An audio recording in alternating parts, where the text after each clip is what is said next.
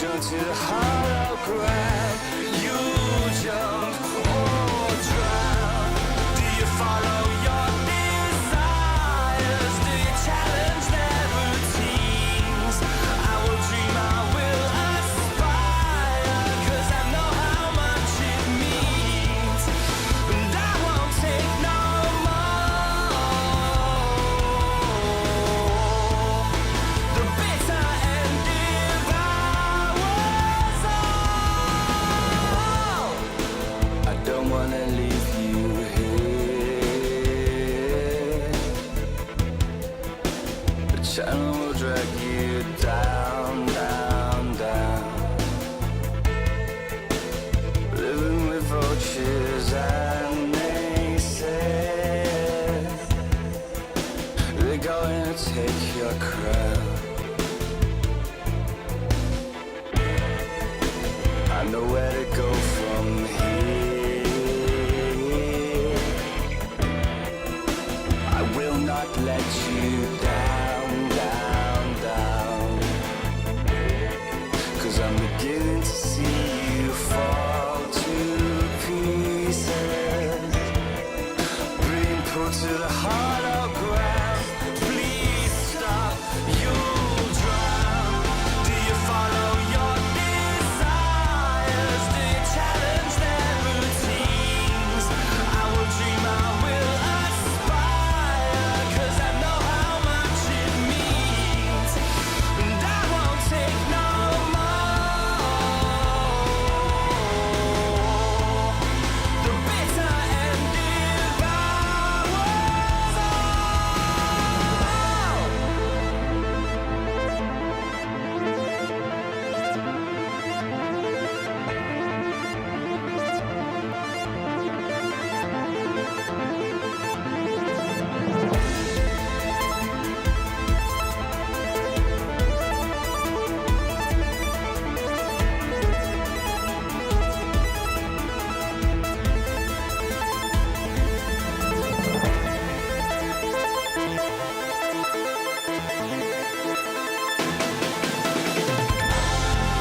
Do you follow your desires? Do you challenge their routines?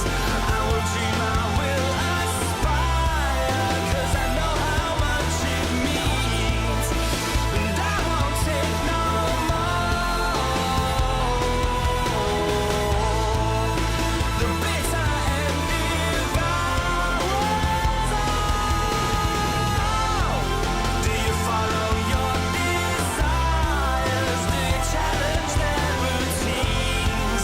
I will dream, I will aspire, 'cause I know how much it means. And I won't take no more. The bitter end if I was all.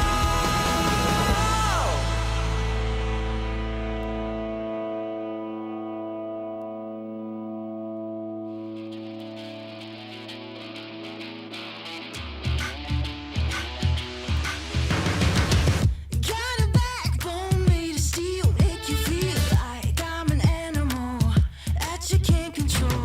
Walk the walk, talk the talk, I'm the whole deal. Yeah, I'm an animal and I command the show.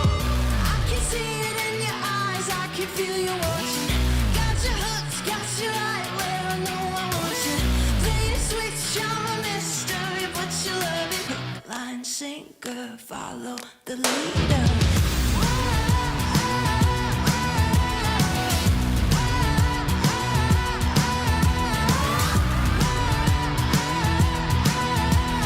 Hook, line, sinker, follow the leader. Bring you right there to the edge, make you sweat like you can never take the heat, but it's never too hot for me. I walk the walk, talk the talk, you know I'll never stop, 'cause I'm an animal, I'll just laugh it off. I can see it in your eyes, I can feel you watching. Got your hooks, got you right where I know I want you. Play the switch, I'm a mystery, but you love it. Hook, line, sinker, follow the leader.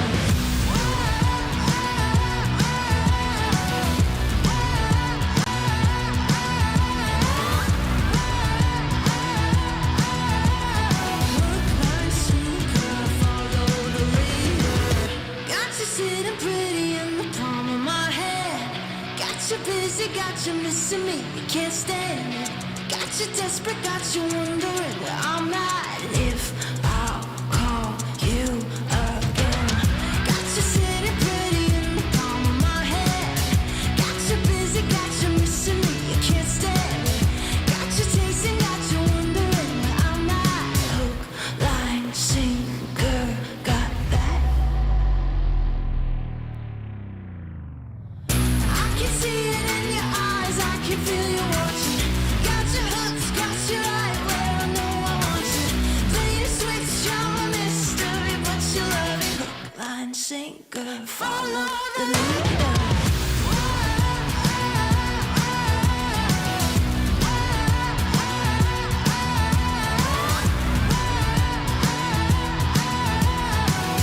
line, sinker, follow the leader.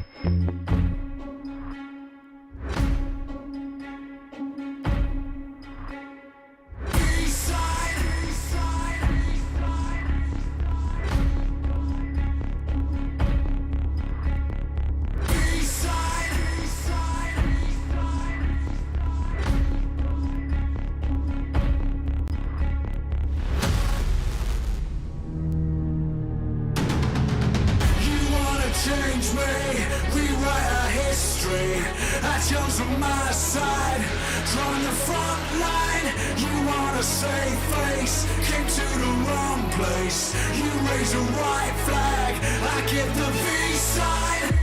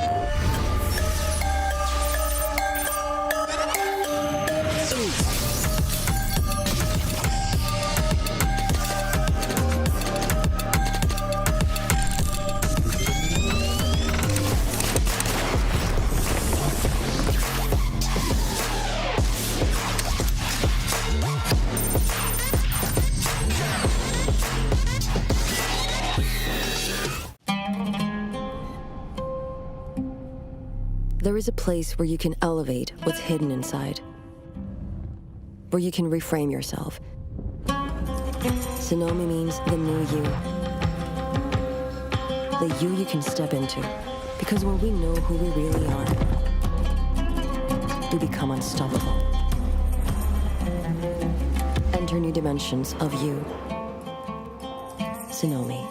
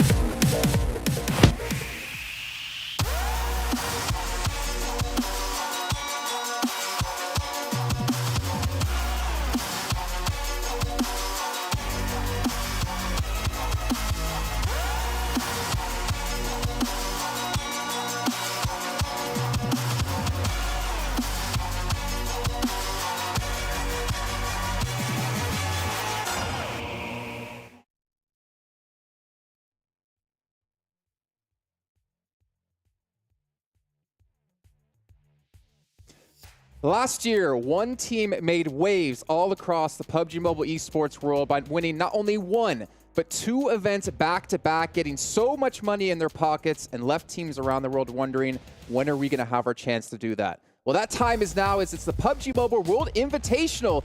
Teams from all around the world will be participating over the course of the next 6 days to make their name known. I'm Jason Kapp, and I'm your host for the next 6 days, hopefully.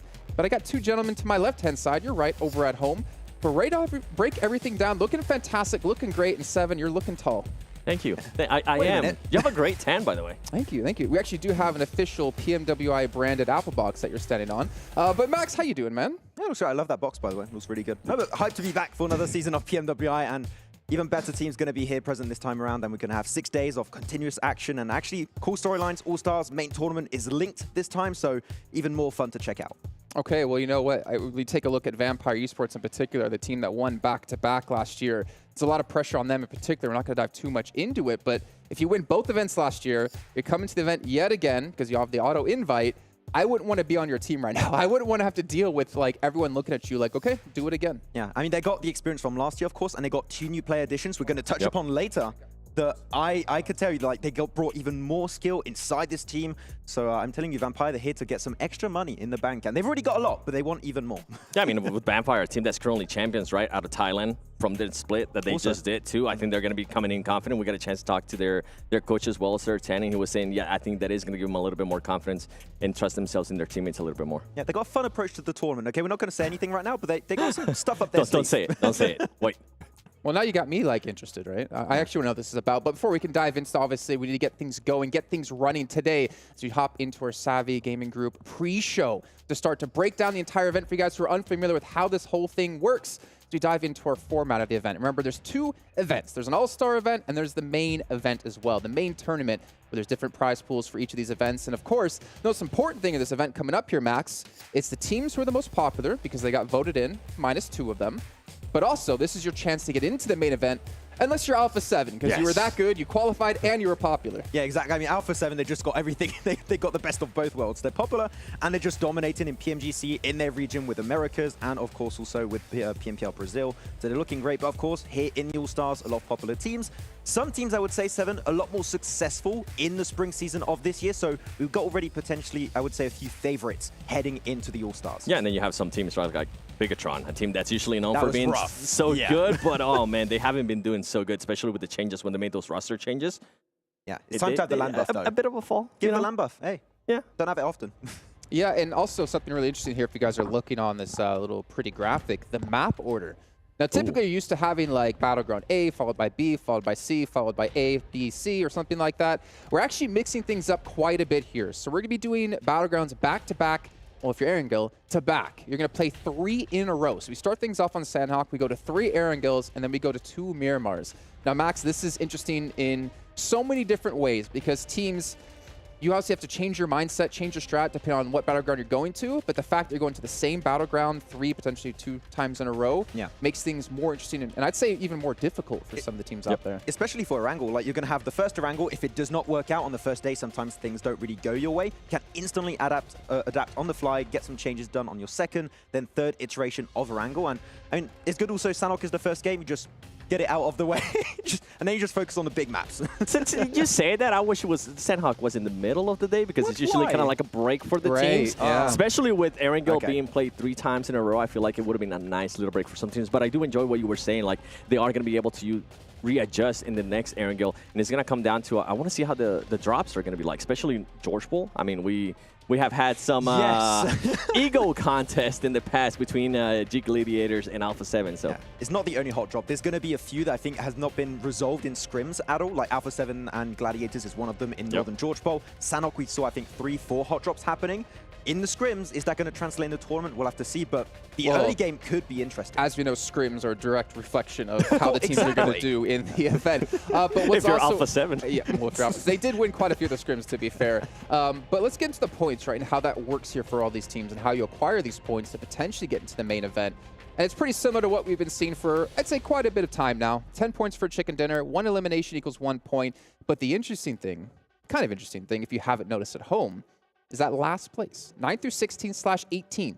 That means we have 18 teams playing in the All-Star event, and that makes me think of Sandhawk. Yeah. That makes me think of, like, how are you going to find a clean drop location with 17 other teams to deal with? And this is kind of what Max was alluding to, right? We saw a lot of hot drops, especially during those scrims. I'm wondering if those teams are going to be willing to readjust. I'm already thinking about Vampire Esports. I'm thinking about some of the other teams as well. Can you readjust that much on Sanhok, though? Not really. Not really. It is pretty small compared to your Miramars and your Erangel, so you can try and make ends meet, but there is a limit because Sanhok is just so much smaller than the rest.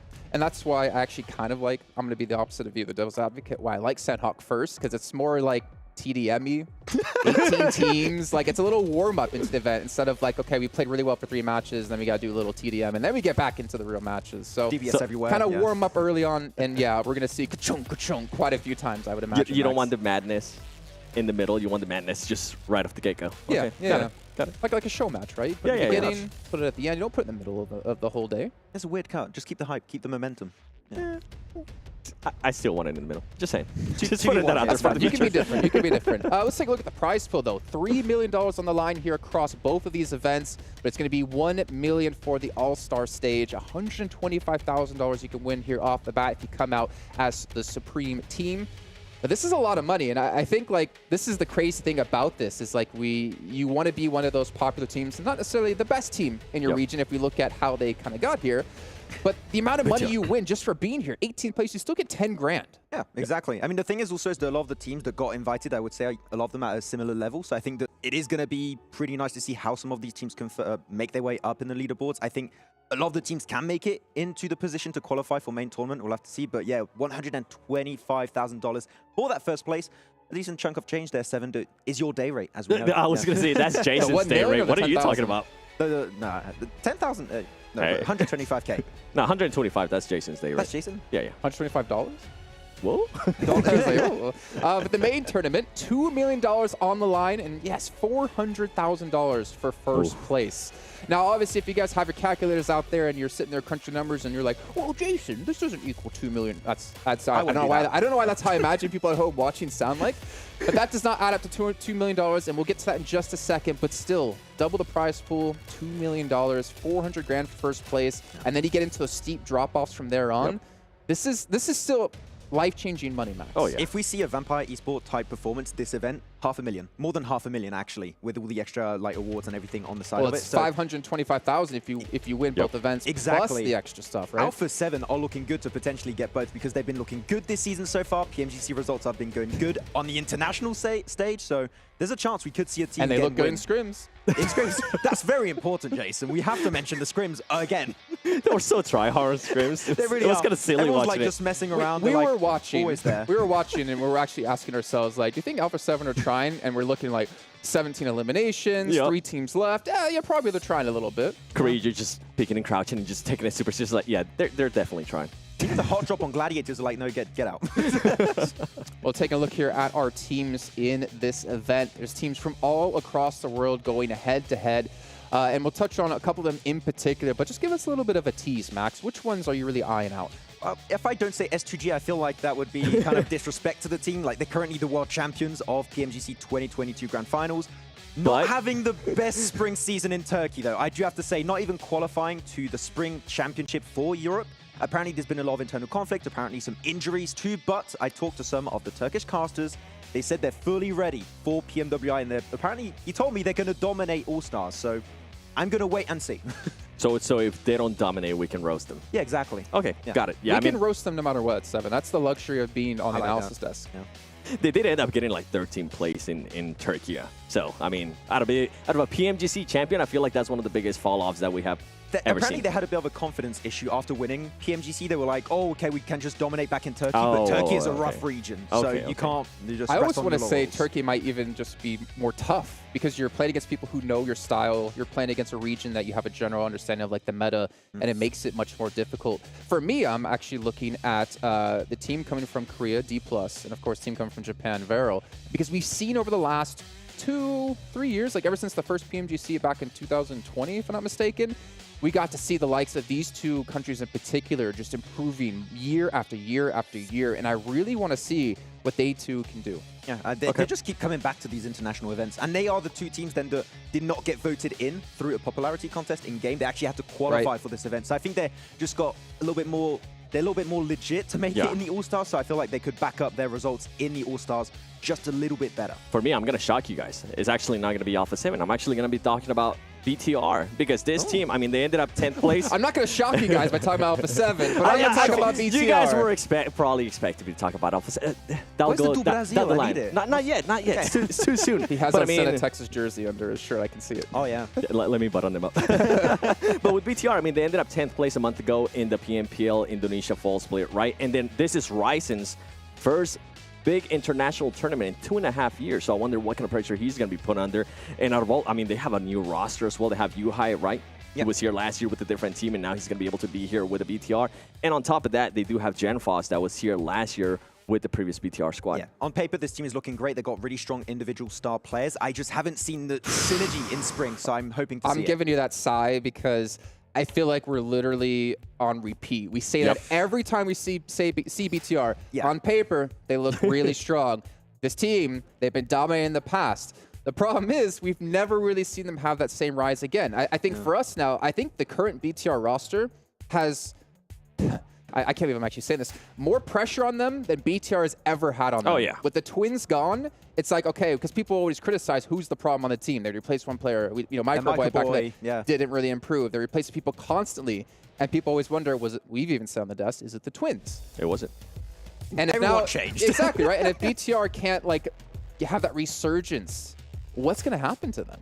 I mean, the May roster changes very recently. Like, I think it was May, they added 2 players in Lapar and Cap too. So they're continuing to change stuff, but I feel like they gotta give their new squad some time to grow.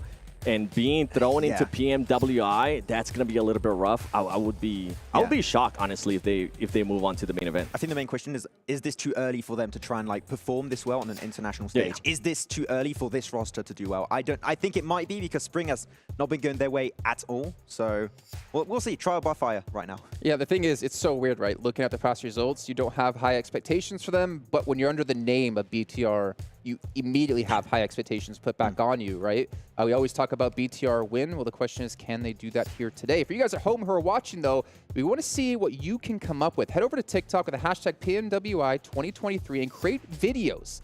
Doesn't matter what it's going to be. Maybe if you put a video of just me on camera, maybe you can win. And you get some skins in game for that as well. So make sure you guys check that out, because I want to see what you guys are going to make. I know Seven, Max, and I are going to be sitting there in the green room while the match is happening, just scrolling through you guys' posts. So any shout outs to any three of us also works, and we'll talk to Papa Tencent and be like, come on, help him out. Can we join? Can we do TikTok? Can we do some? Yeah. I think we got some ideas. We say this every time. In your contract, you're not allowed to win any contests.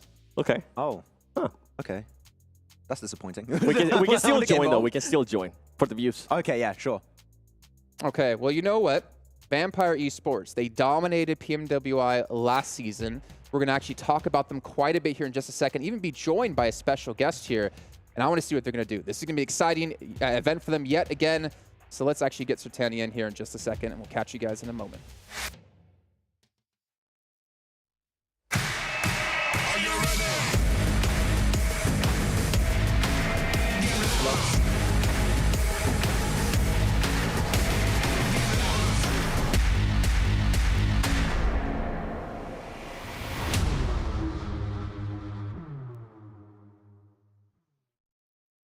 Oh, man, it is going to be exciting to see what happens here. Sertani, thank you for joining us yet again here on the desk. And I almost want to say, because we had you on the desk last year, you guys ended up winning both events. Yes. Could it happen yet again? I got to start off by asking, man, like, before we dive into you and the team, like, what have you guys been up to since you won last year? We are just thinking about it's just a normal tournament. We have to focus on other to improve ourselves. We are not stopped to improve ourselves as the just winning PMWI and then done. No. Yeah. Just a normal $3 million tournament. Yeah, Just just chill. another one. Just another trophy to add to the case. I feel like that's what he said last year, too, and then they ended up walking out with both championships. I was like, okay, nice. Yeah. I mean, I don't see any Rolex watches on him or anything, Yeah. so... Oh, I'm sorry. I forgot to didn't bring it. But I have two Rolex right now. Just kidding, bro. All right, well then, man, coming into this event, right, you're saying just looking at it as another event, but you cannot deny that there's a lot of people looking at you guys to replicate that performance last year. So how do you kind of overcome that pressure that's kind of looked on and put onto you guys as a team? Honestly, when you want to become the champion, it's really hard. But if you want to defend the champion, it's more harder. Yeah. It's a lot of pressure and a lot of expectation. So yeah, I always tell my guys, just don't focus on it. Just focus on what you have to do. Just like playing game for fun, and then you get what the thing you want. Yeah. Yeah. Okay, I have one big question for you. I think that this is one that everyone is kind of asking themselves about your team. As we know now, into PMWI, you got two new players, which is Tony K and Nuzi. I would love to know, how has that potentially affected the inner workings of the team before this event and now heading into PMWI? Okay. In my plan, I would love to get two more players because I want something fresh and I want more attacker. And these two players have a potential to make something new to our team. You know, our style is just like an aggressive style. So that's why I bring the two attacker. But honestly, for now is I think our gameplay is more dangerous because we can play anything I want, just defensive or attack style or something. Yeah. We can get more all around for the tactics. If you want two fraggers, I think Tony K and Nuzi is definitely two good pickups in Thailand with their background. Okay. And I mean, so far it has worked, right? And recently, you guys were crowned champions of PMPL Thailand full split. How does that affect the team coming into PMWI? You said it is kind of, you're basically like a normal tournament. Does it give you a confidence boost? How is it affecting the team? I think it's make more confidence because we won the PMPL fall. That's make us have more teamwork. Yeah, you know, when you bring some new players, the first thing is you must let them understand your strategy or tactic or the timing of the team. If they got more teamwork, yeah, it's my style. I love how to play like a synergy, energy. They must all the same. So we won. Let's make the confidence that, okay, it's a trust your teammate. Your teammate doing well. Everyone is doing well. That's make more confidence. So to PMWI, I think it's more confident to Okay. have Right on. confidence. Yeah. So this has got to be a big talking point for us here. We're obviously playing on the esports clients. This is before the DBS has gotten nerfed a little bit. Yeah, I mean, we were laughing about it, but we've been talking for quite a long time about been a big how topic. strong this Yep. weapon is. Yes. Do you perceive it being a still extremely impactful weapon here in this event? Yeah, I think it's DBS is honestly is the meta guns that are also strong. When you got this gun, it's 50-50%. You can win the fight, but the other is around 70-30. But the thing is, DBS is more dangerous, but you have to know how to defend against them. Yeah. Yeah. Okay, well, we're going to find out. We obviously have quite a few matches come up here. Thank you Yes, again sir. for joining us here on the desk. But as you can see on the screen, we're going to be heading over to the stage here to bring all the teams in to kick off PMWI.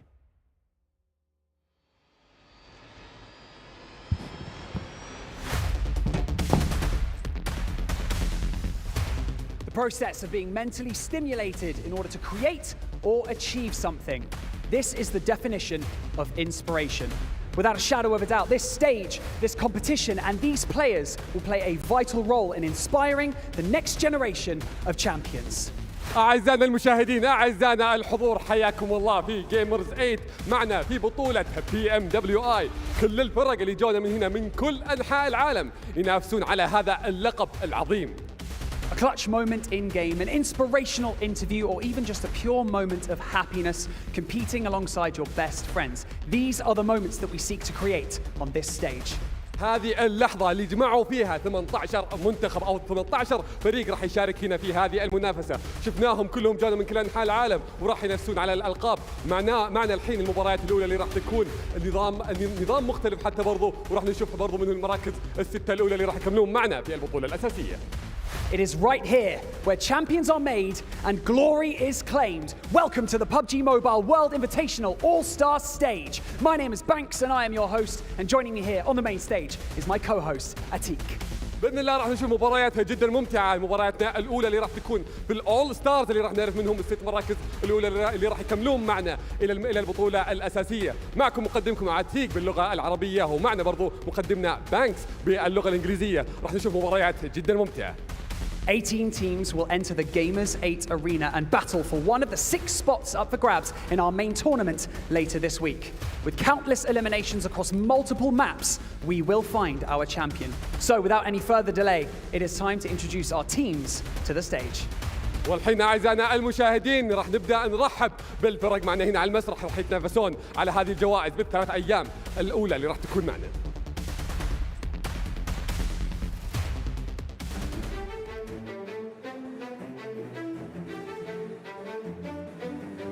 Entering first into the Gamers8 arena, Bigatron, Red Villains.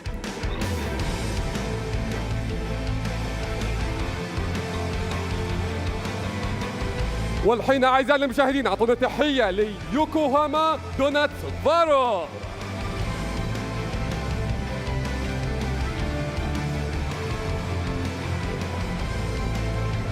DRS Gaming.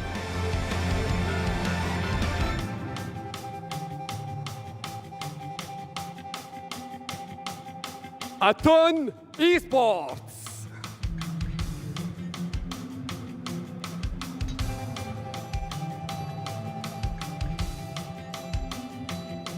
Team Falcons.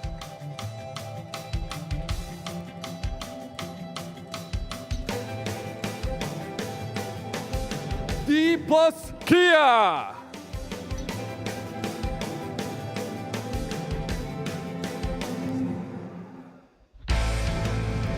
Aegon i8 Esports.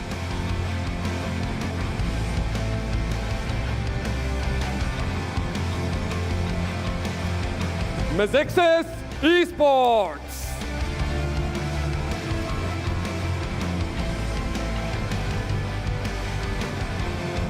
Yangon Galacticos.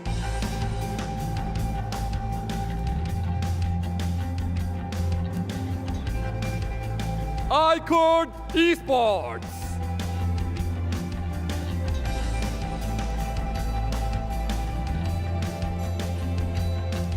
Sem 9.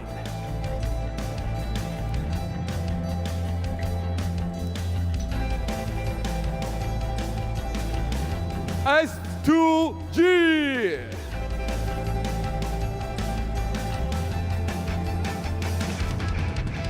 Infinity IQ.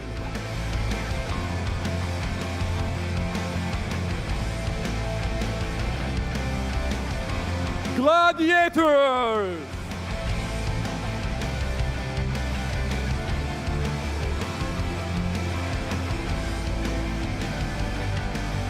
FaZe Clan.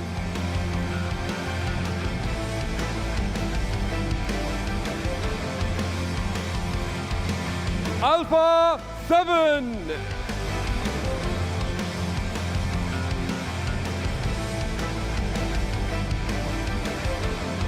Your reigning champions of PMWI and the After Party Showdown, Vampire Esports.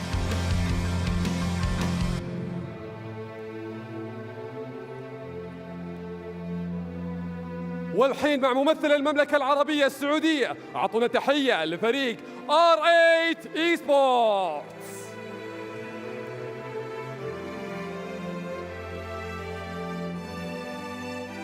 Gentlemen, welcome to the PUBG Mobile World Invitational at the Gamers8 stage. Firstly, I would just like to ask you, how does it feel being here and competing for the second time at PMWI for your team, but also to be representing your home country?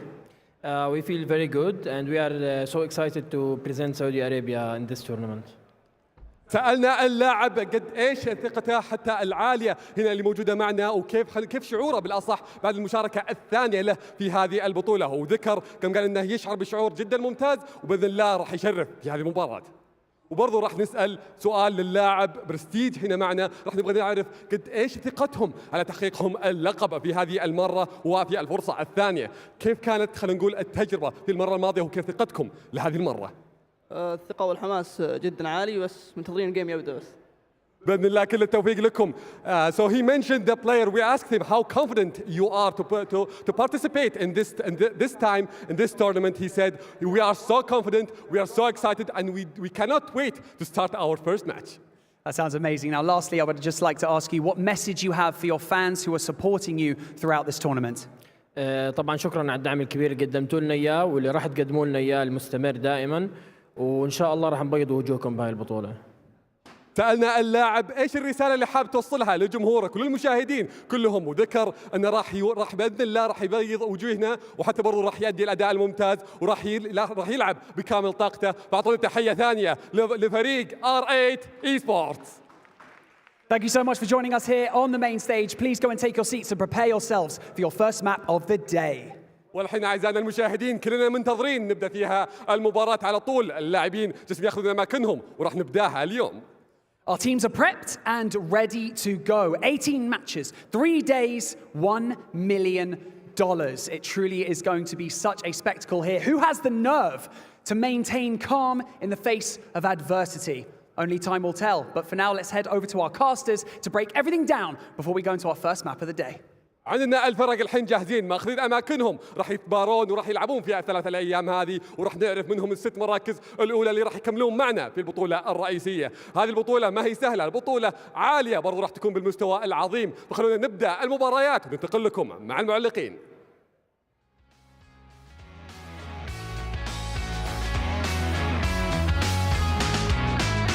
We are getting into the first match of the World Invitational. This all-star stage is heating up to be a good one. Blank, I'm here with you. It's a good pleasure to have you with me, as always. We are going to be getting into this first match. Pretty lickety-split. Absolutely, straight after the player introductions, our team introductions coming straight through. Obviously, Vampire Esports coming through from their unbelievable victory last year on PMWI with their back-to-back wins. It was a crazy tournament overall. I think R8 can't be taken out of the picture though, because last year they had one of the most unbelievable comebacks on one of their maps. picking up an unreal amount of points, honestly, to shoot themselves up the standings. So really well done to them. But yeah, Vampire, a lot of eyes on their backs at the moment. They have painted a big bullseye over there, and I think a lot of teams will be targeting them just a little bit. They're staying out of the way, though. We watched a little bit in scrims. They're picking up some of their original spots, but typically trying to play from the outer edges. It's quite interesting to see, and I think they realise that there are a lot of teams here out to get them. Alpha 7, on the other hand, looking absolutely phenomenal, John.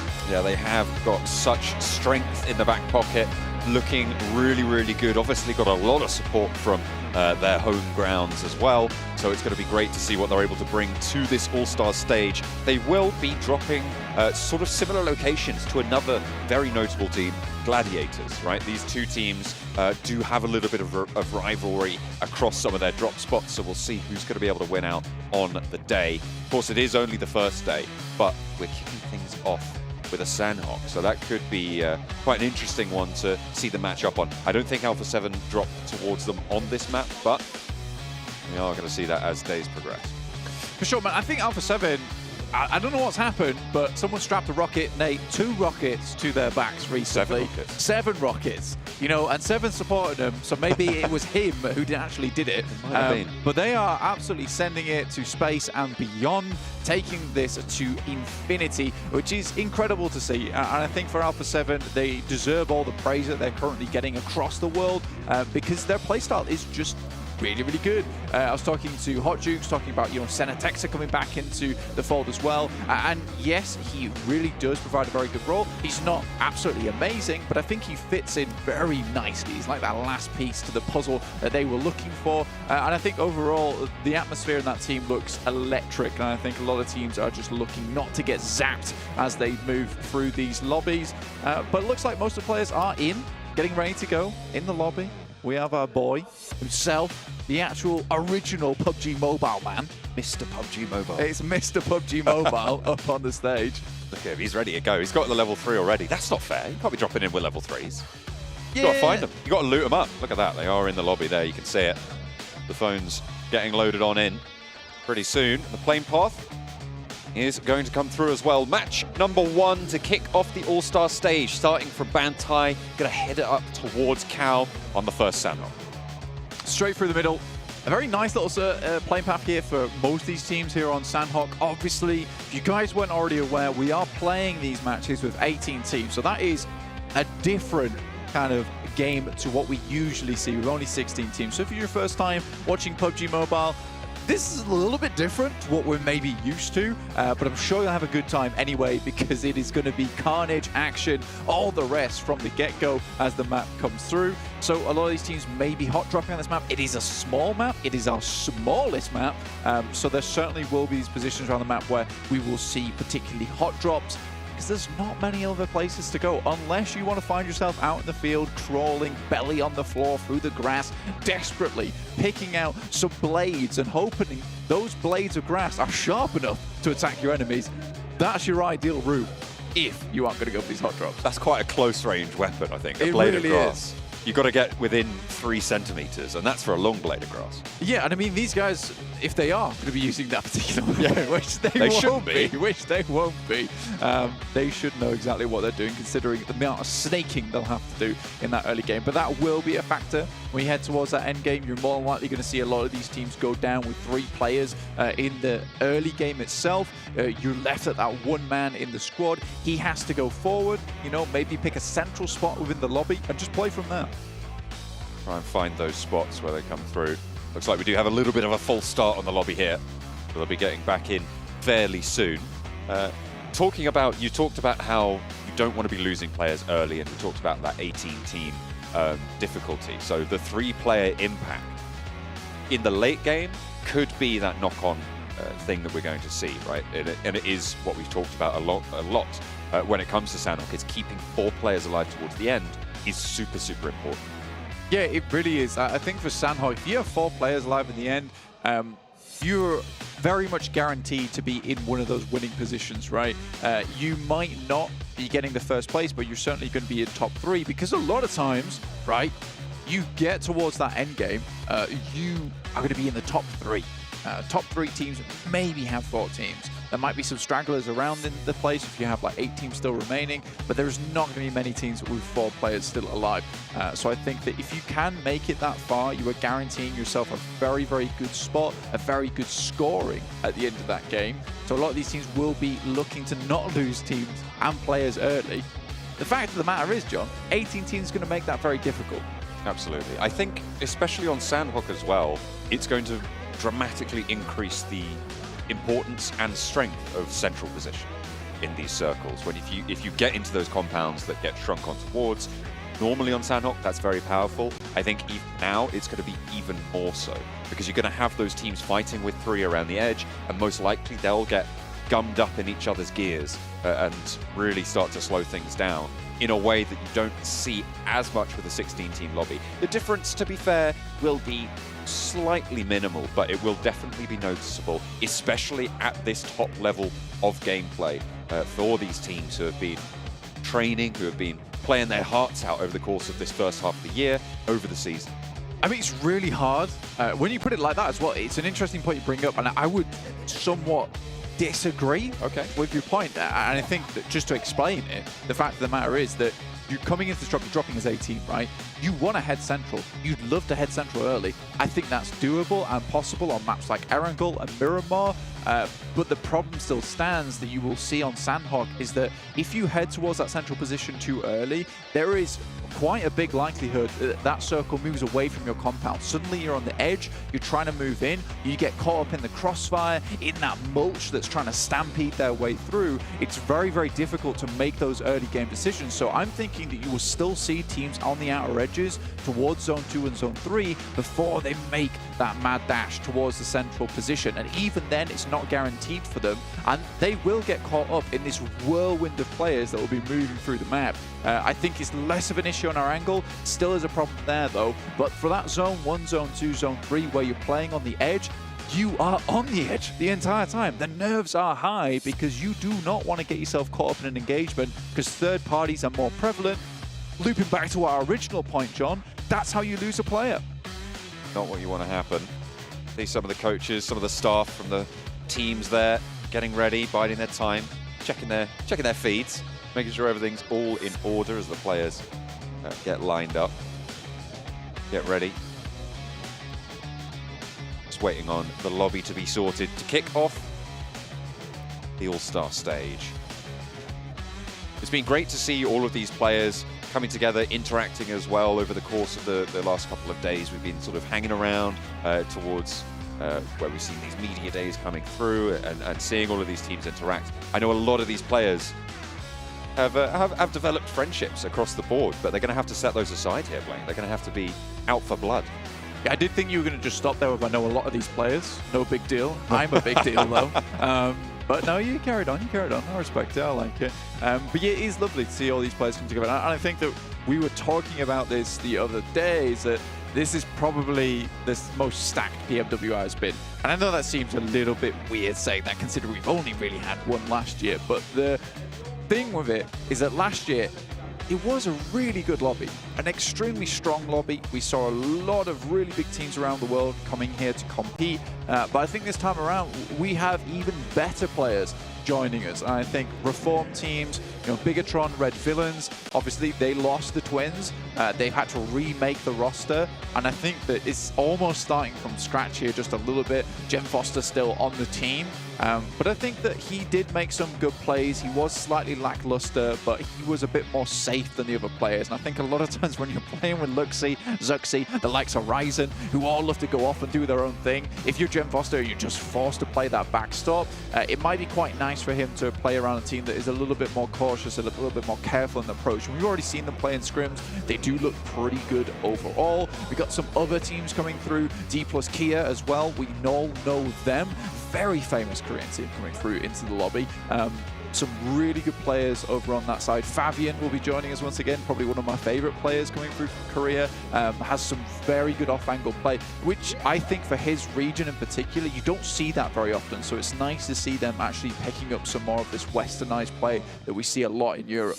And that's a massive advantage of events like this, of the PMGC as well, is you do have these play styles meshing and merging and learning from one another.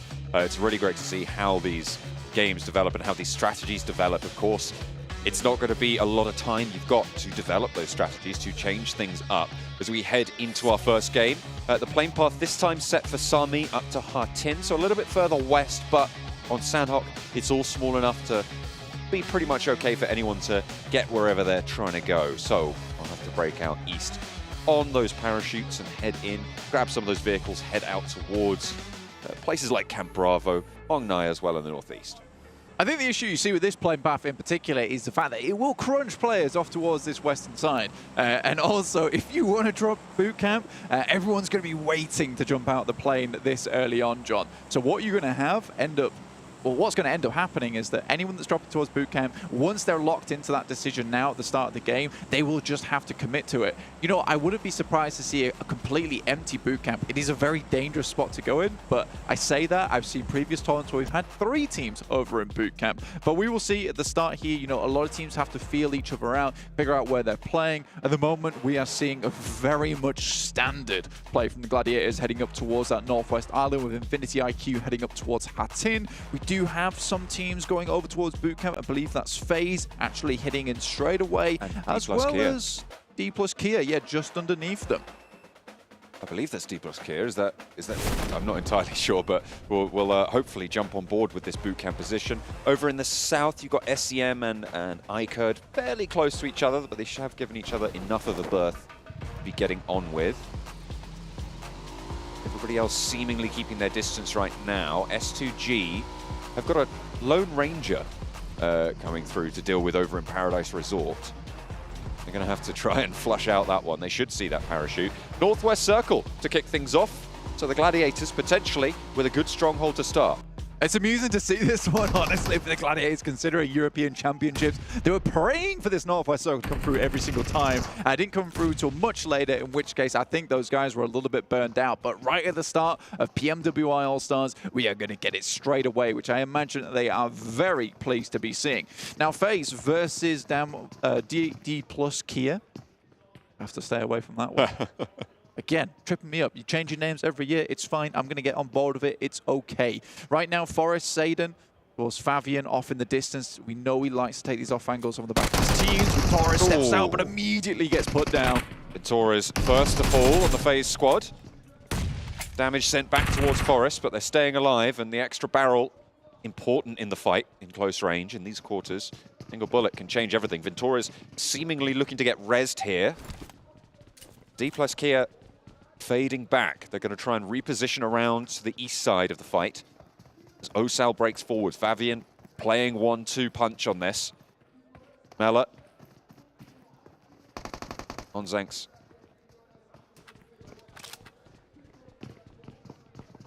Try and face off there. Will he be able to get through the door frame? Just about sneaks away from Fabian. On the top rope, there's a little bit of a worry as well. Mela with the DBS. Looking to try and suppress these off angles. Seidan through the window with the M249 needs to lay this suppressing fire down, keep them in this staircase and allow your teammate to try and roll on through. 1 for 2 is the trade, and actually it's looking good for FaZe. 2 of them are knocked short, but they've managed to come up.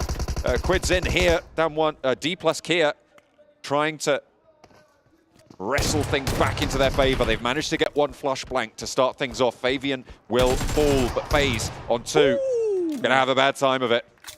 FaZe eliminated. D plus Kia take bootcamp, but they lose 3 players.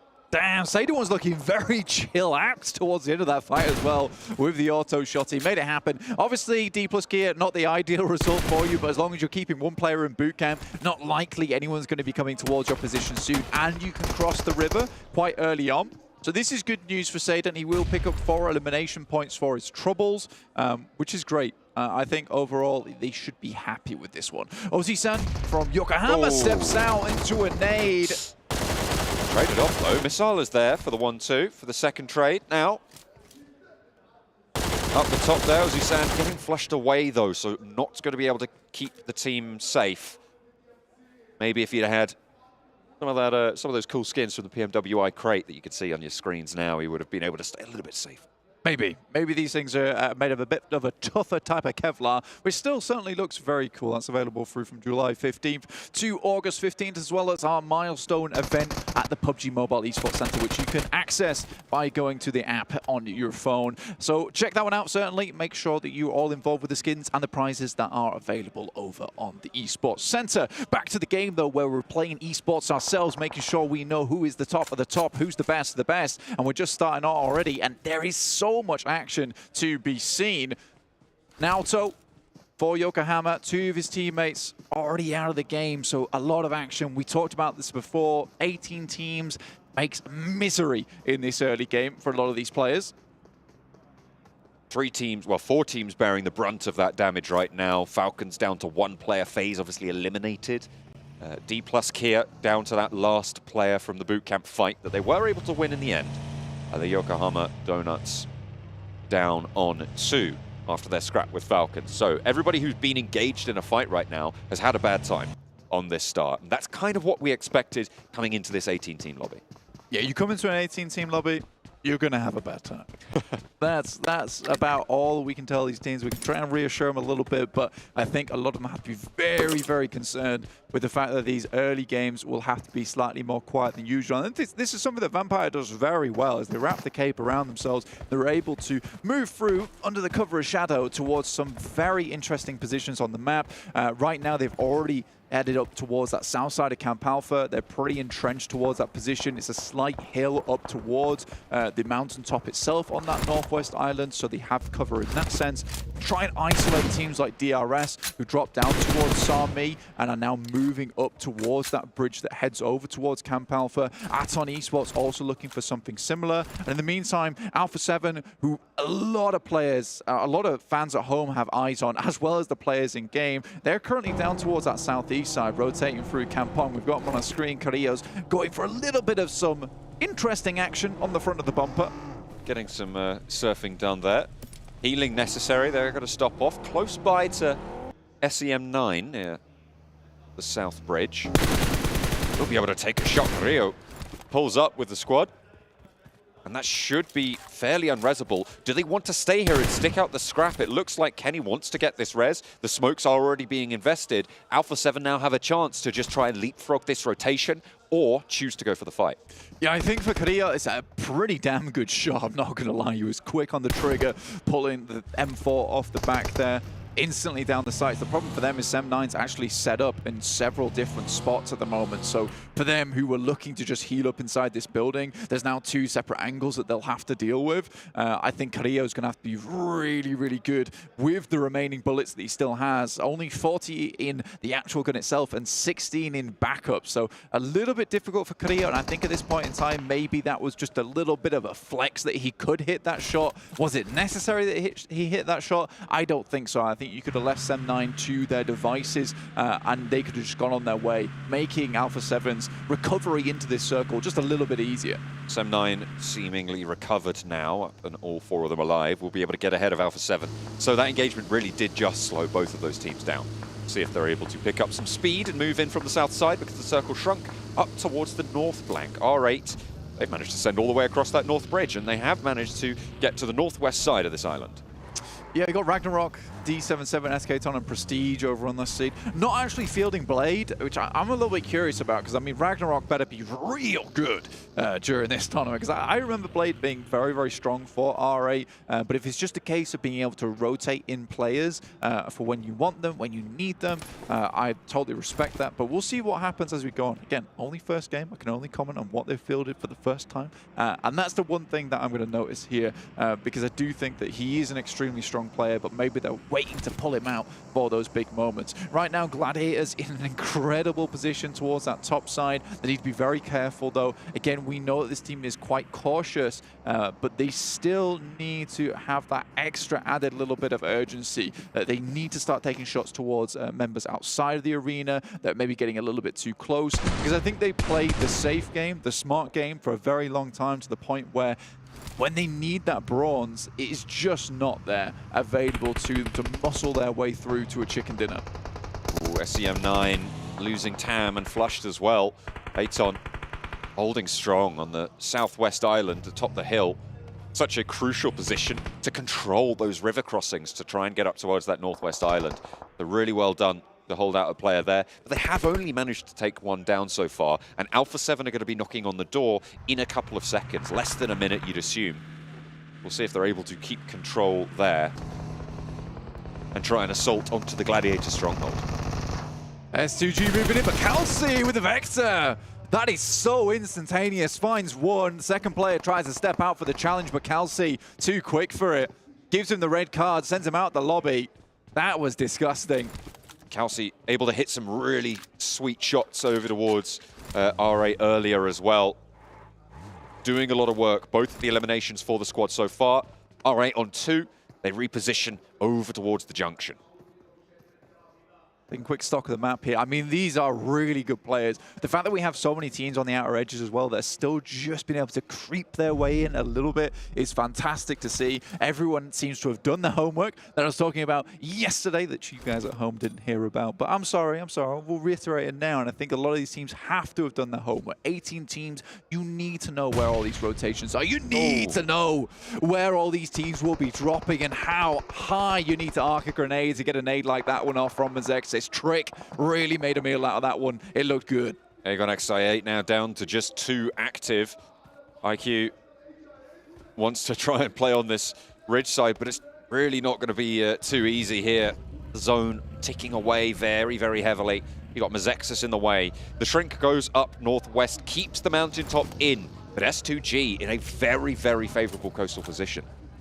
Yeah, I think S2G coming off from their slightly subpar performance over in the finals of Turkey, they are looking for a much stronger performance here in PMWI, not able to represent their country over in the European Championship, despite coming off from their massive win over at PMGC. I do think that S2G has had a lot of time to put in the work to do that homework, and I think that they're ready to show us what they've got here in the PMWI at the start. Sem9 though finds Mafioso. Kenny has to pull out the DBS, but Schweppes taking down R8 at the same time. But I think for Alpha 7, that just looked a little bit too easy. Unfortunately, their actual traversal into this circle, John, has left them so barren in terms of medical supplies. This has been a difficult time coming, and I think it was only a matter of time before they started losing members. Vampire managed to get onto the junction compound north of Camp Alpha. They will take position to the south of S2G. And under the purview of Matic from Gladiators, who have still got control over the whole of the high ground in that position. No one really looking to try and push up there. Aton may be the only team in a position to do so from that south side. I'd imagine Yangon Galacticos just happy to play underneath them. Milios, though, has trouble brewing as Revo turns the corner. Easy pickings, but there's shots from the top of the hill to try and slow things down. Will not be able to find the shot, and Revo can heal it back. Revo is such a good player, man. It is hard to really talk about the greatest players in the world at this moment without mentioning Revo's name. He has been such a star player overall. Nade bounced off the window, though, unfortunately, but happy to bring out the DPS, get close up in towards the action. Actually going to go for a bit of a fake out here towards into the blue. This will really ruin the day, and he's in front now. Now you've got the Aton player stuck inside. This is disgusting behavior. How are you doing it to him, Revo? You can't do that. That's unbelievable. Revo spinning him time and time again. Alpha 7, 1 player alive, but it seems like they're playing with 4 at this stage. Gladiators were able to pick up a couple of frags. In the meantime, as Bigatron Red Villains on the northeast side tried to move in. And now you can see, look at that, yeah. Yangon Galacticos trimmed down, given a haircut, as they try and shimmy into the shadow of the mountain. Yeah, got a little too close for comfort. Gladiators are happy to pull out the cutters there. I think for Yangon Galacticos, been sent down to this position is really unideal. You typically want to head up towards that valley side because now you're stuck between Camp Alpha, which has very good sightlines over towards the position that Yangon Galacticos is currently trapped in. They can just sit behind this wall for as long as possible and allow DRS to potentially take shots up towards Gladiators, keep them as safe as possible for as long as possible, but is not an ideal spot to be in at the moment. Falcons finally make their way into the circle through Hatin, of all places, and they're just sending it directly towards the center. Infinity on the northern side, back to basics from about a year ago, I would say, is Infinity playing from that northern edge, slowly moving down on Sandhawk. Had a lot of success before, but they did fall off just a little bit. Silas in the watchtower, just keeping players at bay as we get another peek at Revo's pop shots. Going for two of them with the DBS. I love the glove, the boxing glove on the front of that DBS still. Just makes it so much more insulting when you get popped by it. Yeah, he's delivering uppercuts left, right, and center because this guy, he's only going up in the world of PUBG Mobile, never going down for the count, 210. This guy is seriously good. For Alpha 7, though, he has kept things alive just a little bit, up to 5 eliminations so far for the team, highest in the lobby so far, but I think that's about to change as we move up towards that northern side of Sandhawk itself on this northwest island. Aton get a little bit too close, and it's Super Andrew to take him down. It's not much you can do about that. If you didn't know there was a player there, you're pushing along this cliff face, you are just going to go down. But Zohan now, not to be messed with. Behind the ridge, pushing up. Should know there's a player there at this stage. Took down a teammate. DRS, we hop on board with them as Ikerd are under pressure from them. A nice spin around the back there for Killer. The Molotov to force them into these fights. The DBS so just pouring damage through the door frame. And a third as well. Lighten them up. Killer takes it down. DRS have come a long way since last year. Super Andrew could not get up the hill there as Zohan twists him into a pretzel before he is placed in the oven and taken down. Cute Loki from Young on Galacticos will try and recall his player back towards him. Revo's trying to make his way in. He lived for far longer than I expected him to there. Inactive from Mazexis will be taking them down. Going down 11th place. Won't be going out the lobby with absolutely nothing. Will get at least 1 point for his troubles there. I think that takes them up to 6 points total. So decent stuff for Alpha 7. It's not exactly a 100% lost game. Really good push though coming through from DRS there on their side of the map. Vampire in the meantime, I currently sat very healthily underneath the mountainside, kept clear of Gladiator's sightlines at the moment with the compound they're holding. Matic will have to back off as the shots sent back his way. Still a really solid overlook over the coming battlefields here. A lot of open ground though, and with that circle shift blank, it's going to be playing in the foothills underneath Matic towards S2G with Infinity across the road. You know, this is a mistake that we've seen Gladiators make quite frequently, actually, is this particular position that Matic and Kitsune are playing in together. It is not quick enough for the rest of the team to recall towards that position. And I love this because this is a mistake they've made several times in the past, John, as we see Killer just absolutely decimate the opposition. They have not instantly all regrouped on this spot because if you are S2G, if you are Vampires, you can actually quite easily move down on the south side of this circle and up the hillside to backstab. And a lot of times Gladiators have just held 2 players there and then everything falls apart. So I am a massive fan of the fact of how quickly Gladiators actually came back together. You can tell I'm happy. You can tell I'm passionate. Ecstatic. It's really very good. I like it. I love seeing mistakes fixed. It's almost like they reviewed what they did and have improved since then. It's great. Oh, you love it. You'd think that was easy. It's not. It really isn't. It's harder than you'd imagine. But looking at the teams with 4 players alive, we highlighted that as a really important factor in Sandhawks. We're looking at Gladiators atop the mountain, Vampire from the west side. DRS, they had 4, then they got cut down to 3. Now it looks like they might be losing a couple more. S2G playing underneath the mountain, the Gladiators hold, and Infinity on the northern side, staying quiet. Yeah, that is a position that Gladiators will have to be 100% worried about because eventually they'll have to make the decision to drop down. And S2G being there, I think Gladiators have been taken down by 1 player from this position before, so let alone 4, this is a little bit more difficult. Trick from Mazexis tried to make the move out from the valley on the right-hand side. Luckily, Meku and Tixi are locking that one down. Overall, Gladiators are exerting a lot of pressure over the lobby right now from this high ground. It's unlikely that this position will stay within the circle going forward, so they have to get as much presence within the circle as possible. In the meantime, though, Vampire continue to assault the guys from S2G. S2G don't really have great cover from Vampire's position. You can see that is being brought to bear by a lot of the players from the Vampire roster, they are just plinking away at S2G's ranks, making it all the harder. Down to 3 players alive underneath them. Infinity will have to leave and shift down south. Good. Look at the nade coming through. Genfos opens the can of worms and sends them wriggling straight on over to the Infinity hold. Another nade. Could he do it again? They are both close together once more. Ferrari breaks out wide to try and get the advantage. The nade goes a little bit long, but a lot of damage. Feltz, unfortunately, there's a third party. The story is drawn short, but 3 players are alive. Infinity are going to be plinked away by Gladiators. A lot of damage found, but now the Gladiators will need to reposition. That was incredible there coming through from Genfos. I mean, you saw Bensu pull out the Molotov and then wonder why things were getting so hot. It's just a Molotov after all, but then Genfos sends the Inferno his way and he understands and finds out straight away of what was happening in that situation. Sadly, is not able to recover the entire scenario for Bigatron villains, so I think right now, for Infinity, their run's sort of over, just down to 1 player and delaying them. That's how much damage delay can do you in these endgame circles where they are a little bit barren. Rules from DRS will be taken down from a distance as S2G claims the watchtower for themselves. Dangerous, though, to hold this watchtower from the players up top. They can find some of those ankles to get the right angle. You can't see them in return, so you need to be careful about how you position there. 2 players from Infinity will be taken down. Just 1 player remains.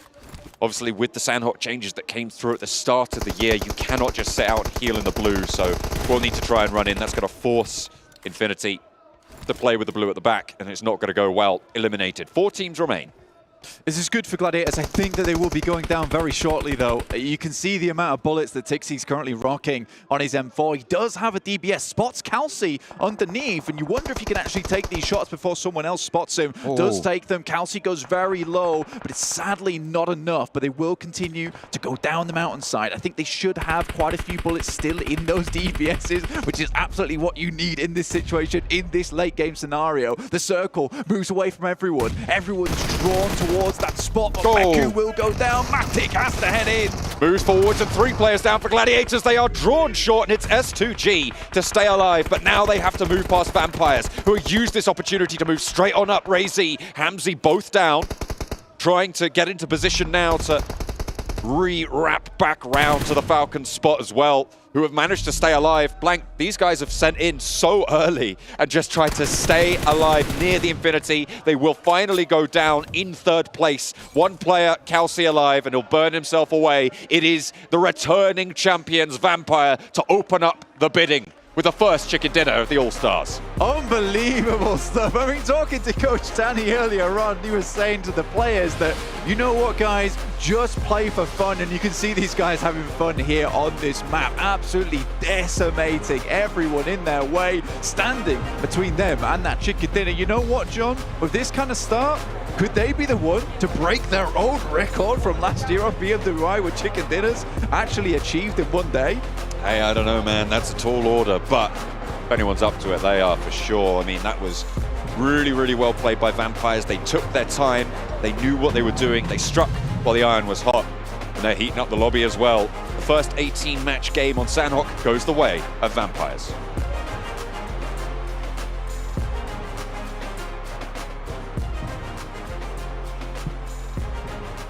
Yes, they did, John and Blank. Thank you very much for that. That was a phenomenal start here to the event for them. They won back-to-back events last year. They come out winning the first match of the first event. And I do also have to, I guess, ask myself as well, is could they potentially break their own record from before? There's a couple of records they could potentially do, but that's going to be in the main event. That's not going to be for the All-Star stage. But let's talk about how the match started off for them as well here, Max, because if I'm not mistaken, they dropped towards Ruins, and then that first zone hit. Yeah, the hot drop did not happen like we saw in the scrims, which is good. That's a really good start to have at the very start of the match. And then it just instantly transitioned to the northwestern island because phase 1 pops, everyone was like, all Gladiator circle, which for some time it actually was. And then they just transition instantly across the road to make sure they can serve that gatekeeping situation. Vampire are so good at understanding where teams like to play and position and rotate, and they instantly knew they had a good position there to maximize the elimination count. Yeah, they did, and the way they were able to rotate so fast. I mean, we saw the complete opposite of some of the other teams, right? Alpha 7, you were talking about how you wanted to see a rotation out of them. It didn't end up working out, and Alpha 7 just ended up rotating so late. And then another team that did a big rotation too was BTR, but I felt like Genfos. That was insane. It was so close there at the end for him to be able to actually get a highlight play, but they were just too passive for my liking. They seemed like they just wanted to go for those placement points and not for the actual elims. But the opposite of that, I want to counter my own point, saying that they did end up getting a third-party Elim at the start of the game between the fight that we saw in boot camp. Yeah, exactly. It's good presence. They did drop Northern Pine and then into Trifecta. It didn't seem like there was an actual game plan, though. If that was my critical point for them, it seemed they were just trying to survive as long as possible. Luckily enough, Genfos did get himself a nice clutch versus Infinity IQ, I believe it was. So still got himself a few limbs here and there, but I want to see more structure going into these games. Yeah. Okay, I mean, obviously, like we talked about before, Bigatron have a lot of pressure on them and a lot to live up to replicate from prior years. However, let's talk about a couple of other teams. Alpha 7. Wait, let's talk about Alpha 7. Let's talk about Revo. Because Revo was doing God's work for them. That's what you said. 4 Elims. I mean, 4 Elims that he was able to get, and 2 Elims out of Atani Esports, where Atani Esports, it should have been an easy elimination for them. They should have been able to wipe them out. Atani Esports was a little bit too spread out. And Revo, I mean, the MVP, the caliber player that he is, he was able to take full advantage on that. But going back even a little bit earlier in the game is they were just rotating way too slow. They need to be able to rotate a lot faster. And they were getting into fights way out of the circle that they didn't even have to get into those fights. So maybe it's Alpha 7 just starting slow as they've been known for doing in the past. I hope that's not the case here. We have seen it a lot in Europe where rotations are actually pretty meta. If you're on the other side of the map from where the circle actually goes, go for rotation. And there was actually a lot of space northwest on those coastal lines to get into. So they could have done it, but Revo was the DBS made. Still at least made the game worth their time. I mean, when we were watching the game, you told me about the rotation. I was like, nah, not yet. I think they're actually going to be rotating so fast, but they were just so slow at that rotation. And you got also the rivers. Like, you're making your life so much easier because crossing those rivers when the circle is northwest on the first phase, you just want to avoid it, and I think rotations kind of make it easier on yourself. By the way, I do want to point this out. Carrillo, I believe he ended up with 0 eliminations. That's a player I feel like that has a lot of pressure coming into PMWI. He needs to be able to get those eliminations. He needs to be able to put up those numbers for his team. I mean, that's just a flashback to the regionals that we were just doing a couple of, well, I guess like a month or two ago. That Carrillo just didn't really perform that well. Alpha 7, yeah, they won the whole event, but it didn't look like the true strength of what Alpha 7 can be. And maybe this is the event they can get things back online. But let's take a look here at our match rankings. This is all brought to you by STC Play. Get an idea of how many points all the teams did get for themselves, because Vampire Esports have put themselves up to a pretty 13 points. So that's G Gladiators. 17 points here off the bat in the first match. But honestly, looking at this list, I'm pretty happy with our top 3. I mean, S2G, obviously the reigning champions from PMGC, getting to see them do some work here, starting off strong with 6 eliminations. But also G Gladiators, I think there were some questions of like, okay, what are they going to do from this high ground? They obviously got a top 3 position there, and they did a decent amount of work with limited ammunition, Max. Yeah, I mean, we saw the phase 1 circle, and as we said in the green room, we were all thinking, oh, that's a Gladiators game, potentially. They can go for the chicken dinners. They had this split that they held on to, Jason, for so long that we were just a little bit surprised. And also the fact that you're on that hilltop, if you get eliminations and knocks, that's great. You cannot loot those crates. And we saw at one point, I think Matic had 1 bullet. You got to make those bullets and shots count, because when you're out, you're not going to transition and leave that spot. It was actually 2 players running out of ammo there at the end. And you mentioned it too, they were just holding those splits way too long. I feel like, yeah, they did end up with 9 Ilims, but with the amount of high ground that they have, with the power that they had in that circle, I feel like they could have ended up with even more eliminations. I agree. But it's the first match of the That's just event, me being greedy, though. Yeah, I mean, it's like, I feel like you want... Because there's only 18 matches, right? This isn't like a long, extended league stage format, right? You have 18 matches to get yourself into the main event. And for a team like G Gladiators, they want to be able to qualify. Alpha 7, they don't really have that pressure on their shoulders to deal with trying to qualify for the main event. So maybe they can play a little bit more loose. But for them, I mean, they had a good start, 13 points. Like, that's a strong start. Yeah, it's a great start. What the other teams had. Yeah, that was a circle that they are known to play extremely well, though. So I want to see no circles going away from them. How are they going to play? We do know that this is not a Sanhok-only issue where they hold on to the splits for too long. Heading on Miramar, Erangel, I want to see how that's going to go, because, I mean, Erangel in particular, Alpha 7 fight, is that going to happen? Are they going to have a bit of a truce? I'm really hyped to see in this next match. I hope that's not the case. I mean, we already saw a hot drop earlier in Sandhawk, and yeah, even though the team that won the hot drop, the team that was able to beat FaZe Clan, they only ended up with just 1 player. He was barely able to clutch it up with just 1 HP left. Yeah, Satan, it was interesting. I mean, bootcamp fight, I don't expect that to continue throughout the next days, but The thing is, DBS, as we see, DBS is so strong. If you split, that is going to be a big weakness. The DBS will overwhelm you. That's true. There was a lot of questions, right, of where we'd see a lot of DBS, and well, guess what? We did. To no one's surprise, we saw a lot of DBS here. But let's actually take a look here at Vampire Esports one more time and take a look at who was the real standout players for their team. You can take a look here at, I'm assuming that's Damage. Yeah, you can see Damage there coming in. Tony K at 400. Not as much damage as I expected considering the eliminations they have. I mean, Sir Tani said he wanted to bring in some fragging power, okay? And we said Tony K is one of the best fraggers in Thailand that he picked up with, of course, Newsy from the previous Infinity team, and Tony K was from the previous FaZe squad, so that's a great pickup, and they were putting so much pressure on the southern western edge of this game, pretty much the entirety of the match. It's looking great. And you were saying not a lot of damage. I'm actually not surprised because they weren't wanting to take those engagement. They were just waiting for everything else to happen and then being able to strike at the right moment. So they played that out perfectly. Yeah, the passiveness really helped them out in contrast to what we were talking about earlier with BTR. Yeah, they're just really focused on getting access and control of POIs on the map. Yeah. And then they just know that teams can't push it because it's so strong, you can't really contest it and pull it away. I mean, obviously the rotation coming early. I guess you have a little bit of a dichotomy between them and Alpha 7 in that last match. But you were talking about something with Alpha 7, the leapfrog that they do. And I kind of wanted you to go into that a little bit just to see if it continues to happen throughout the rest of the day. I mean, let's go back to like Americas, right? They usually start slow. And then they pick it up, and then they are being able to carry momentum. With the way that they were able to rotate into that circle, it was too late. They decided to just take on the fights. They decided to wait out for people and see if they were going to be willing to get those fights early on as well, which wasn't just happening at all. Yeah. For Alpha 7, they should have just been able to back out of that one. They decided not to. I hope they just need to start rotating early and going into the next Erangels. The thing that I'm afraid of is that they might end up on those ego fights with G Gladiators. Exactly. The thing is, also, I would keep in mind is that they already qualified for the main tournament, right? We know that as a fact. If they can get rid of Gladiators in the All-Stars, they kind of set themselves up really well for the main tournament. So if they do take that hot drop, there's a lot less risk for Alpha 7 compared to a Gladiators. Well, the tricky thing is, right, and I said this in our rehearsals, but not quite so today, is the fact that, like, a lot of the teams who are in this event, I guess maybe I did say it today, we've had quite a few rehearsals. Yeah. They're not necessarily the top of their region when it comes to like performances. There's obviously a couple of teams in there, right? It's going to be tough for some of these teams to really kind of push through into the main event. I mean, we have a lot of teams like sub-10th in their own respective PMPLs. You do have obviously a couple of teams who are able to like place first out of their own regions or place in like the top 5. But this is like, I guess, a little bit of a testing ground and maybe a little bit of a testament that maybe the most popular teams aren't necessarily the best teams. Exactly. I mean, that's why I think you're going to see some teams be relatively close to one another in this event. And you've got some clear favorites that are going to be your Vampire, clearly from what we saw in this first game. Alpha 7 being popular and also the winning team from Americas and from Brazil. And you also got the South Korean and the Japanese team that I think D+ are going to be doing relatively well going into this, so I think we got some clear teams that we are expecting to be in the top 6. Oh. Okay, so we actually had a question while we were watching the match. How much damage has G Gladiators been able to do from that high ground? And 2,100 is actually quite a lot, to be fair. Could have been a lot more if they had more bullets. Yeah. If they could loot up, I'm sure that could have been potentially 3K, but it was a bit rough to get that loot up. Yeah, it was. I mean, they just waited there for so long. But it worked out for them, right? 9 elims. You can't really be mad at that. 2,100 damage for them to be able to get that too.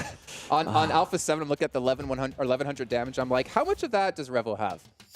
Most of it. Yeah. I was going to say most of it. At least 600, I would say. But look at efficiency's sake, right? Vampire, again, 900 damage, 7 eliminations. We even see D+ Kia in there at the end, having some good damage, having some decent eliminations. And I talked about, before we start the day, right, of like what would teams from Korea and Japan be able to bring, considering they've been able to improve every single year. I'd say probably the most improved region over the last 3 years. I'm waiting for anyone in this room to look at me like, no, Jason. I mean, I would. Okay, we got one. We got. Okay, then why? Why? I don't think so. I think it's if we're gonna talk about regions like improvement, I think it's Brazil. Well, I feel like Brazil's always been ridiculously strong. strong. That's what I'm thinking. Yeah. They recently actually started. Yeah, I'm thinking about like they recently started actually being strong. They were always known for being strong, but then when we would actually get to like the international events, they will flop.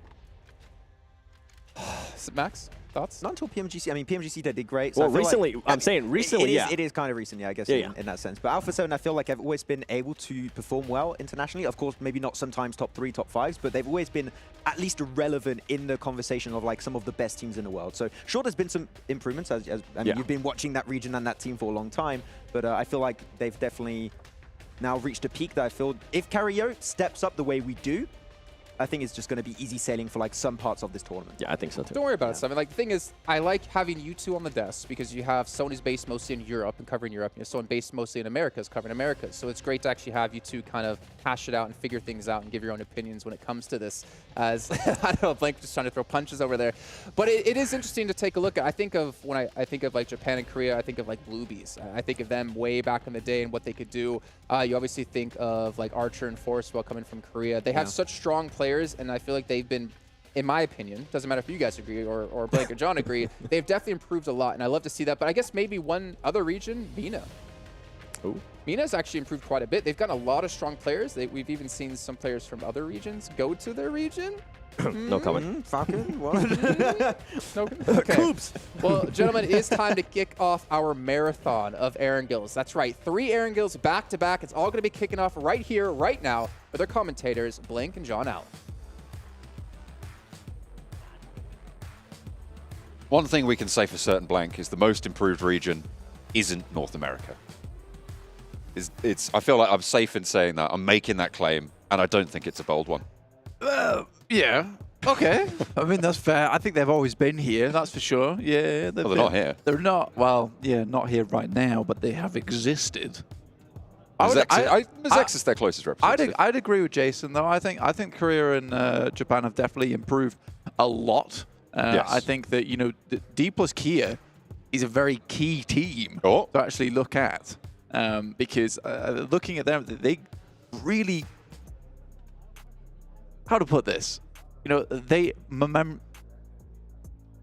I don't know what you're saying. You're pointing at me like I know what you're trying to say. I need him to get in my brain and then like pluck out the words that I'm looking for. They've gained momentum? No. I would say that they really formed that idea of, you know, that playing central and just holding onto that compound, then being able to be very confident and taking other players down. They led the charge of the DBS change. Absolutely, they really did. And I think a lot of teams have moved in on that. So D plus Kia have a really good legacy, there we go, behind them in that sense. So I think for looking at D plus Kia, you really do see a team that has evolved and has not only evolved as a team and a region, but they evolved the entirety of the PUBG Mobile esport. They changed things up massively. Yes, they might not have perfected it, but they were the first ones to actually even give it a go. So you can say Korea and Japan maybe will never be up towards that top 5. Never say never. Never say never. Unlike D plus Kia, who have had some really strong finishes. But I would say that they are certainly always inventing new stuff, implementing new things into their gameplay, and innovating. Innovating is a big one, so which is really, really good to see. It's also great to see the guys over here giving the love hearts over in the stands. Very nice. We like to see it. But we will be heading into our next map shortly. As Jason said over on the desk, a whole host of our angles coming your way very, very soon. For the rest of the day. For the rest of the day. Sorry, no mixing and matching it. You just have to eat the same bland wrangle for the next 3 matches. Hey, you know what? People say vanilla isn't a flavor. I disagree. I think it's a fantastic flavor. You know how, you know, Claris likes to say that Arangle is like the bookends? He does like to say that. Or the 2 pieces of bread on the end of a sandwich, right? Can't stop him. Yeah. This is literally an Arangle sandwich. It is Arangle sandwiched by 2 Arangles. Have you ever heard of the toast sandwich? I have heard of the toast sandwich. This is exactly what we got right here. But apparently, very tasty. I've never tried it. No, well, I have not tried it myself. How toasty must your toast sandwich be? But I've heard reviews of it. You've heard reviews? I've heard reviews, and they are You're not a reputable source. Shut up. It was on QI. What are you talking about? You can't bring QI into Sandy Totsvig told me. You need to try it yourself and then come back to me later. I might actually ask for it for breakfast tomorrow and see what I think. Ramesh Ranganathan. Okay, anyway, PUBG Mobile. It's what we're all really about here. You saw Vampire Esports actually cheersing. You know, waters with the boys. I'm all about it. It's good to see. Stay hydrated. You help me Got to out? make sure. What? Yeah, no. Got to make sure that you're hydrated. Up to. Yeah. There's a lot. I mean, it's a hot country, right? We're in a pretty heated. Cool in the arena though. I have to say the air conditioning is pretty top notch here. So hopefully just staying cool, staying calm, getting ready for the tumult to come. Or rather, maybe not, if we're sticking to Erangel for 3 maps on a trot. So something a little bit more calm and collected. Yesterday in the scrims, if you were able to catch those, there was a military island circle right at the start. The first scrim we had was a military island circle, which was very, very chaotic. Alpha 7 did very, very well. DRS as well made good headway into the circle. And they had a good time of it, picking up a lot of eliminations. I think DRS is a team that is sort of one of those teams that you might not immediately look at, but definitely have got a lot of power, a lot of firepower to them. Playing from that PMPL South Asia region, they have really deserved their spot to compete in the All-Stars. Yeah, DRS recently have had that massive breakout in terms of performance, John. I think it's lovely to see, in my opinion. I think DRS, back in the day, weren't very good as a team. I think that DRS has slowly but surely just, you know, attracted new players, got some different changes happening in the roster, and they have been fairly persistent, very determined to be one of the best teams in the world. And I think that they can comfortably say that they are probably one of the greats now at the top. I think DRS was just never that team that I would have said to myself 2 years ago, yes, they'll be at PMWI, and yes, they will be making waves, they'll be making moves, and they certainly are here, just throwing some on the stage dance floor, which is always good to see. And I think DRS have a whole host of really, really strong players on their team. Killer, extremely good overall. Love to see this guy playing. Giante been a real good mainstay for their team overall, and I think that, you know, looking at those two players in particular, they're really good powerhouses, but also very consistent. You've got Delta as well, who plays in the back of the wings. He's very strong when it comes to making sure you got those off angles. And Rules as well, great scouter. Not the best player on the team by far, but really fits in, honestly. And I don't mean to diss the guy. I think it's more in the sense of he doesn't have those standout pop-out moments, but I think that's because he supports the team so well. Yeah, to clarify that, it's not that he is bad, or not that he isn't as good, it's that he's fantastic at other things. Yeah. And he allows the other players to shine. Which doesn't stand out when we come to actually watching it on our screens. He's the wall upon which they paint their mural. Exactly, man. 100%. He's the pillow on which you rest your phone. Don't want to do that. The heat dissipation is terrible. The fan. Well, he's the fan upon which you rest your phone. I'm not trying to suffocate the phone with the pillow. It's just resting on top of the pillow, bro. Come on. Okay, yeah. Well, I don't know. You still want to get one of those fans they've got. You play like just like pushing it down into the pillow. Yeah, I have an ice bucket. Yeah. Cooled. Okay, cool. I see. You just dip it in now and again. Yeah. It's generally ill-advised to get your phone wet, but you know what? Because you will have tech problems if you put it in the water. Yeah, I'll tell you what, we are going to have to take a moment to fix a couple of the problems getting this lobby ready. We'll take a short break. We'll be back with you for the first Erangel of the All-Stars.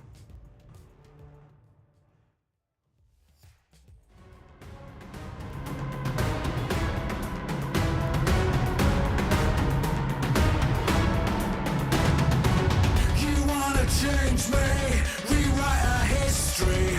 I chose on my side, drawn the front line. You want to save face, came to the wrong place. You raise a white flag, I get the peace sign.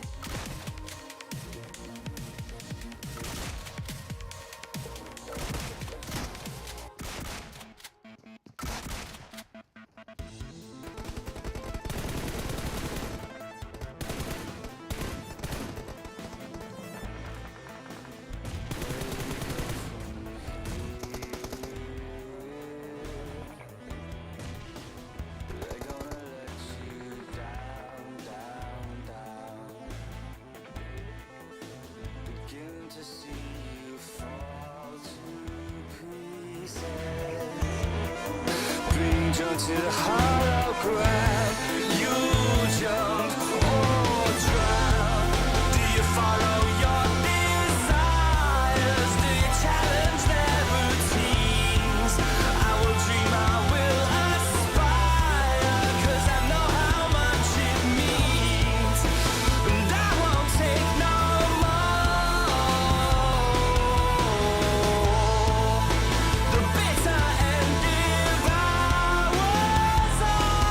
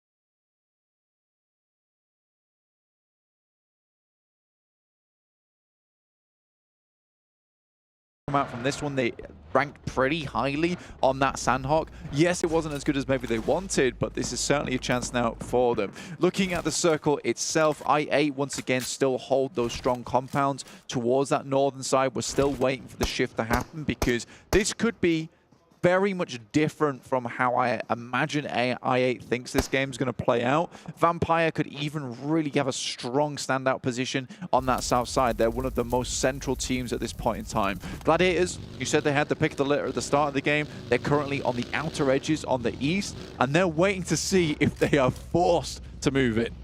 They've lost a player already as well, so playing as 3 from that military base position, it's going to be tricky to try and find your way out here, with Yokohama Donuts Barrel ahead of them. They'll have to figure out their path. Icurd, Lone Ranger, sailing on in around trying to find some sort of safety, but you send straight towards Meku. It's gonna be tough to find that. The circle shift hard up north, but it does mean that the military base is fully out of it. This is a real good chance now for Vampire Esports, to be honest. They could move up towards that northern side. IA haven't regrouped either, and playing with 3 after losing Blade over on the bridge, this does mean that they are susceptible to a crash on that western side. And a lot of times you can isolate that engagement on the western side because this is the compound with all the houses and buildings. It's the compound on the eastern side that has the warehouse, which is easy to spot through, and you can take shots to the other side. So this is why you are seeing I8 set up 2 players on that western side, because they can kind of more easily support Falak on that eastern edge. But I do think that they are 100% susceptible to a crash from Vampire. With 3 players as well, it's a lot harder to hold split. See, with the threat from DRS on the western front as well, it is going to be very, very tricky. You're talking about how that warehouse with the open sides can be spotted through. You've got FaZe who are going to be looking that direction, DRS as well, going to be putting pressure on that west edge. And when Yokohama Donuts Barrel or Gladiators move up that eastern side, it is again under threat. So difficult to hold, not only from the Vampires, but from everywhere else. Yeah, it's a bit of a struggle, and I think Vampires are doing a good job to hold for the time being. Instantly, Gladiators send out. You can see here, Infinity IQ have a good idea of what's going on as Matic drops out the vehicle, does reveal the position, so Gladiators have a little bit of a better idea of what's going on there. But there is clapback coming their way. 7 eliminations for Infinity IQ, but Gladiators not willing to give up just yet. DRS moving along their position, but FaZe have looked to try and challenge them for it. 3 players alive for FaZe, 4 for DRS. Nobody really can move up into this position, so it is a straight 4v3 between these 2 rosters. And DRS do have the high ground here. Venturez wants to try and force them up towards it, but it's going to be pretty tricky. Yeah, Venturez goes down, Killer just runs him over in that close range position. Finally, Yangon Galacticos go down back towards that military bases. The Gladiators are finding their way out. No meds on board for the Infinity, and the nades are going to be able to close it down. Another rundown for Delta to flush Vintoris in the meantime. Means that high ground for DRS is looking all the more safe. I mean, it was poetic justice there for Gladiators that Infinity IQ would go down to nades, right? They have been causing absolute pandemonium with the nades of their own. The Gladiators just give them a tiny taste of their own medicine at the end of the day. I don't like that you said finally Yangon Galacticus went down. You sounded relieved. Well, they had been hiding. Stop that. They had been hiding around Gladiators for a long time. So I was saying finally, not in a relief sense, but finally. No, it was a relief sense. You're right. You're right. No, you're right. I don't know why I'm lying to you. It's okay, bro. It's okay. I get it. I get it. IA still in a fairly decent spot for themselves. I think the fact that they've been able to hold on for so long, they are really keeping this one as safe as possible. They are helped out by the fact that there is Vampire Esports up with 4, Sem9 with 4, DRS up with 4, which is sort of making this push down towards IA, meaning if you want to fight us in the compound, you have to fight everyone else also looking at our compound. So, you know, you can come get it, but it's going to be difficult. That sounded like the start of that sounded like the Spice Girls lyrics. If you want to take my compound. Yeah, if you want to take my compound. You got to cover all the angles. You got to get with my enemies. Gladiators nade over the top, over towards Yokohama. And another one to follow it up. Meku with the side swipe cover as well as missile falls perfect bombardment from Gladiators Kitsune. Looking to deal the final blow, but goes right on over the top. Now Auto holding behind the artillery. Well, there's plenty more where that came from Gladiators. Perfect hold, perfect push. They're up the top of the hill now. The Gladiators with 3 will look to descend towards Aegon XIA. DRS do spot out the way though, and I think Gladiators are currently in the worst position so far. I8 opt to go for that rotation over towards the other side. I think Vampire spot that one happening, and at this late in the game, that move can only be a regroup. Great shots coming through from Sem9 though. UZM is going to struggle to get out that actual building. The ghillie suit doesn't help him. In an urban area, it kind of makes you easier to see. It's just the vibes of the ghillie suit, you know? That is true. You are comfort, you are warm. Which is definitely what Vampire are feeling right now. They are heated up. Absolutely. We said as well that DRS on these military circle shifts had shown strength back in the scrims, and they seem to have been able to navigate the ground very well, as again playing on that western side now. 3 eliminations, so not the most in the lobby, but they are a massive force here. The question is, when they have to descend, will they be able to find a foothold at the bottom?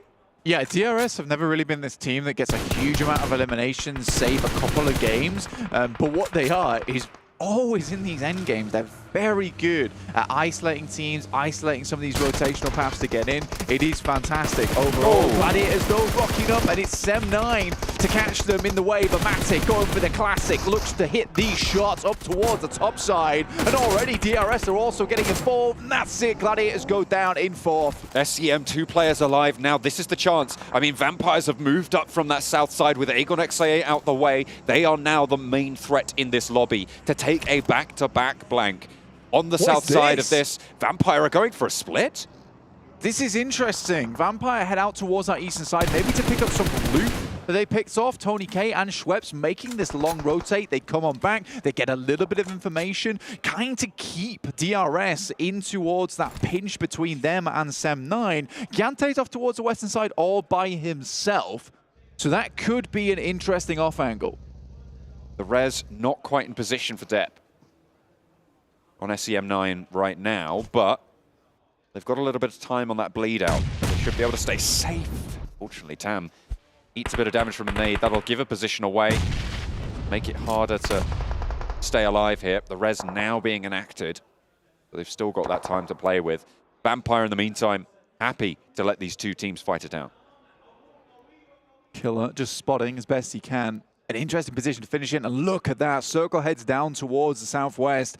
Giante is in a good spot for the rest of the team to regroup on top of. They could easily do this and leave Sem9 to their own antics, in which case they're most likely going to be taken down by Vampire, who currently have such an incredible spot within the circle. They took their time making into this one, usually dropping in Primor, so it's pretty reasonable for them to find a place like this. But equally, it was as reasonable for Gladiators to take up a position like this as well. I'd be very curious to know why Gladiators went for the decisions that they made during this game. Either way, it's panning out for them.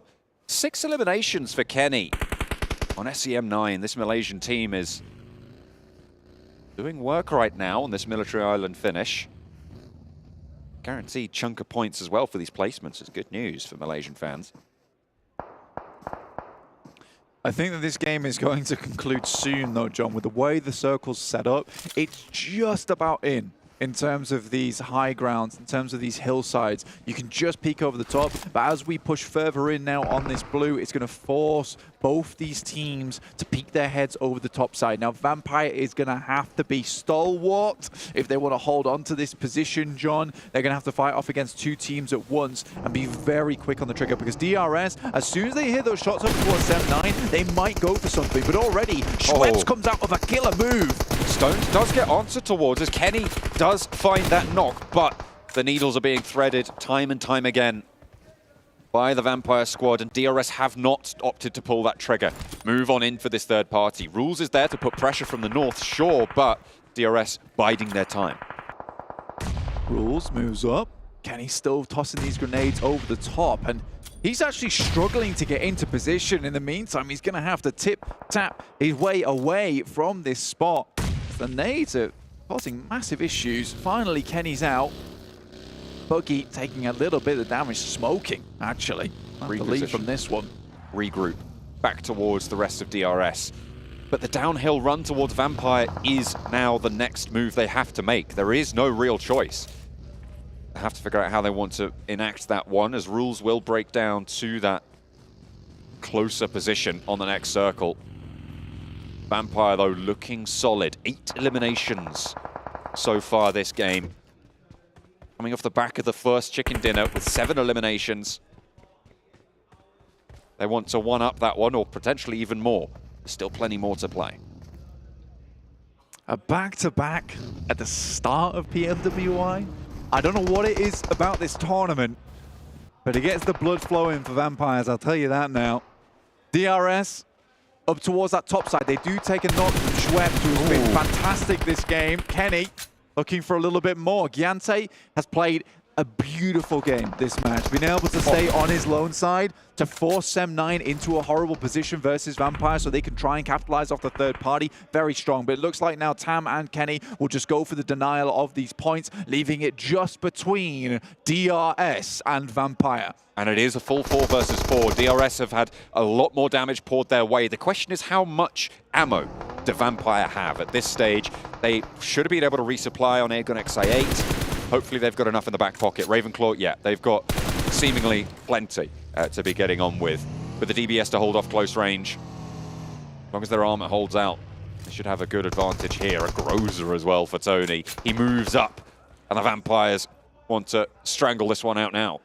This is good from the Vampires, and they do it quite frequently. They don't allow teams time to set up, time to get into a good position, because right now that's all DRS are doing. So they send Schweppes and Tony K up, stoned Ravenclaw in the back, stoned there with the Mini 14, great at long range. Already Giante's taking a huge amount of damage. Schweppes finds another, Rules is out inside the smoke. Schweppes has to run away. Will he survive this? Yes, for a little bit longer. Dips back behind the smoke, and the cover is there from his team as well to keep him safe. Rules is still close, and a danger, a threat with the nade in hand as well. Pin is pulled, wants to lob it on through, do damage, but it's not finding the mark. Rules still yet to let loose here.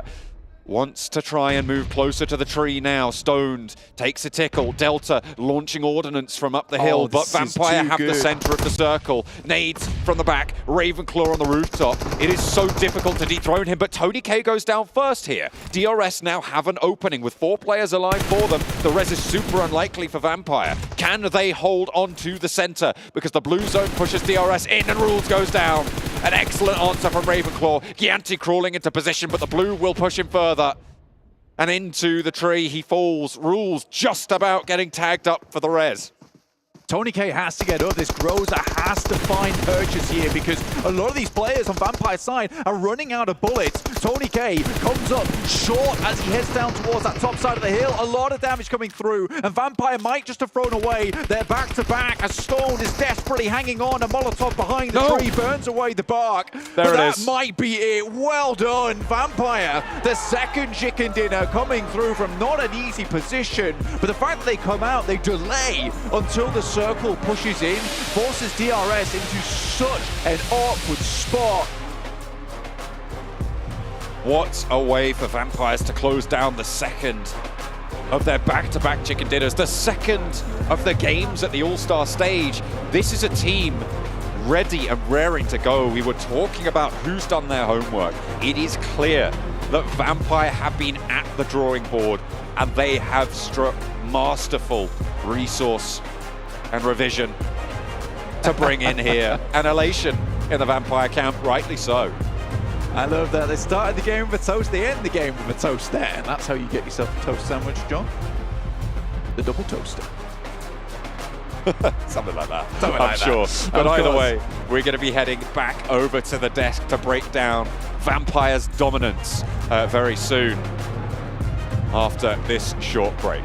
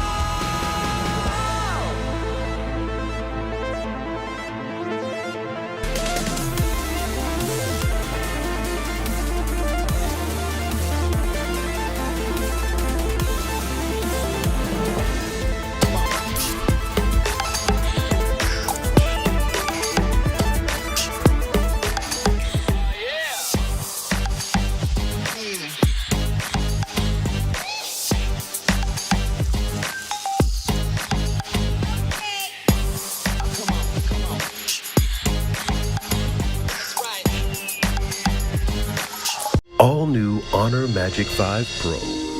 Freeze even fleeting emotions in just milliseconds. Take marvelous night shots with lightning-fast exposure. The display reveals more details in bright areas with an astonishingly long battery life that just keeps going. The latest flagship chipset brings you exceptional performance. Unleash the power of magic. Honor Magic 5 Pro.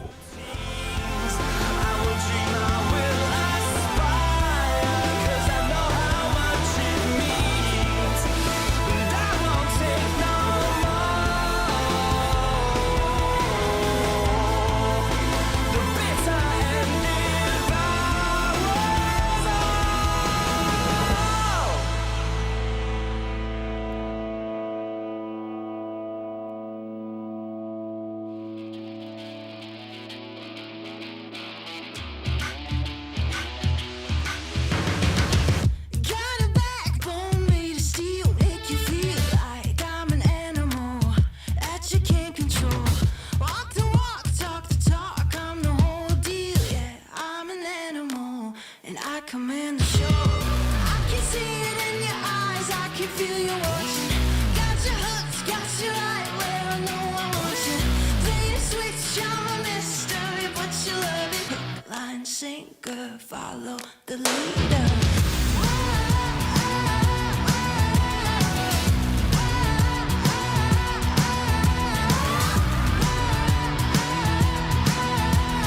Hook, line, sinker, follow the leader. Bring you right there to the edge, make you sweat like you can never take the heat, but it's never too hot for me. I walk the walk, talk the talk, you know I'll never stop, 'cause I'm an animal.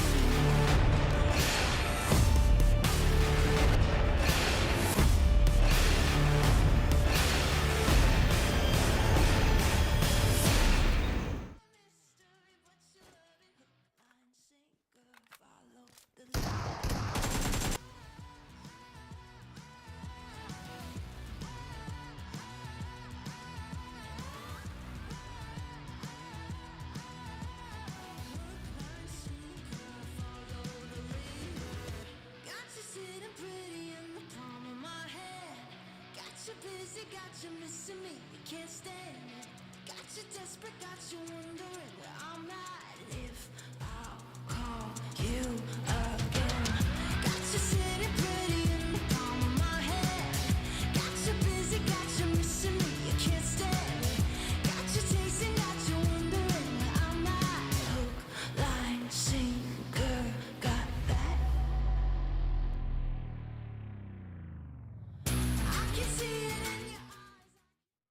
I don't know what there is to say. Vampire Esports starting off strong here with the back-to-back at PMWI. It's the All-Star stage, and where they're proven to be the only All-Star team right now, as they have just completely pushed all of the competition back. If there's any questions on whether Vampire performed well and if they could pull off the back-to-back wins here at PMWI, I think we might have our answer. I think all the rumors have been put to bed already. If you thought they were not going to do well in this, by the way, normal, That's what I small was gonna $3 say. million tournament, well, no, they came to play already back-to-back chicken dinners. You literally can't have a better start, and the execution, the way they move around the map is just so 10,000 IQ every time. Before you get into it, Seven, the most impressive part about Vampire Esports, it hasn't been like, oh, they got zone, they got zone, they got zone. No, it's like they put played for it. themselves in a position to then play off of that well. They have, even from the start. They were the only team with that kind of circle that decided to do that botation, and then they started pushing on forward towards the middle. It wasn't just being blessed by the sun, as you were mentioning, and they were actually being able to keep people off. And there, at the end there, if we're gonna, you know what, I'll wait a little bit longer, because there is something that I want to nitpick, even though they did get back-to-back chicken dinners. Tony K? Yeah, Tony K, okay. I felt like he was playing support there towards the end. You know what? I'll We'll get go into it later, but then Max says Tony K, and then I'm going to start getting into it now. If you're going to give me the end, we'll go into it. Tony K, yeah. Go ahead, do it. He was playing support. He wasn't playing support to what I would actually like to see. He was leaving himself too exposed. He was starting to go more towards the fragging position, and he ended up hurting them. It almost cost them the game. You saw he really wanted to get involved. I want to Yeah, he's like, I can't really, wait. if he just held that ridge line with Stone, it would have worked out. Let me jump in really quickly here, because I do have to apologize for some tech issues we had. I believe I was just told that the stream did go down during that match, so we need to kind of paint a better picture here before we talk about it. if you want to dive into that, obviously, fight against DRS with Vampire Esports, but kind of paint a picture for us, Max. Do your best, Bob Ross. Okay, so we had a very nice circle on Sundovka very early on, so teams like Vampire got there very early, had access to most of the strong positions in that spot, and they have the compound down in a valley. So really strong position, don't have to move too much. DRS are playing on the high ground position I know, I of am. the valley. I mean, I'm trying to be as descriptive as I can. So on top of the valley, you have DRS, and you have the side of Vampire, low side, in the valley, in a compound. The moment that actually the circle takes out DRS, they pretty much do a really smart play, which is sending 2 players, I believe it was, let me cheat a bit. Stoned and Ravenclaw. Schweppes and Tony K pushing up, while keeping 2 other players of the team onto the compound to make sure they can't peek over the rich side. And because they get so close, Tony K and Schweppes can actually start throwing nades over, and then you're just negating the entire position of DRS that they just have to full send if they want to hopefully survive. But that was just such a good execution. So the macro is good, the synergy is good, the micro play is good. Yes. They're the whole package right now. I wish, Seven, that was so good. People at home could see Max while we were watching that happen. I'll give you a reenactment. Yeah, let's you go. ready? Wait, hold on. Wait for the camera to be on you. Wait for the camera. Come on, bring it. Bring every single time. This was you, Max. No, but you forgot the so good. It's so good. And I asked Max, how good is it? And he's like, wait, it's extreme. Oh man, no. I mean, obviously, as you point out, you kind of predicted as well. You were literally calling it as we were watching the 2 players holding the high ground, so they can't be peaked, and the 2 players pushing up with Tony K there and Schweppes to get the nades in. And the thing was, Seven, to throw it back to you, I don't know how really in depth you got with it. Tony K might have potentially thrown away that back-to-back.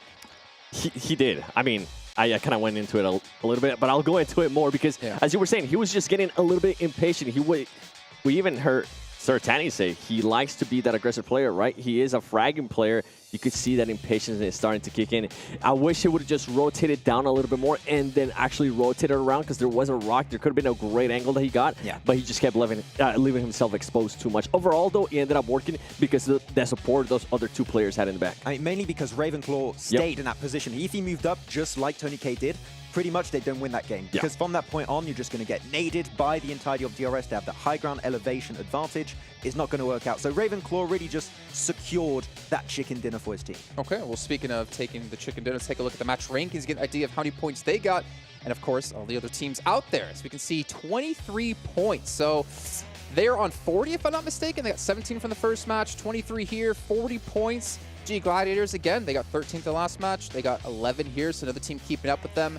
But Max, Sem9, we got to give them some love. The bridge camp over on the eastern edge, sure, they only got, I think, 4 or 5 eliminations. I think it was 4 at the end of the day. And a lot of the teams did not get close enough where they could get the eliminations. But what actually works out for them, all those teams die, eliminated from the game. That means no teams are going to rotate from the northern eastern edge. They had so much space to utilize to fully spread, have the information. And if a team like DRS, D+, Gladiators, I8 get remotely close, they're going to get absolutely lasered. So the control and the splits they did late game were just 10 out of 10. They were, I mean, you saw them at one point wanting to go towards DRS, and DRS was like, okay, this is not a favorable position for us. We don't want to fight you. Let's just back off. Yeah, I mean, it was Vampire inside the compound just shooting on all cylinders, anyone that kind of moved in the foreground. But, I mean, take a look at the bridge camp. You had S2G, Falcons, D+, BTR, ICARD, and Sem9. I feel like in that position, knowing what's coming your way, because obviously they could see quite a bit of it, I kind of respect the restraint to not go into it, to not overextend, to kind of just let it, you guys play it out, you guys, we'll see what happens, we'll pick off anyone else that comes through instead of getting too aggressive and potentially losing players. I think in a situation like that, you can't go aggressive because you want to let all the other teams do the dirty work for you. If there's a few teams that come here, you can just pick up the eliminations, but you just want to reduce the number of teams entering the eastern edge, which is what they did. The moment they knew there was no major threat, like maybe 1 or 2 players, they left and started playing circle because they knew northeast was pretty much completely free. Yeah, and I think as soon as they realized that there was more than just one team that was going to try to push through that circle, they were like, you know what, let's not overextend. Let's just wait here. Yep. Yeah.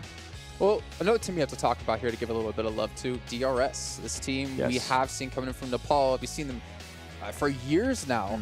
But Max and Seven, I want you to go into, like, what have you been seeing them do that is pretty much exactly like we saw at PMGC, if I'm not mistaken? I'll be negative Nancy first. Okay. All right. Even though they did get second place. You can be negative, but I'm not going to call you Nancy. Thank you. Come on, Mr. Negative. They were playing too passive. They were putting themselves in great situations. It's kind of like what we saw out of them in PMGC, right? They were playing that outer circle, putting themselves in great places to rotate. but they just weren't willing to actually take on a fight. They waited out until the very end, but that was it.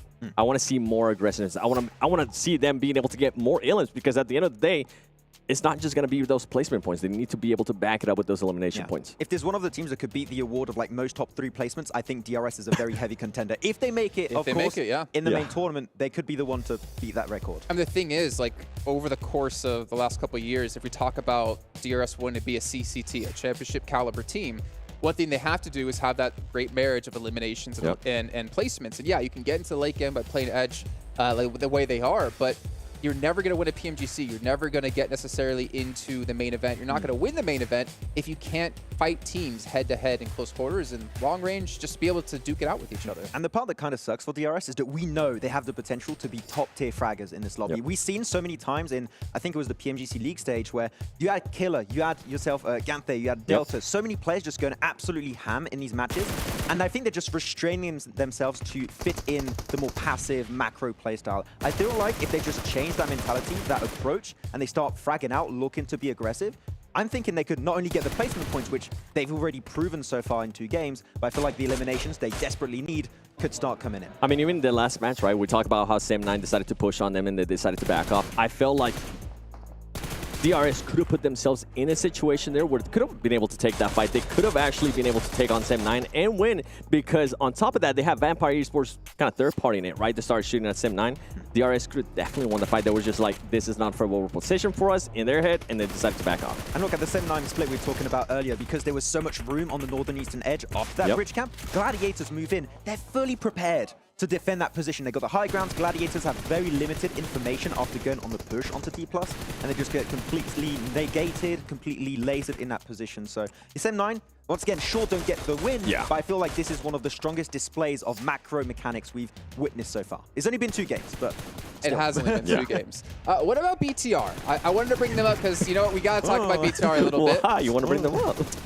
Because I want to talk about, like, individual prowess. We saw Genfos last game have a really great play. I don't remember the team that he was up against. He had a great nade. He actually fought up with another nade, but eventually got knocked before it happened. But then here, we got to see Yuhai Man able to do a little bit of his own kind of style. And I'm kind of like happy to see that they have these individual players that can do what we saw Revo do out of Alpha 7. But obviously, you kind of need all of your team playing at the same kind of level to be able to close games out. But I was happy to see it, and I'm a little bit more critical and negative of BTR all the time.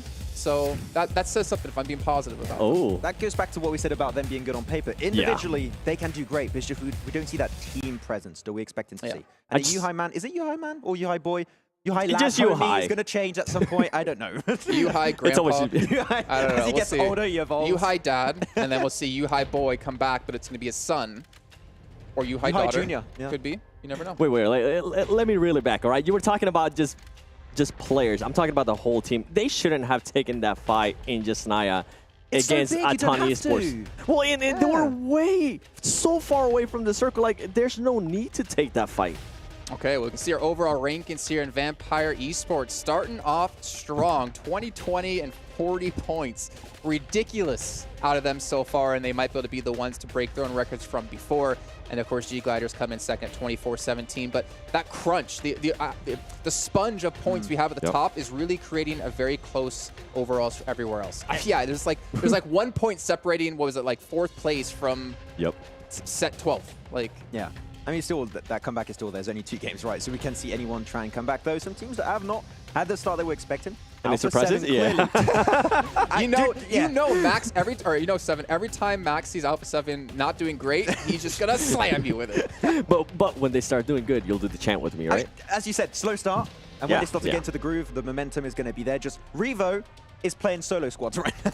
He is. And also, they haven't been favored by the circles as well, and they've been still, even though they did rotate a little bit faster this last game, I still feel like they need to rotate a little bit even more fast. Please. Even more.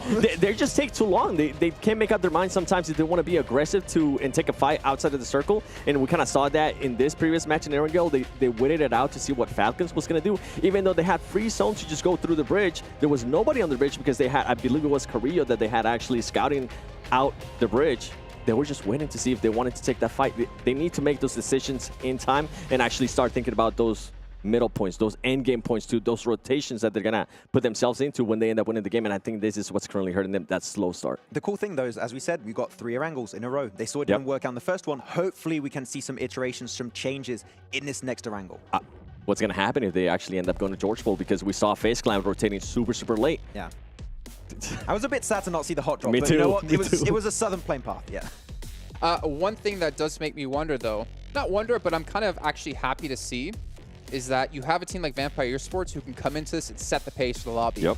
But then you have these other teams, like, because if you look at Alpha 7, right, they play Brazil, they play against Latin America, and then they come into Americas and they play against North America, which, as John mentioned earlier, isn't that difficult. But the thing is, I would imagine a team of Alpha 7 with such a caliber of players they have and the experience they have, they should be able to come into international events and be able to try to set the pace. And yet they always seem to continually struggle when we get to this point. So I'm curious to see if they continue to get better, but obviously we will see. But in the meantime, we do have an interview with the man who was just here on desk, Sertani. He's going to be joining Banks down on the stage, talk to us about their success so far.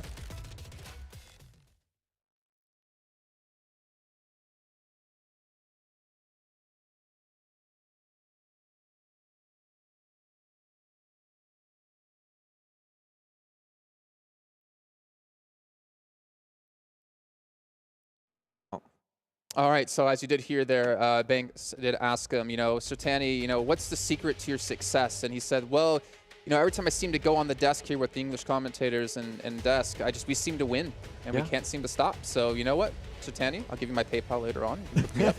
No, obviously, like, the work Sertani and they've been doing, they have been on a grind. Like, they just came from another event. They have been playing constantly, and the fact is, you look at many other esports titles, it is so difficult to maintain a high level of play for an extended period of time because everyone has, or you have a bullseye on your back and everyone's looking at you. And that makes me wonder going into day 2. People will see your rotations, they see you're moving early. Will they be able to maintain that kind of status quo going forward? Something that he did mention that I'm glad he mentioned it too is the synergy within the team, the synergy within the 2 new players as well is getting so much better. And I feel like that was a perfect example in the last Erangel of that synergy, right? With the 2 players pushing, with the 2 players being able to kind of hold in the back. That's what we want to continue to see out of this team. And I love that they're actually able to get those eliminations as well. We're not talking about just a team that's, you know what, they're getting those placement points. They are putting themselves in a position to win these games. They're being able to back it up with those elims. Exactly. I mean, they're just good at being aggressive. They're good at their macro rotating. I feel like they're one of the teams that's done the most homework. Of course, we saw Alpha 7. The coach has been doing a lot of work, but Sertani, we cannot undermine how much work he has been putting with the team here throughout the prep for this tournament. It seems like they've encountered no real hot drops, no reactions no clashes when it comes to rotations.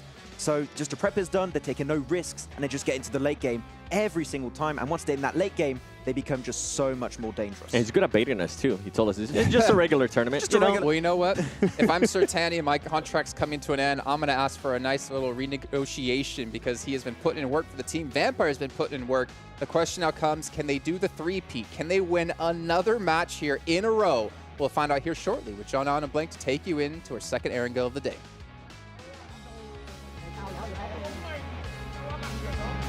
Getting ready, getting warmed up for the second Erangel. We've got 3 of them today as everyone's getting ready. Hang on a minute. What's he getting? No. He's not getting into the lobby. He's not in the in those player booths. But we are going to be heading into that match soon enough. James Yang. It is the boy himself. Yeah, so we will be slightly delayed, guys. I'm so sorry. But we will be getting into the game as soon as possible. So for the time being, we'll be looking at the players. Old Calci over here, the classic from S2G, looking fancy. What are you expecting from our angle? Not another military circle, I think, is what I'm expecting. It's really quite unlikely that that's happened now twice in 2 days for us. So I'm expecting that we'll see a little bit more of a mainland play style. And when you look at the first 2 matches of today, it has all been island hardships, right? You had the Northwest Island on Sanhok. Now we've had the military island on Erangel. We're due a little bit calmer of a circle to come, I think, in this next match. But you never know. It could be heading to a bridge finish. It could be heading to a bridge finish. You just don't know what's happening here. That's the beauty of it. It's all over the shop. You know, there is completely crazy things happening in this tournament. Vampire Esports obviously looking fantastic so far. Gladiators themselves right here, we got Tixie and Kitsune chilling together. Kitsune being the leader of the squad and Tixie being that wild dog of the team. He's pretty good, very, very good in those team fights, and I think he has reined things in a lot recently, and he looks much more efficient for the squad overall. I think you're looking at a lot of these teams with Gladiators second place, still a little bit behind Vampire. There's definitely an opportunity for some of these other teams to rank themselves upwards. S2G though, 17 points, also tied with DRS, which I think is quite surprising. I like to see it though. The S2G is in 4th place. I think they are having that resurgence. Been a little bit quieter. The desk hasn't talked about them too much. I think that they certainly deserve a little praise though for what they've been able to pull out here. I would not be surprised though, on the other hand, if we do see a chicken dinner from S2G today, because I think that they are certainly ramping up.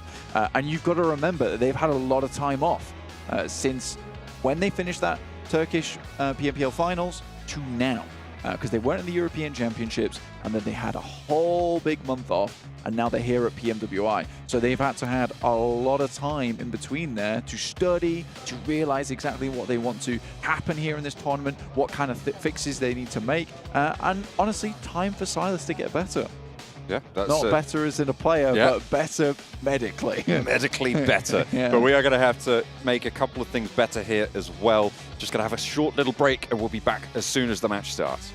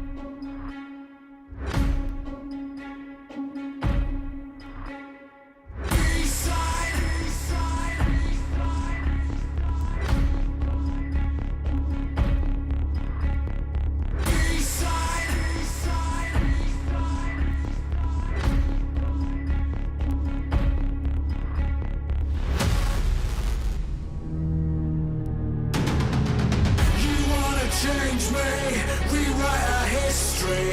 I chose on my side, drawn the front line. You want to save face, came to the wrong place. You raise a white flag, I give the V side.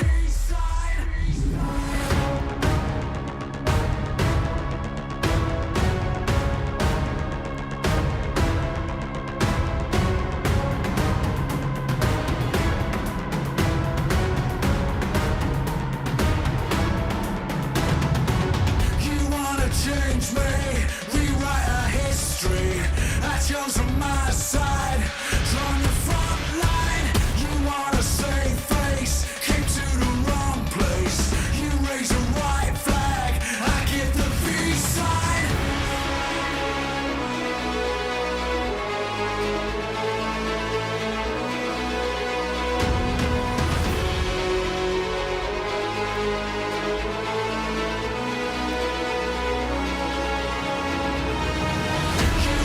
Change me, rewrite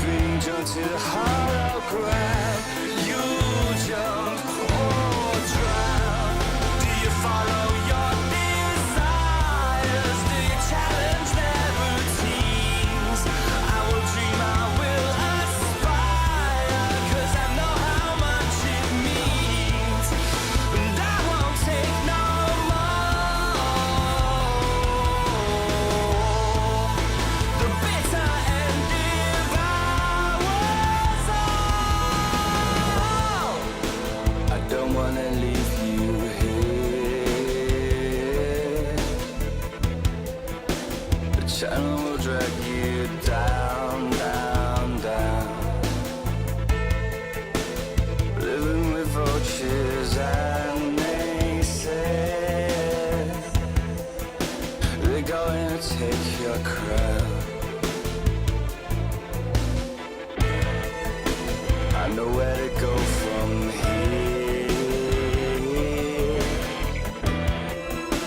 I will not let you down, down, down. 'Cause I'm beginning to see you fall to pieces.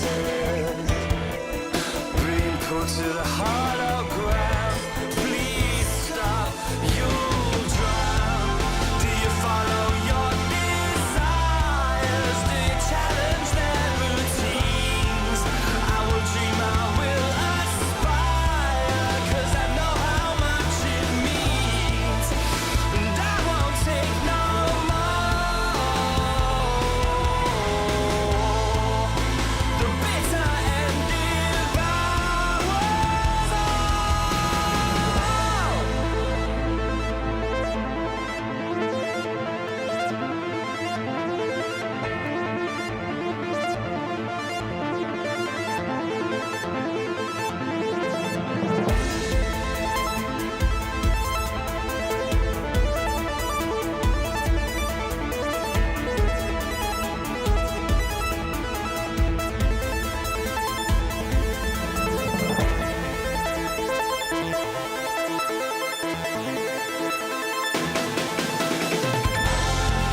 Do you follow your desires? Do you challenge their routines?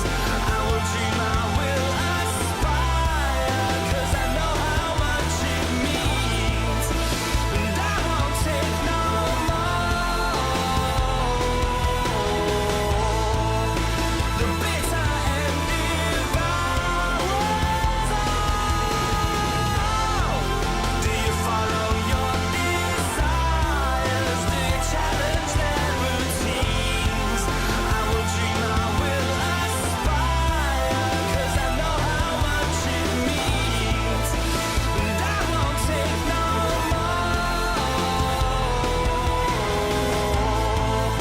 The bitter end devours all.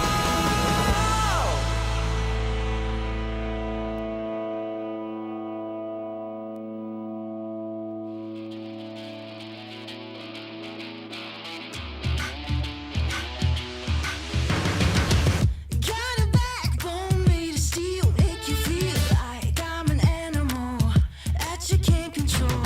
Walk the walk, talk the talk, I'm the whole deal. Yeah, I'm an animal and I command the show. I can see it in your eyes, I can feel you watching. Got you hooked, got you right where I know I want you. Play the switch, I'm a mystery, but you love it. Hook, line, sinker, follow the leader.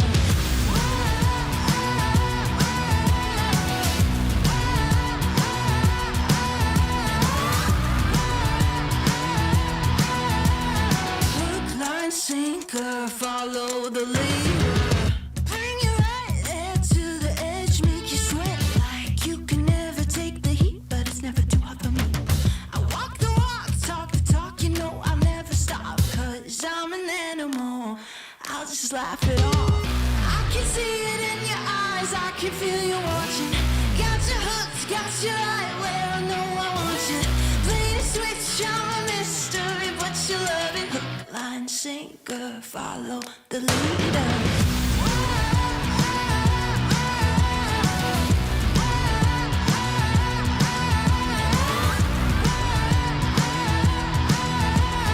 Hook, line, sinker, follow the leader. Got you sitting pretty in the palm of my hand. Got you busy, got you missing me, you can't stand it. Got you desperate, got you wondering where I'm at, and if I'll call you again. Got you sitting pretty in the palm of my hand. Got you busy, got you missing me, you can't stand it. Got you chasing, got you wondering where I'm at. Hook, line, sinker, got that. I can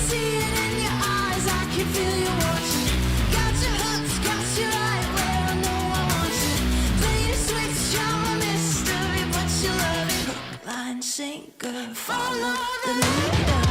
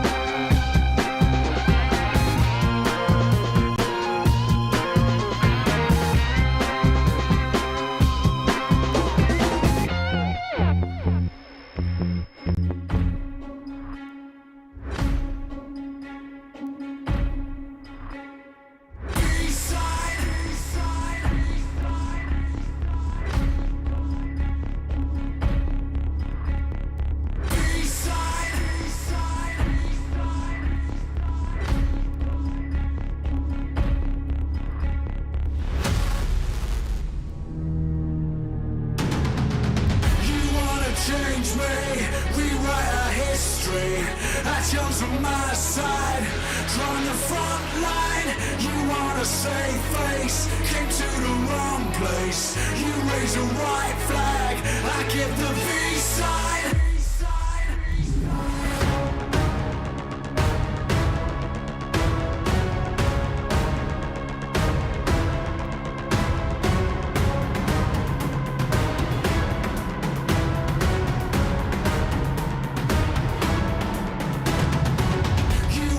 Change me, rewrite our history. I chose on my side, drawing the front line. You want a safe face, came to the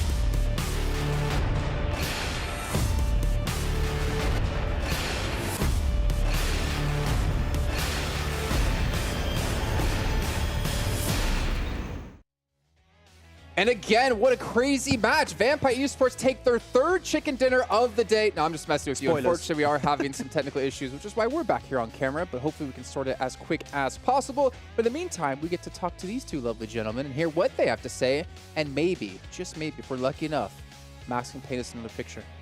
Yeah, we'll see for the next game. If there's something really beautiful, no, I'll put some nice trees and everything. And Where's it'll look Everest? Really nice. Where's Everest? Up there. Oh. Yeah. Good scouting spot. So, it depending on the length of time here before the next match begins, maybe, just maybe, we'll get Max on my shoulders, and then he can really show us where Everest is. What happened? What happens? Anyways, let's actually start to talk about some of these teams, right? Vampire Esports, we obviously talked a lot about them. They have been phenomenal. And honestly, I'm kind of surprised having two players swap around within their team to be able to be this strong coming to the event.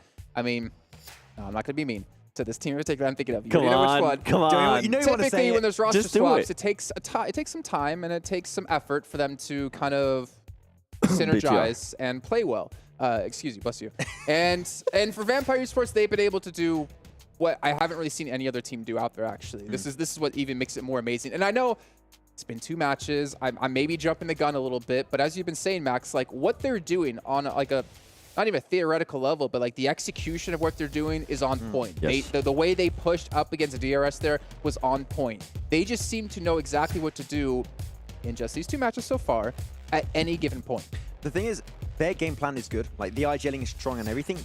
What really stands out to me the most, and I don't know if you agree potentially, Seven, with that, is the speed at which they execute their plans. The moment a circle pops, they go for the shift. They just go for those positions. The moment they need to start playing aggressive against another team, they instantly start to do it at the best opportune moment every single time. And I think the reaction time and the speed at which they execute their game plans is really what sets them apart from and then almost a majority of this lobby right now. Yeah, and I think that's what that's kind of what I was hinting at too earlier when we were talking about how they were able to rotate, right? And on top of that, they were able to just push off RA. They were able to get some eliminations on them. And all of a sudden, RA was nowhere to be seen. We were like, okay, RA is probably going to cause a problem there for Vampire Esports. Nope. It so happened that Vampire Esports just completely ambushed them. So yeah, the speed that they're being able to execute their plan is pretty impressive. You can really see R8 on the back foot. They were like, wait, they're already here? They're like, wait, what? At this point, that's too quick. Well, let me change it up here, right? Because we talked about Sem9. We talked about the bridge camp. The bridge camp they did on the Eastern Bridge. But let's talk about the Western Bridge, because we did have Agon I8 there as well on the Western side. But they didn't accomplish nearly as much as we'd liked. And we actually kind of criticized them for having like a 3-1 split at one point, because they had one player more towards the actual center, towards military. And then they eventually like rotated at the wrong time. And then we're like, oh, why didn't they stay there longer? They could have camped this team out. I mean, you're lucky that clsh is not casting right now into the next game, because he would have been furious. He's fuming. Okay, in the green room, he's like, they're split again, holding splits. We saw that from Aton in the first game. We saw that then from I8 on the Western Bridge. We need to see teams that hold these strong positions not go for these massive splits. A 2-2 split, if you really want to have multiple angles, I understand. I would appreciate it, mainly from Aton on Trifecta in game 1. I would have liked to see that from them. But these massive splits we're seeing from teams is just, I would say, 7, completely overkill. So I want to see I8 maybe just try and rethink that position. A lot of teams are going to come that way. Just try and put all your forces on the bridge, because if you're just trying to scout and do everything, if a team breaches you, you don't have the firepower to back up the bridge camp. Yeah, and that's why I think that's why we were giving so much credit, right, to Sem9, the way they were able to just accomplish that bridge camp on the east side too, the way they were able to manage that. They didn't overextend. As soon as they saw that it was going to be more than one team, they decided to wait it out and see which one was actually going to make it pass closer to them, being able to get those eliminations, which they were able to get, even though they didn't really overextend, they didn't do anything crazy, they were still able to manage at least 4 eliminations, which was quite impressive. And on top of that, they had so much real estate to work with towards the north that it ended up working out perfect for them. And that's a team that definitely needed a bounce back. I mean, I think they ended up in the first game 16th place with just 2 elims, so it's good for them to be able to bounce back right away. It's really funny because you're looking at the bridge camps in these games. You can see Western Bridge, how not to bridge camp, Eastern Bridge, how to bridge camp. You got perfect examples on the execution of both sides, pretty much. Yep. Okay. Well, no, I really got to catch myself here when talking about certain teams in my head. Just say it. I want us to talk about Mizexis a little bit. Because I think there's not a lot of high expectations for this team, just based off the fact they had to kind of come last minute, right? And Hyper, unfortunately, couldn't get the visas to be here. Yep. I think they could be technically a bit of a dark horse. Now, I know, hold your jaw. It's okay, 7. But think about it. They've kind of like come in with 0 expectations on them. They were a replacement team. we saw them in scrims. They were able to fight against decent teams. We saw them even here in the first couple of matches having some good little battles. I think with a team having no pressure on them means they can be unhinged and they can just go crazy, and that can make them a lot stronger than they previously have been seen. I know you want to jump on that. You can't see it right now at home, but the look Seven's giving me is just like he wants to just jump on this and tear me apart. I mean, Sextus, 8th place in PMPL NA, and as everybody's been saying, including John Allen, one of the weakest regions out there. I can see the angle that you're trying to put it. The only reason why they currently are within at least even have some points is because they were able to get some good points in Sandhawk with the Madness. Then we went on to Erangel, and they ended up with a big old donut. If we are going to try to hint at maybe them being a dark horse, maybe being able to suppress a lot of teams, I think I have to wait to see what they're going to be able to do, at least in the next 2 Erangels. And not to be too critical about NA, but it feels like it's kind of a training ground, and every time you have like a star player, they get picked up. Coops, over to Ningma Well, you gotta Galaxy. bring that The up. entirety of NASA getting picked up in the MENA region. And they do pretty well too, like in that region, so it's pretty interesting. Well, you break my heart, I got you 7. I got you 7. How's Gamelord doing over in EU? Oh. Too soon, Jason. Too soon. Wait, dude. I mean, you're right. That is kind of the problem with NA at the moment, is you get these teams who kind of reign supreme in the region, and then unfortunately they kind of come apart. I mean, it's been a while since NA has been, I want to say, towards the top of the leaderboards, because we think back to the Cloud9 days, the Tempo Storm days, wildcard days. Like there were some really good teams and good players, but unfortunately it just didn't pan out in the long run. I mean, even when we were doing an A, that was one of the big question marks, right? We were just wondering which team was going to be the team that was going to be able to step up and take over Knights after they split. We thought it was going to be in Hyper, but then we weren't quite sure. And then I honestly still feel like there's no certain team from an A yet. Since World League, yeah. So you're not a believer in the team that I refuse to predict a single time during the league stage. I don't know what you're talking about. Who? YKG? Oh. Joey? Your boy Joey? Your boy Joey. Wait until Hajuk starts casting till we say that. Okay. Well, I think, I mean, none of us can argue with what John said. Unfortunately, NA is the weakest region at the moment. I think that's not necessarily related to the players in the region. Well, okay, yes it is. Let me rephrase that. It's not related to the skill of the players. It's related to the egos of the players. Because you don't see teams stick around as 4 that long. If they don't do well in the PMPO, all right, well, we're going to change rosters. Yep. Look at some of these other regions. Like, I can think of Team Queso for like 2 years, or UDR Killers. Like, they stuck around as the same roster for like 2-3 years because they realize it takes time to synergize, it takes time to improve, and just changing a player won't necessarily fix things. But clearly they didn't see Vampire Esports. But no, yeah, that's kind of what I was getting at, right? Is that the egos definitely become an issue in North America. It's the NA talk show here. Well, I feel like it's always been. Not the NA talk I mean, show, but we can talk about ego. EU, to be fair. I mean, if we look at NA, right, EU got a massive step up with like PMPL CIS kind of ending, and the CIS teams coming over to either Africa or obviously over to Europe, and you guys got so strong teams now that even like the teams we were looking at when I was back doing Europe with you guys, that were like decent, they immediately became like bottom tier because of the caliber of teams coming through. Yeah, even though you could bring up actually Gamelord, it's still a bit too soon for me to talk about, but you could bring up Gamelord. They absolutely, they sucked in the full season of last year. Like they had a horrendous time. But the fact that you had the additions of these CIS players, a lot of teams, including Gamelord and a lot of the regional teams originally from Western Europe, have improved significantly. I think it's still too early to see some of those OG Western European teams play at this level, but it's in the process where you could see some up-and-coming teams from the region outside of your Gladiators, etc., that can make it into PMWI, PMGC, etc. I mean, I think of actually even some Romanian teams. Shout out to the Romanian crew here. Nexus.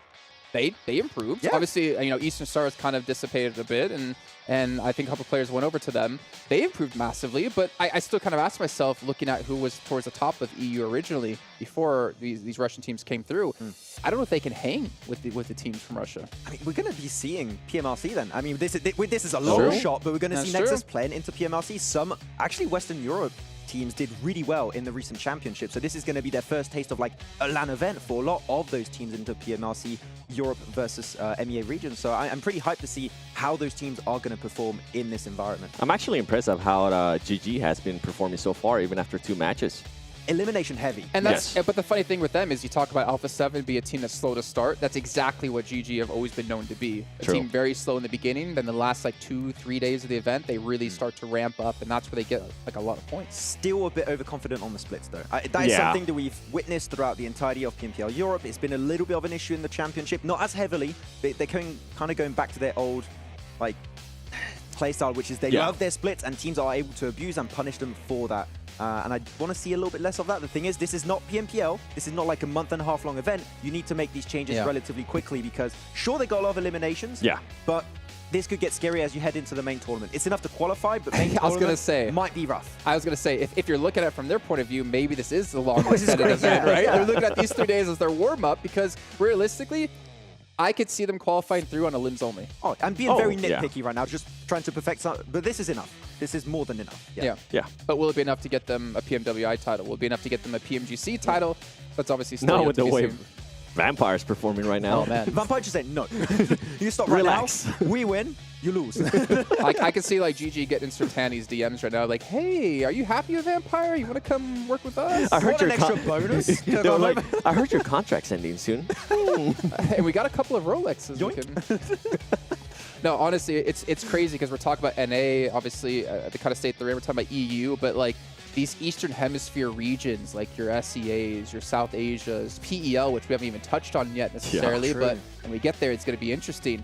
It just seems like those regions have such a high density of high-skilled players and teams that even with like roster swaps in like the Southeast Asia region, teams still work. Like, I mean, obviously Alter Ego was a little bit of a different tale back last year when we saw 22 PMWI, but it is going to be tough here for any new team, I'd say, in those regions to compete. And honestly, you could probably take some of these positions we've had, put in some of these extra SEA teams, and the elevation of the tournament, like the skill of the tournament would still rise. Yeah, it's not the main tournament yet, but when we get there, I got like I got like 5-6 pages on like Stalwart on your alter egos, and there's just so much potential behind the individual prowess of these teams, and of course the team play of these teams with Rosemary. I'll talk a lot about Rosemary in 3 days' time. Don't worry, it will be coming up, but the competition, once you make it through the All-Stars event, it's going to step up significantly in the main tournament. Like, teams actually qualified for that event, and you're looking at your teams, like you're looking at Flux, you're looking at Stalwart, Alter Ego. It is rough to go up against those teams, so okay, I'm going to say everyone away. We don't want to qualify. We don't want to make it. don't spoil everything yet, okay? You get me hyped up for the main event, though. But now let's bring it back. I actually want to talk about Atani Esports, because this is a team that was in PMWI last year, and they had a horrible performance, and I mean absolutely horrible. Ended up in 17th place, and so far after 2 matches, it doesn't seem like they're actually going to give in. It's just after 2 matches. But right now, they're currently sitting in 16th place, so they've improved by 1 place. That's not what we want to see out of that team. Considering that at one point, that was the strongest team out of their regions, too, out of Latin. It's not that way right now, but I expect a lot more out of that team. I mean, let's be fair, though, right? Like, obviously, Vampire is soaking up so many of the points, getting up to 40 points in 2 matches. As we did talk about when we saw the overalls, there's like 1 or 2 points that separates like a 5th place team from like a 14th place team. Like, it is still insanely close. So it's obviously we can be a little bit hypercritical from what we've seen so far, but those standings will drastically change over the course of the day. Yeah, I mean, as you said multiple times, it's just 2 games, right? Yeah. 1 game you can catch up, you can potentially overtake Vampire if you're Gladiators or a team in that top 3 kind of position. So I'm expecting things to change around a lot, and the teams at the bottom, the fact that, I mean, we had an Erangel now, it feels like a long time ago, but you had a lot of time to think of what are you going to do in your next Erangel, okay? You could have done a full scrim by now. So Well, to be fair, right, that's also something we need to take into consideration, is that the technical issues, they do happen sometimes, unfortunately, at events. Are you a team that can keep your mental during this time? Can you stay focused? Have you been discussing like what went right, what went wrong? You should be using this time to not be frustrated that you're having to wait to play, but rather to improve on it. Because again, you're limited. You have 16 matches left. Why not take this, 10, 20 minutes to figure out and to try to like make some adaptations into your strats? This is the prime time to get your coach involved and just to like discuss with the team. You have time to check out the VODs potentially of the first 2 games, see what didn't work out, what did work out, and make iterations. And the coach of Alpha 7 actually is very involved with the team. I wouldn't be surprised if he's backstage with the team, just checking how can we speed up these rotations to be more involved in the late game. I feel like that's the main one for Alpha 7, and then for some of the other teams towards the bottom too, especially for Atani Esports, is don't get into unnecessary fights. Don't be getting into fights where you are so far away from the circle. Think about the end game. Think about being able to put yourself in a position where you can not only going to be getting those placement points, you're also going to be able to start getting those elimination points, because we've seen it over and over again. Teams, it's a lot easier to third-party fights when we get towards the end if you are able to put themselves in a good position. So basically, go watch what DRS is doing if you're Alpha 7. Do that, but then play your own style when you get to that point. Yeah. Be aggressive on top of that, and you'll be good, pretty much. Aggressive. Yeah. Be aggressive. I actually did do cheerleading in high school for powder puff is what we call it, where the girls play football, American football, and the boys cheerlead. So I have a couple of cheers. I'm not going to do them. And luckily there's no prediction game here, because that probably could have been exactly what got me to do it on air. But it is getting really tough here for these teams. Obviously, you're seeing some... I think if we talk about DRS, actually, I know we touched on them a little bit earlier on. Yep. I feel like they've been like the bread and butter of the Nepal Pride for so long. Yeah. But it's just unfortunate they haven't really had, let's say, that breakout moment. I mean, PMGC, obviously. Yeah. It's interesting for DRS because they've been present since forever, it feels like, in PUBG Mobile Since Esports. the inception of PUBG Mobile Esports. you could say that, really. And they've always made it in these big events like PMWI. They made it into PMGC League stage. But they really, rarely, I would say, perform well after qualifying in those big events. Regionally, they'll do well, but outside of that, not really. But just since PMGC Grand Finals of 2022, we have actually seen them be up there. Like, they got a second place in PMGC Grand Finals, and they have been doing some really effective moves in the PMWI already. So I feel like this is the strongest we have ever seen a DRS roster actually be. Of course, there's been a lot of rotations in players, etc. over time, but I feel like this is the best iteration of DRS we've ever had in PUBG Mobile Esports. But can they take that next step to actually start putting up those elimination numbers, start putting up those performances that can actually become champions? I want to start seeing that, right? And I don't know if at this point it's going to take more of what Vampire Esports was able to do, right? Bring on some fraggers to actually start doing that as well. Can DRS do that? The thing is, now with this extra time, you can look back and see, oh, Vampire, this is working out really good for them. If it's working in this type of lobby, maybe we can learn and get some teachings out of that playstyle and try and apply it to our own gameplay. So DRS, of course, want to see more aggressive playstyles. Alpha 7, more rotation-heavy focused moves. So I feel like this extra time can be really valuable for these teams. I think DRS can do it. I mean, they're putting themselves in such great positions. They just need to take advantage of them. Exactly. If they started moving maybe a little bit quicker onto Vampire's position, or at least try to go for an off angle, maybe Ravenclaw can't play the rooftop as well. To be fair there, right, I was at least looking at it when Sem9 were being knocked by Vampire. That should have been a moment for DS to push into that. You said that. Either onto Vampire or onto Sem9 to get those extra eliminations for the extra points. But I did actually get information here for production. We actually know what's causing the technical delays. All the other 17 teams got together and like, no, we need to delay this. We can't let Vampire keep running away with it. No, that's obviously not what happened. We do apologize for the delays. We are working on it the best we can. Hopefully we'll have it sorted as soon as possible. There's only so much we can do here on the desk. Yeah. I think Choco got lost when he was doing the thing. He was like, where's Choco? There's so much meme potential there. There really is. I really want to see some, please. Well, where's my team? His team just keeps going. When your team decides to do a 3-1 split and you're not told. He just wanted to play. Like, he was going straight to where they sit, and the team had to walk out. And he's like, no, I don't want to do the introduction. I just want to play. Let's get a game. Let's go. Yeah. What about Falcons, right? We talk about DRS a little bit, but Falcons, for me, they had a phenomenal performance last year at PMWI. Obviously, completely different team. Yep. But what I'm getting at is, like, Team Falcons have so much... how do I say this in a nice way? They have so much support from the organization. There we go. That's what I was looking for. If you ever looked at Falcons in other esports titles, they have support like crazy from the organization. And if we talk about pressure, we talk about like people having eyes. Falcons have to be feeling it just from their own org alone, that they had to perform. The amount of like money and time and investment that they're being given to the players, they've got to be able to show up. You've got strong individual players. You have TQ, you have Acer, which are doing great for the team. But more specifically, one thing that hasn't been mentioned for the team, and we remember last year for Falcons, their coach, analyst, was Joyboy. And he's back for the team this time around. And that kind of knowledge, experience from the coach, Joyboy, is really valuable for this team. And it might take a bit of time because this is a team that isn't really used to this stage, used to playing against these teams. But I feel like you give it a little bit of time. I think especially this first day, they might come back with a very effective game plan tomorrow to dominate. It was good to see that they were able to take advantage of Sandhawk, right? They ended up, I think it was with the 3rd place finish, only 2 elims, but at least being able to get a good little kickstart, being able to start off the tournament well and not have as much pressure on their shoulders. If If they went like, let's say 16th place, 0 LMs back to back, oh man, that pressure starts building like you were saying, Jason. 16 plays, 0 limbs. That sounds very familiar with a couple teams. Do you know which ones I'm thinking of in North America? I don't know what you're talking about, sir. They're fantastic. They are the opposite of busy. And I can't think of the last word of how I kind of hint at it. What about Infinity IQ? Coming in from Vietnam, everyone knows the Infinity, the Thai team. But coming in from Vietnam, different. I'm trying to get. I was right. You're running under the kind of similar name, right?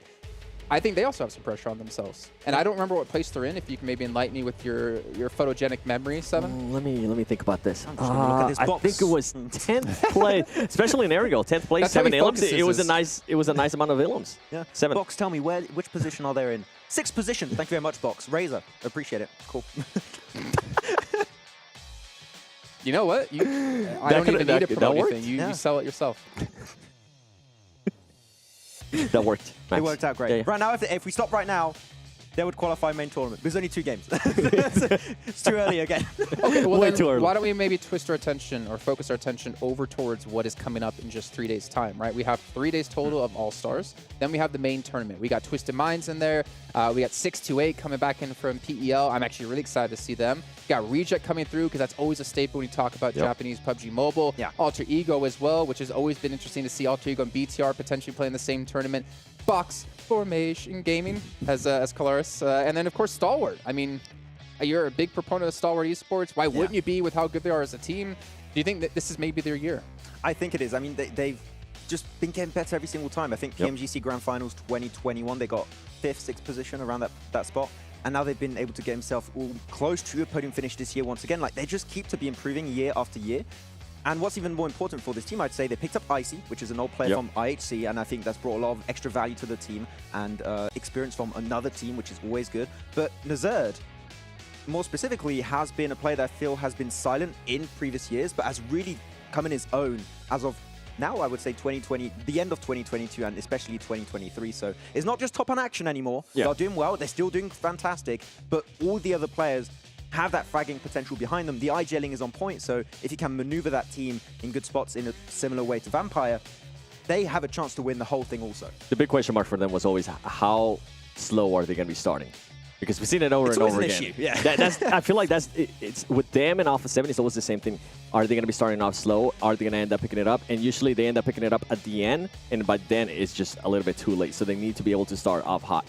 I would say Senator is a big reason why they're able to, after a bad day, to be able to recoup, get some research done, and then just start building some momentum. Like Senator, the coaches, Sir Tanny, Joy Boy, Senator, you've got so many big name coaches that are able to just put the team in the right mindset before these matches. Even after a bad day, they can catch up. I mean, Alpha 7 too, slow start to get that momentum going, and they're just going to dominate the lobby. So Senator is a big reason why I would say the entirety of Stalwart is so relevant to this day. I think that's what we saw actually in their breakout tournament. I think it was PMGC, if I'm not mistaken, right? In like a league stage, and we saw them have a breakout moment. We talked a lot about it, about like the coaching staff behind the team and how quickly they were able to adapt day in and day out.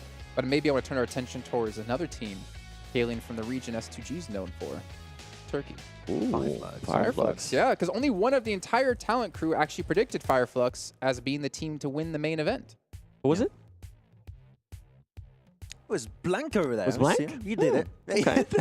I mean, Fireflux, still a really strong team when it comes to macro, etc. But really where they stand out, I would say in a similar fashion to Alpha 7, is when they start to be aggressive. Yes. If they're in a good position and you're starting to push against them and it's 4v4, you're not going to win against Fireflux. All right, well, ladies and gentlemen, it is time. Again, we do apologize for the technical delays, but our third match of the day, which is our second Erangel, is kicking off right here, right now. Jordan Blank, get us in there.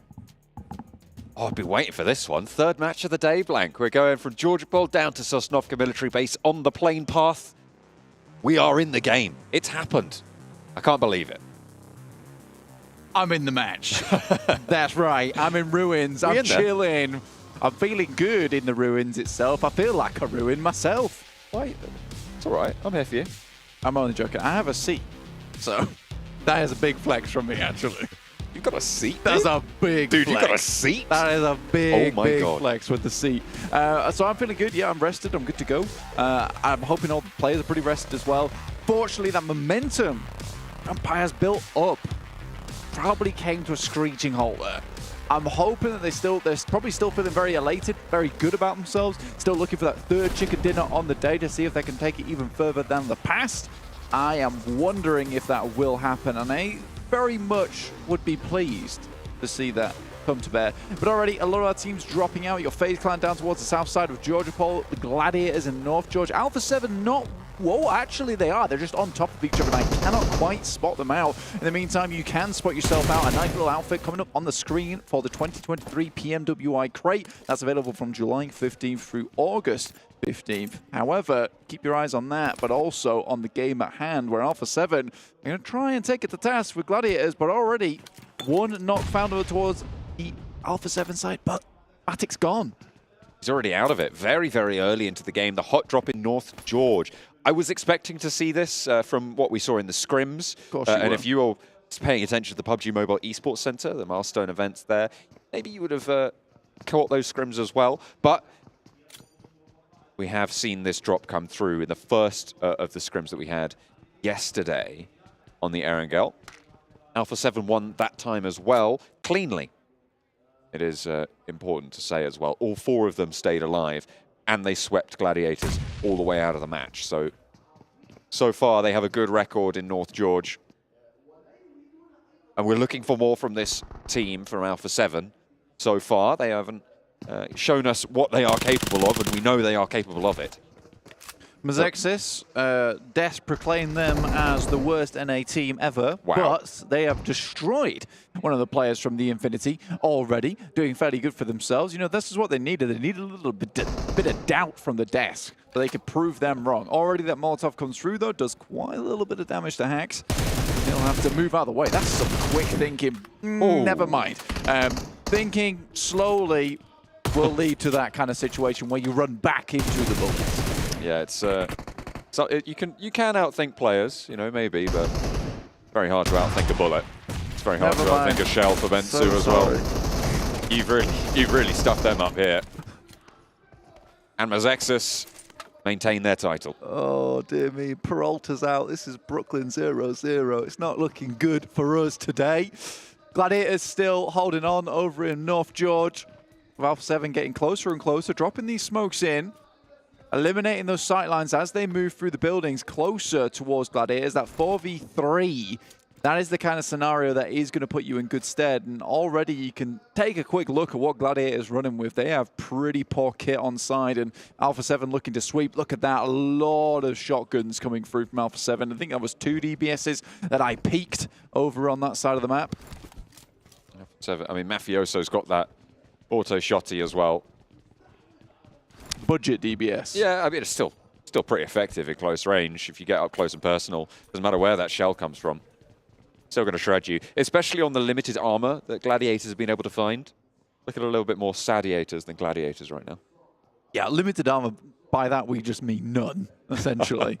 So these guys are wrapping bandages around themselves as much as possible to try and create a thickened cloth barrier. It doesn't work like that. Nobody's told them. Have they not? No. No one told them about the mummy strat? No. No, that's unfortunate. Well, we'll keep that one to ourselves for the time being. And you guys, obviously, don't try that at home. Just get a vest. It's way better. Even level 1 vest. And a pan. And a pan. Pan, level 4 armor, as we all know. S2G did move down from the northwest side in box compound. They're heading towards Rozhok just to regroup the rest of the team. That's a smart play as well. They picked up the key vehicles in that area. So we'll be slightly scuffing the performance coming through from both Alpha 7 and Gladiators, whoever makes it out of that situation alive. Ferrari getting the window peaks. And the shotgun shells as well with the pump action. Bensu with a double barrel. Yeah, Mazexis did just get torn asunder there by Infinity. Yeah, the desk were right. Yeah. Basically. 7 was very right. I tried to make a funny, and I became the funny, unfortunately. You've always been funny. Thank you. That's really nice of you. I appreciate that. Anyway, back to the game. D plus Kia over towards the eastern side of Rozhok. You know, I disagreed with the desk comments on DRS, and I'm a bit worried about this because every time I disagree with the desk so far, it's come back to haunt me. But I will disagree with them again Just because I know that DRS is a passive team, but if that works out for them, that's fine. I somewhat am on board with what Seven was saying about the aggressiveness that needs to come through. I do think they come out a lot of games with very few eliminations, but they're very good at like finding little areas to get in towards the circle, maneuvering their way around teams, and finding those spots of cover to play in. Now, I will disagree completely with that last game, saying that they were not aggressive enough to get down the hill. I think it was Tony K's greediness and the rest of the team, like Schweppes moving up, that forced them into a position where they were setting up to crash, right? That's exactly what they were doing. They're dropping the smokes, and immediately what Vampire do is like, we're going to stop you in your tracks. We're dropping down the caltrops. You can't go any further, dropping the nades through, which delayed them long enough for a situation where the two guys, as backstops in the building, it was impossible to push down towards them. So I think DRS, it was less of a situation where they needed to be more aggressive and more of a situation you got outplayed. Yeah, it was a tricky spot either way, really. It's hard to navigate that sort of thing. And they got deep into the game as well, playing second place. That's a good result, pretty much no matter what. Vampire, they've had the best results so far, undeniably, with 2 first-place finishes, 2 chicken dinners in 2 matches. Pretty hard to top that. 7 eliminations on the first one, a little bit quieter on Sandhawk, but 13 on Erangel. It's a really, really solid total coming through. 2020 scoreline. Perfect. It is a perfect 2020, which is always nice to see. For them, hindsight is not 2020. They're always looking forward because they still did well at PMWI and they're going to do well again over at the second PMWI. I'm pretty excited to see what they can do here in this match. Oh, sorry, I've been delivered sandwiches. I know that sounds crazy, but it is what just happened. I'm trying to keep it together. Yeah, I know you are. I know you are. It's not going well. Oh, but dear. man, the guy. Look, I'll tell you right now, the people here at the event, they're awesome. Absolutely, they're awesome. I just did not expect sandwich to desk delivery. That was crazy. I've never seen that. That was outrageous. I love it. I love it. That's the best rotation I've seen all tournament. Oh, absolutely, man. Hard start shift. Let's look at that because it's cut the. Let's pay attention to the game because we've got that cuts out the river, which is a major feature for a lot of teams in terms of their decisions on rotations. Right? Are you going to hedge your bets, stay a little bit north? No, you can't now. You are going to have to move south. Stop smiling at me like that. I'm sorry. You hungry yet? I don't know why. I've got ages, mate. You have got so long. They smell good. I'm going to have to move them away.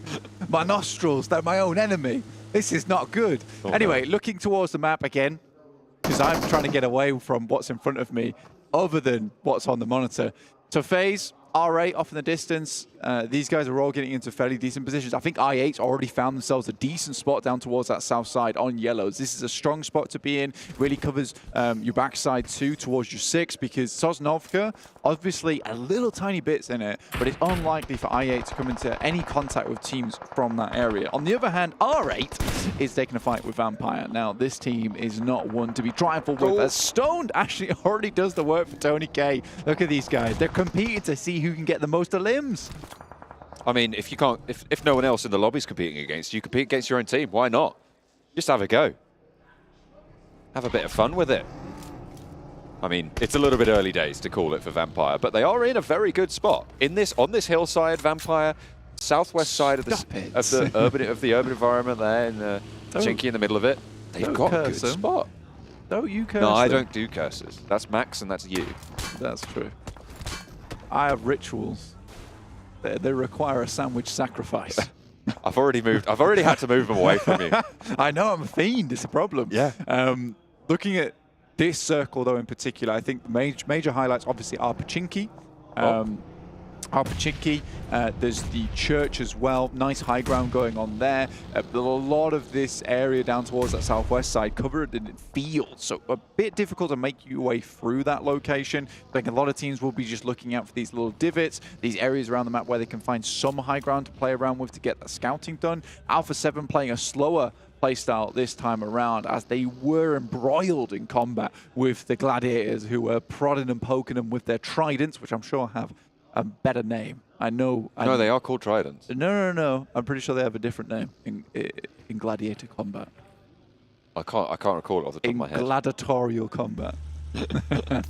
Sorry, I know you like to be correct, so I'm just trying to be on brand. I mean. Yeah, there it is. There it is. But yeah, so they were really very much taking up a lot of their time over on that northwest side. But Alpha 7 opted to go down towards that western side. I like this decision as for. I think it's a little bit more acceptable for you to take the fielded crossing, trying to predict that these teams would not go for that position. However, it has moved further down towards the south. There are some compounds on the edges of the field. So great. This is great news for Alpha 7. The net man. The Roman. I did just look this up. The Roman gladiator who uses it is a trident. Is the Retiarius? Yeah, Retiarius. A Retiarius, which literally means net man. Yeah, in layman's terms, the net man. The net man. He throws a net at you. Yeah, can't get out of that. The world's first original superhero. And they do like to sort of throw those nets out, try and embroil these teams. Unfortunately, sometimes there are those knives that can cut loose from that net. The gladiators. And Alpha 7 showed us that it is very much possible to do so with Matic being that loose thread.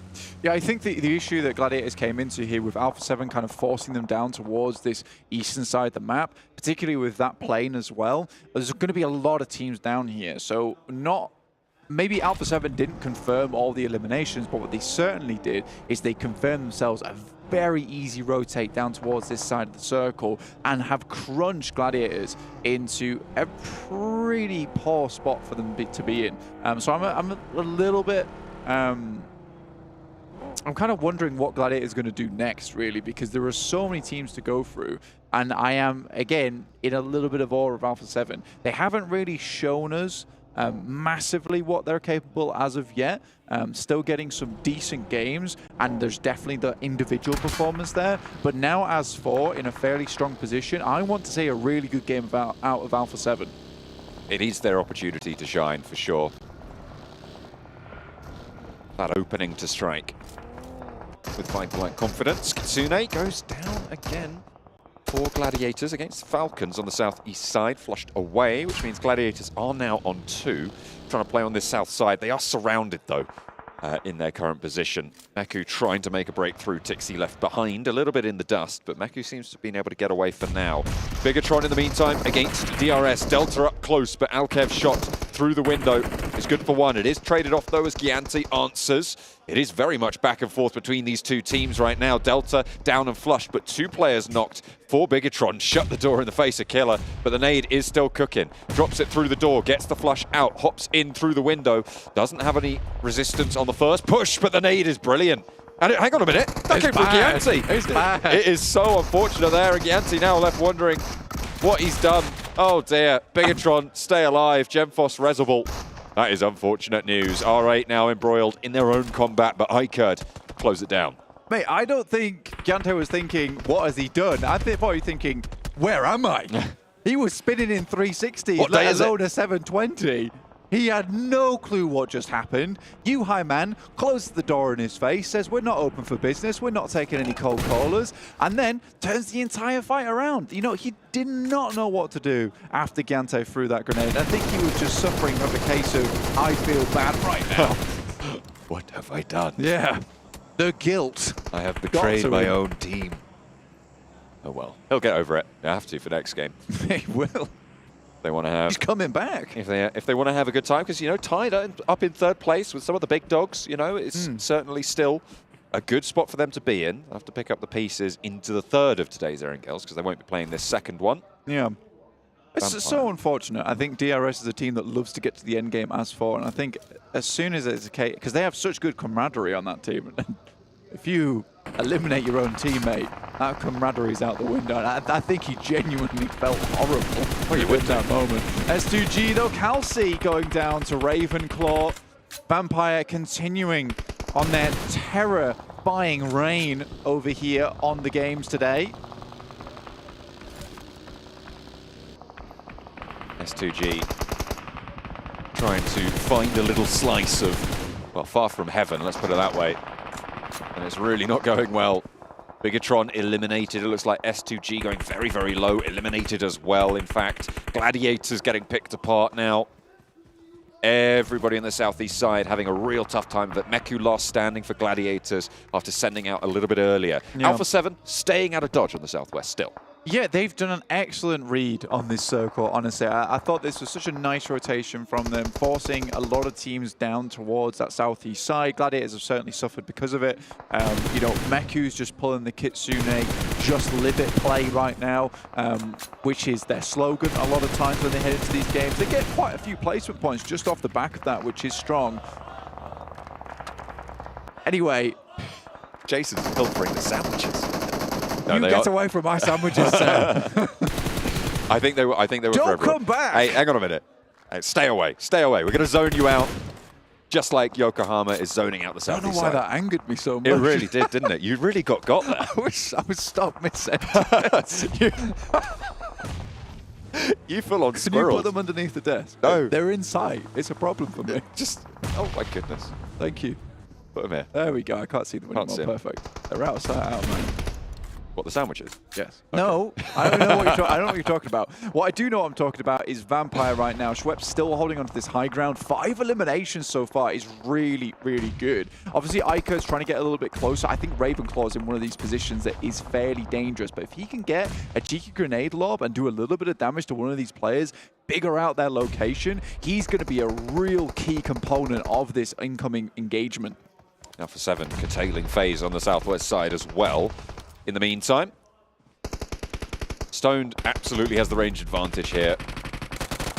And yeah, Ravenclaw's just got to light him up on the side swipe. Iker falling like dominoes. Ali last standing now for the roster. Oh my God, they're so good. And they call that one the Schweppes sweep.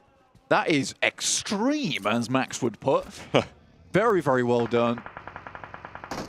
Honestly, Ravenclaw has always been such a standout member for that team. Did FaZe just take down Alpha 7? I think they did. I think FaZe just wiped down Alpha 7 on the southwest side. There's no way that just happened. Yeah. We were on board with Vampire cleaning out the north side, and we missed Alpha 7 on the southwest. That's such an insane... So that must have happened so quickly, John. Yeah. And That they didn't is lose a very player. confident. No players lost, just one knock. That is crazy. They're not going to be happy about that. And this is why I wanted to see the full team shebang coming through from Alpha 7, and they just have not shown us it here as of yet. It's just Revo, my favorite player, who's doing well, which I'm happy about. But I think that he would also like the rest of his team to start stepping up a bit. Needs to be a bit of chopping and changing coming through. D plus Kier losing one more and down to 1 now. 9 teams remain, but 3 of those only have 1 player. And Infinity IQ, they've just been bumped down to 1 as well with a knock sent their way in a very low HP bar, in fact, eliminated fully. They are starting to drop now, so we're down to 7. I only, about 3 seconds ago, said there were 9 teams. Yeah, it's really, really dropping fast, and this is what we're typically seeing. Most of these matches so far, John, is just from stage 4 to stage 5. We're going right back to the good old days. The Thanos snap of stage 5 is coming in, where we're just losing a lot of players very, very quickly. Meku, again, he's really pulling out the Kitsune just live it play, and it's working out very well for him. He's out in the fields, could even get a top 5 off the back of this, which will take this lackluster start to their game to the next level, to a luster start to their game. Yokohama Donuts, Varel losing a player to a nade. You didn't like that? I didn't get it. Okay. Is the issue. Aegon XI8 putting Ordnance down the hill towards the position that has been held for quite a while by this team, but they'll try and fight their way through and do so fairly successfully. Ozzy-san going down. Tony K actually picking up that point. Nicely found. Blade gets another nade over onto Naoto. And Tony K picks up the point. Oh my goodness me. Vampire just pilfering, plundering the ill-gotten gains from atop the ridge. Vampires aren't in the most amazing spot coming into the later part of the game, but the fact that they're still just taking shots so confidently is incredible to see. Yokohama holding on for themselves. Missile, Kazemaru inside the shack. Obviously, as teams get closer, that will become more difficult to hold on to itself. 6 teams remaining. Meku still in there for the Gladiators, which they must be really happy about. The thing is, Alpha 7, look at this. They're actually going to have a worse result now than Gladiators. Really, really well done coming through from FaZe Clan to pull that one out. Now they're 4 players looking to take control of the circle. Yeah, FaZe has already struck out towards that middle, and it's going to slow down Aegon XA8 trying to descend here. Won't be too much of a barrier to getting on in, but Yokohama Donuts will fall. Their goose is cooked for the time being. Falcons yet to leave the safety of the buildings atop the hill, but they'll have to do so now. FaZe have probably one of the better spots here, but Vampire are looking to sweep. This is an interesting sweep as well. They are so aggressive on it. Schweppes turns the vehicle around, grabs the wheel, spins that one for 6. Demolition Derby coming through for the Vampire Esports sweep. And that's what you love to see. This is confidence. We were wondering, can they keep this momentum up through the downtime? That's crazy. Blank, we've got our answer. It's absolutely yes, they can. Look at this. They've left Ravenclaw on the back angle as well, on that off angle on the north side, looking out towards those fields, trying to keep that pressure that they've had the whole time. It is still a phenomenal positional performance from Vampire. The question is, can they breach where Aegon XI8 I would say, failed to do fully successfully, get up to that shack and foothold there, leap into the fields. Yeah, like I said before, this is always going to be quite a difficult rotate for Vampire themselves, but the smokes are down, UZM's out, a Molotov through the side, just guessing where that Molotov's going to land, and it starts to put Falcon in quite an awkward spot. Stone's in now too, Falcon has oversight, and they're trying to finish off this fight as quickly as possible. Falak's burning, will have to move out, but Ravenclaw goes down to FaZe. As does Stoned as well from the high ground. There is an answer, Schweppes is still alive, as is Tony. Schweppes has to reposition, will get felled in the meantime. This push is so difficult to make. On the outside of the circle, Vampire, no matter what happens, they've had a third excellent game. I feel like our excitement is slightly curbed by the fact they're coming off a back-to-back chicken dinner, but they have 15 eliminations here, Blank. I want them to get one more elimination and then go out, because then they will maintain the perfect score of... wait, is it? No. I think if they got it now, they'll still be on 21, If they get a chicken dinner with no more eliminations right now, then they'd keep the perfect balance. No, because it'd be 20. They'd be over 20 at that point. Would be bad. They'd be at 25. I'm not entirely sure what you're getting at. 15 points for eliminations. They're on 40, so 20 points on placements and eliminations each. If you want to keep it even. I see, yes, mate. Yeah, that's what I want. Yes, 100%. Yeah, so they've got to win right now with no more points. Okay. If you want to keep your balance. Win right now with no more points. 7 eliminations for Tony. Oh, that's not happening for me then, is it? Yeah, Tony's been... I think he's redeemed himself from last game. He did pinch away 2 of those points on the hillside. That's fine. I still think there's redemption there. Ooh. 6 moves in for Falcons. Teak off in the distance now, maybe looking for a little bit more. And FaZe, furious with this approach onto one of their players. Now looks to rebuff them. Maku just living it as per usual. Might be able to get himself a top 3, which will be one hell of a result for Gladiators. The name of the game is Don't Die for the Longest. That's a bold vault coming through from Mela, but somehow he makes it. Looking for the res as well. That's crazy that he managed to make that, to be honest. I'm very, very surprised. Yeah, as am I. I don't think I've seen that play, that maneuver, come out very often. An epic maneuver. Absolutely. And getting that discipline to make that play, it's slamming his palms against quite splintered wood. Yeah, in the face of gunfire. Yeah, difficult, I would say. Yeah. Vampire, though, 2 players. Certainly possible to pick yourself up a chicken dinner from this position, particularly with the way FaZe is split up right now. It will be very difficult for them as they are outside the circle. They're exploding vehicles, making sure they don't get taken out as they cross. Again, Maku still in the circle. They have smokes available to them, does Tony K. They did get a massive resupply on this shack. But yeah, moving over towards FaZe with 2 players playing backstop, as well as 2 players in the front. It's going to be hard for Vampires to get this triple, to get that turkey. Most likely they are going to be looking towards Meku's position as well, right? That is a shack that is in the next zone. Schweppes has already moved out a little bit.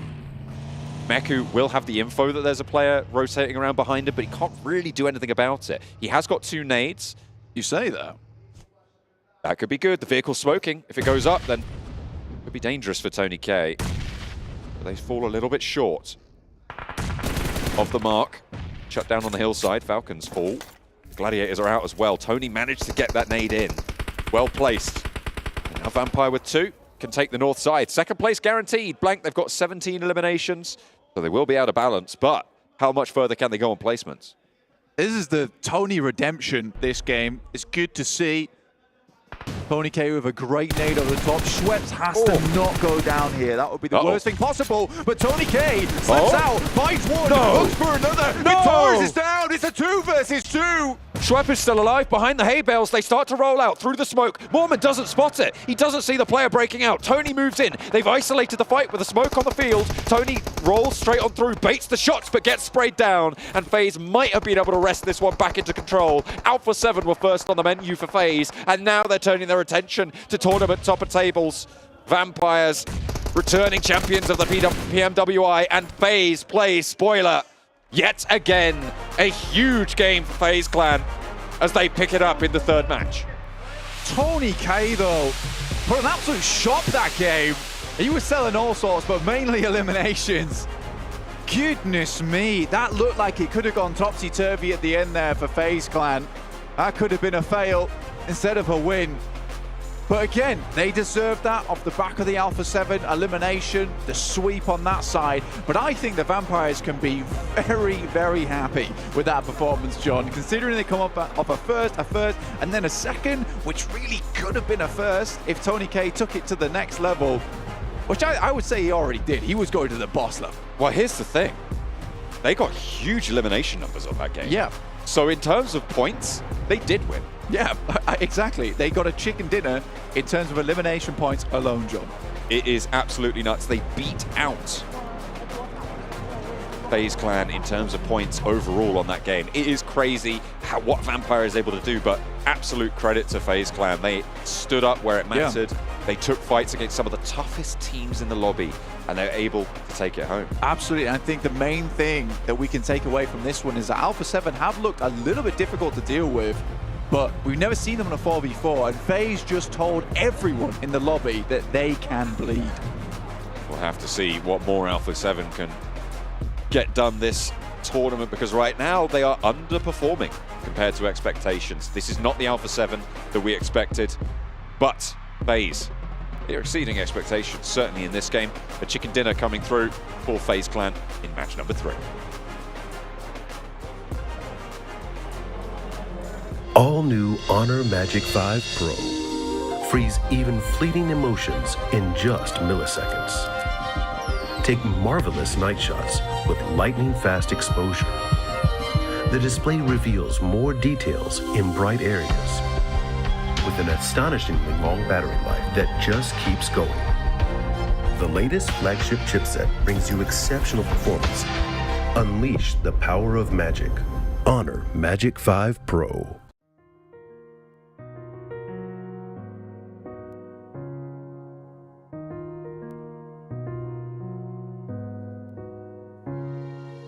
الحياة لحن، ولأننا جزء من مقطوعة عظيمة تحركنا، تلمسنا، تصنع من لحظاتنا ذكريات بديعة.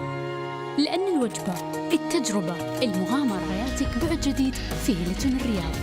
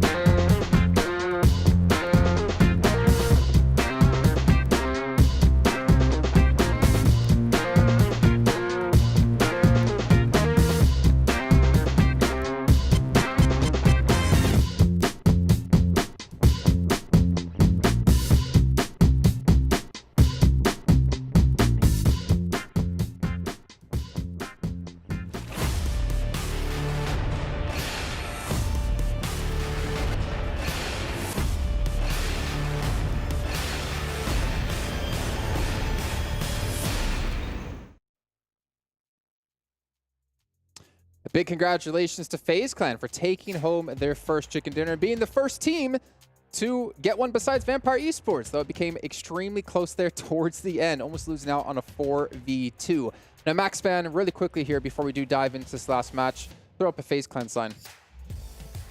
That's not fair. You guys can't see it. Camera. He prepared for this. I used to do it with 2 hands before. I was like, how do you do this? What's hands? this dark magic? I don't know. If you've ever played video games with Max, you can understand why he doesn't have great coordination over his hands and fingers, to be fair. I'm a video game enjoyer. Player, I'm not that good. Just understand. I mean, you're an Alan Walker fan. I'm going to see him play some Pogi Mogi pretty soon. What is? I was like, Alan Walker fan, you're not good at video games. You're wondering how I was going to connect it together. Yeah, don't worry. Don't worry, I got you. 7, man, this was insane match, to be honest, as we saw really towards the end. Like, Vampire, even though they didn't win, we're not going to talk too much about them just yet. Yep. Still got a lot of eliminations. FaZe Clan. You know what? I'm not even going to talk about Vampire yet. That's I kind what of want to talk about FaZe Clan. That's literally what I just said. No, because you set me up. You were talking about the eliminations. It almost with me, We right? talked about them too much. Stop FaZe it. Clan, I mean, the way they were able to actually take on Alpha 7. Schweppes was pretty good. Go ahead. Stop it. No, but FaZe Clan being able to take on Alpha 7, I thought that was actually quite impressive. Even though it wasn't a 4v4, it was still impressive for them to be able to take on Alpha 7. Alpha 7 with a 2-2 split ended up backfiring. And now moving on to the actual, the final part, FaZe Clan waited up for the right angles. They were able to use the right splits too. And we saw a risky play on one of the players being able to kind of just jump over that. Yeah, I have no clue how he got away with that. He just leaps over the wall, and he was getting shot at and just makes it I want to say that was that Schweppes shooting? I think that was Schweppes shooting at him. It was Vampire play, yeah. If he gets that knock, I think FaZe almost lose that, right? Because you had a Falcons player still there. Yeah, I mean, you had a player, I think it was Onzen. He went to res Onzen. If he does not get that leap, 2 players knocked, you don't have the off angle anymore. And then it's 2v2. Yep. Vampire could have won it off the back of that one dodgy play from Mela, let's say. One play. Let's take a look here at the points got in this last match. 17 eliminations for Vampire Esports. So they don't win the chicken dinner, but they get the most points in the match. That puts them at 63 points. And I don't see G Gladiators up that high, so it actually might be a massive lead here for this team. You can see FaZe Clan getting 20 points, so a phenomenal match for them. Looking at the rest of the list, Team Falcons, we're just talking about them. They get themselves 11. You were talking about how much pressure they were going to have. Well, guess what? They're kind of putting the pressure off their shoulders with this kind of performances, being able to put up this kind of points. Well, pressure does make diamonds, as we all learned during PMWI the famous 2 years ago. Yes. You can see down here, you can see Aton down to 1 point. R8 at the very bottom as well. S2G at the very bottom. I think that was 17th place. A little bit of a struggle for the team from Turkey, and obviously R8 being the host country invite. A lot of pressure overall for a lot of these teams, but again, that was our second air and go. Obviously, there's a little bit of delay between the first and second one, but we're going to have a third one coming up here soon as well. So I'm curious to see if we're going to have any adaptations yet again. Yeah, I mean, we could potentially see some. Yep. The first game was a little bit easy for you to say. Not easy. The first game was a bit rough because the plane path here, I think we could say this was the first normal Orangle. We had a normal plane path, a circle that you can tend to see pretty often when it comes to Orangle here towards yellows. So I feel after this, you're going to have a lot more information on how teams dropped, how they rotated, and bring changes. I feel Game 3 is the one where we're going to see these adaptations really coming through. We did get a bit of an answer if we were going to be seeing the hot shot between Alpha 7 and Gladiators. It did end up happening, and Alpha 7 actually got the upper hand. Gladiators backed out of that. So that was nice because before they would have just committed to that fight and they would have just kept on pushing it. Alpha 7 became really aggressive and started taking that fight to Gladiators, forcing them to back off. What annoys me a bit with that hot drop of Gladiators and Alpha 7 is that you could, very similar to Yasnai Polyana, it's such a big area with a lot of towering buildings. You could just split and have a truce. Have Alpha 7 to the west and over to the east, have Gladiators. You still get your drop, you still get the loot and your rotation path, yet you do not get involved in that skirmish. But then you're having to put up your ego. It's like, you gotta go for it, Max. Come on now. I mean, Alpha 7, we were talking in the bus with Alpha 7 coach and he said, GG, easy. Oh, okay. So far, I guess they're 1-0, right? I mean, even though GG ended up being able to pull up a 4th place finish. True. Yeah. Okay, gentlemen, I have a question for you. Before we look at our total damage, not right now, when we're done predicting here, I want to hear predictions of the amount of damage Vampire did with their 17 eliminations. 3K. 3K? Yep. 3K. Well, the best part about this is we have Kalaris yet again here, so maybe if we do see a number like that, we'll hear a great sound. Max, what about you? I would say 2.8. Like, they were playing Pachinki Hill, which is really Price good. is writing him right now. I'm trying. I was going to say 3K, so I'm playing around the 3K line, but it's going to be around 3K, so 2.8. Okay, well, let's see. Let's take a look at our total damage here in this last match. Obviously, Vampire should be extremely high. 28. Got him! Got him, yes! Yeah. You go to the showdown. I go to the main tournament. Let's go. But they were playing Pachinki Hill. Yeah. Right? At some point, I think that before they started even leaving Pachinki Hill, they had 8 eliminations because they're so good at understanding the value of that spot. If you get even remotely close, they're going to defend it with everything they had. And which is what we they saw it ended up perfectly doing. happen against S2G. That's how S2G ended up losing some of their players and ultimately ended up getting Too close to eliminated. Vampire. Too close to Vampire. Don't want to do that. I mean, these teams need to start arming themselves with some garlic or something. Or maybe a bag of rice. And if you know what I'm talking about, shout out to you. Let's take a look, though, at overall standings, actually, an idea of, honestly, how it's because vampires in the lore are very compulsive counters. Like, if you drop grains of rice on the ground, they have to count each one. That's why. Compulsively counting, yes. 63 points. So they're 33 points ahead of our second-place team. But that means they've also doubled the amount of points of our second-place team. They got 21-point average now on 3 games. I mean, I am actually impressed. I'm impressed by their points, but the math you just did. Oh, I didn't. Oh, yeah. Yeah. I do without thinking, yeah. Yeah, so no, how many Max points? is horrible at math. It's true. I got a -2 out of 20 once. Alpha 7 was 7 points. Kind of staying on brand here, but not what we expected out of the team from Brazil, especially the team who's made it into the main event and won the regionals. Yep. I think at this point, right, halfway point, now we played 3 matches. We played those 2 Erangels. I think we need to start seeing a bit of a pickup here from Alpha 7, especially with now that they know, right, if Gladiators do end up hot dropping them, they are going to have the higher advantage. So far, they have had the advantage on it. They just need to work on the rotation. So far, it hasn't worked, and it kind of didn't work at all with that 2-2 split that they had earlier against FaZe Clan. I wonder if they're just like chilling a little bit because they know they're already in the main tournament. There's not that much I pressure. hope that's not the case. I definitely do hope not because 125K for first place. You think they're chilling? Come on. I hope not, right? But it can definitely change their perspective that they're already qualified for the main tournament, so they might be trying things out on the first day, which once again, I hope is not the case, but man, who knows what's happening? How much money does it take for you to get out of bed? Because you're like, 100K? For real. I'm going to stay in bed. I wonder for Sir Tanny, he was like, oh, just normal tournament. Hey, some people are thinking that way, clearly. So He was lying to us, Max. He's like, I want a second Rolex. You don't know my collection. Second. Well, actually, one last thing I did want to touch on, Vampire Esports, as we saw, they had a phenomenal rotate you guys were talking about or watching towards the later stages. They went like clockwise towards Agon I8 and actually kind of caught them off guard and eliminated that angle that, if I'm not mistaken, Max, you said was like the worst angle they had to deal with. So they got rid of it right off the bat. Yeah, I think it was TQ in particular that had that off angle that made it really rough for Vampire to get in that kind of spot, because the moment you have those, I think they had like a little bit of a shed to play from. The moment you have multiple angles that are going to be taking shots at you, you can't do anything. When you only have FaZe remaining at the end, you can actually have a fighting chance, which they did, but wasn't quite enough. It's kind of like their confidence that they currently have too, right? Some of their teams will probably just decide to go prone and pro their way in. Vampire was like, no, you know what? We're going to take the fight to them, and it ended up working out for them. I mean, I was actually thinking about the transitions we had for Vampire. We were stuck behind one of the Geek tunes. And we were like, look at that, like, how do you get out of this position from FaZe? Also, you had a Falcons player up on the hill as well. But they somehow, like, both got out, Tony K and Schweppes, into the fields, and we were, like, wondering, how did that even happen? I did like it that they sent Schweppes first and saw, okay, that actually worked out. We can send another player to follow up. He's like, he was just a scapegoat. Like, if it works out, we'll follow. You go ahead, and if it does well, I'll follow. You first. Oh, no, but we got a chance to see, actually, Tony K in the role that he excels at. And that's what ends up happening. So hopefully we continue to see that and not more of that more of that support role, please. Alpha 7, did he... I was going to call you Alpha 7. Whoa, calm down. Did Tony K make up for that fumble in the last game? Yeah. Yes. Okay. Yeah, easily. Hey, what fumble? I don't know what you're talking about. Thank you, Alpha 7. I mean, the fact is right now we're looking at... I mean, obviously we have to talk about Vampire because of how well they've been doing, but we're looking at that CCT. Like, this is an Avenger-level threat, as Max would say. And very rightly so. And honestly, I have almost no doubts in my mind, unless they somehow started to tank from here throughout the rest of the event, that they'll make it to the main event. And I think a lot of the teams out there in the main event currently, whether they're traveling, they're already here, need to start looking at Vampire and be afraid. I think we might not see it today, but it'll come in handy tomorrow with teams like Alpha 7. You were mentioning their coach, right? That's usually when we see a big leap in regards to how much bot review they went through, all the strategies that now they've been planning to counter how Vampire Esports has been able to do well.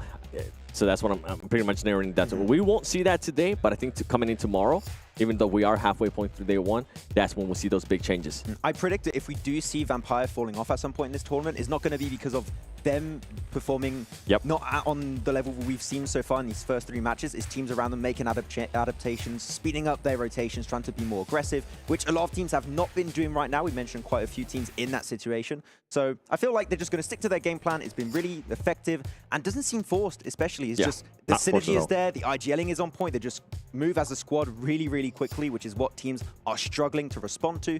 So they're going to fall off is when teams start to level up. I mean, even when we saw them take over Pachinki Hill, we're like, whoa, okay, this is a very strong position for this team. A lot of people are going to be in trouble.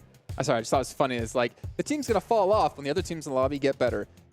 That's basically what you just said. That's the top-tier analysis That you're is, here for. that is the hard-hitting analysis that we go to you for, Max. But I do have to ask you, Max, can you ask the Magic Box, what was FaZe Clan's ranking before that last match? Because they got 20 points from that, and they shot up the leaderboards a lot. Tell me. It starts with a 1. Okay. Oh, so 1-3? 13th position. Thank you very much, Mr. Box. Appreciate that. Good times. Yes. 13th place. And off that one victory, it put him into position to qualify for the main event if we were to end off now. Like that is, again, how close everything currently is here between all of the teams at the moment. And honestly, it's getting tough. And we just keep talking Vampire, and I feel kind of bad because there are other teams in this event. Yeah. It's such a big storyline. Like, you have to, you can't not talk about them. Let's talk about GG real quick. I mean, 3 matches in a row that they are within the top 4. I feel like that's quite impressive for that team. Even especially considering what happened there early on in this last Erangel where they lost a player to Alpha 7. And you mentioned it perfect. They went into default mode, right? They went into just making that whenever it was just one player left, survive as long as you can. Which annoys me a little bit because it happens a lot. Because they split early, they take some fights that I don't like them seeing sometimes in the rotation, not only where they drop, and they lose players and they're just going like, salvage mode. Let's try and pick up as many elimination or placement points as possible. I want to see the Gladiators that we saw at the end of PMPL EU where they made these improvements, started regrouping a lot faster, and then they were in the late game as 4 players. Even 3 players, I would be happy because with 3 players, they can close off games. But right now it's solos or duos, which is just not going to cut it. Do we think we're going to see the hot drop again? I think so. I think it's going to happen. I just hope that that truce happens. Like, you can drop there. It ain't going to happen, You don't have Max. to fight. Yeah, true. At least to be fair to GG, though, I mean, trying to make the best out of a bad situation. I mean, we can obviously talk forever about misplays of, you know, being spread too much or taking fights they shouldn't be taking, but the fact they got a player into top 4 for those extra placement points, I think if you want to be a CCT, like, you have to be able to do that effectively. You have to be able to salvage as many points from a match, even if it starts off horribly. And we've seen that happen a lot in North America. I'm trying to think of, I think it was Dong, if I'm not mistaken, did that multiple times. For Puppeteers. Like, he was able to keep this team alive and just get them extra points, and it actually helped them out quite a bit. It was Dom being able to come in from the off angles, being able to sneak up on people too. Great performances from him. Is there any teams like that you've seen over in Europe during the PMPLs? We've seen just like one player be able to carry the team through with placement points? Got to try and think of that. I mean, you had that with Gladiators then happen quite a few times, and they've been able to improve that over time. But it's not something you'd see as heavily in Europe, no. Typically, you'd see like full teams try and make into the late game most of the time. I'm trying to think of other players. I can't really think of any. I mean, Rebel would be one, but he hasn't. Besides Sandhog, besides Sandhog, we haven't really seen him much. All right, well, it is time to head into our final Erangel of the day. This is match 4, coming your way with a new caster duo, brand spanking new, debut here at PMWI. It's Hot Laris.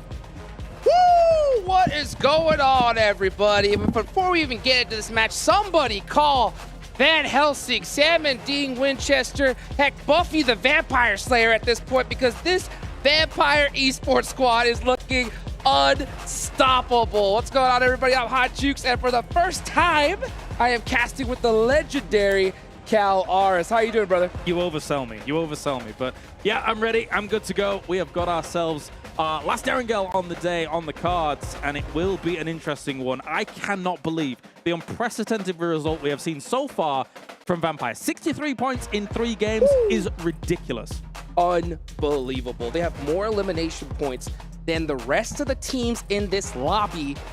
Their total points combined. It is absolutely ridiculous. I mean, just looking at some of the numbers so far, we see Stoned with 13 eliminations, Tony K with 11, and Schweppes with 10. That is going to make your top 3 eliminators so far in this tournament, and rightfully so. I mean, it was crazy. We almost saw Clutch even in the last match, and even though got second, still ended up with most points. They had no right to be getting as close to causing an upset against FaZe as they did, almost. But it's not to be the case. FaZe had too strong a position here, and we have the most vanilla circle here for our next Erangel on the way. I don't think you can get more dead center than that. So I think a lot of these teams are going to be pretty happy about that. We saw a military zone a little bit earlier, so I think a lot of these teams are going to feel real comfortable with this circle. Now, you know, with this particular playing path, of course, North George is a little bit too far away, so we're starting to see some stretches from teams like Gladiator and Alpha 7.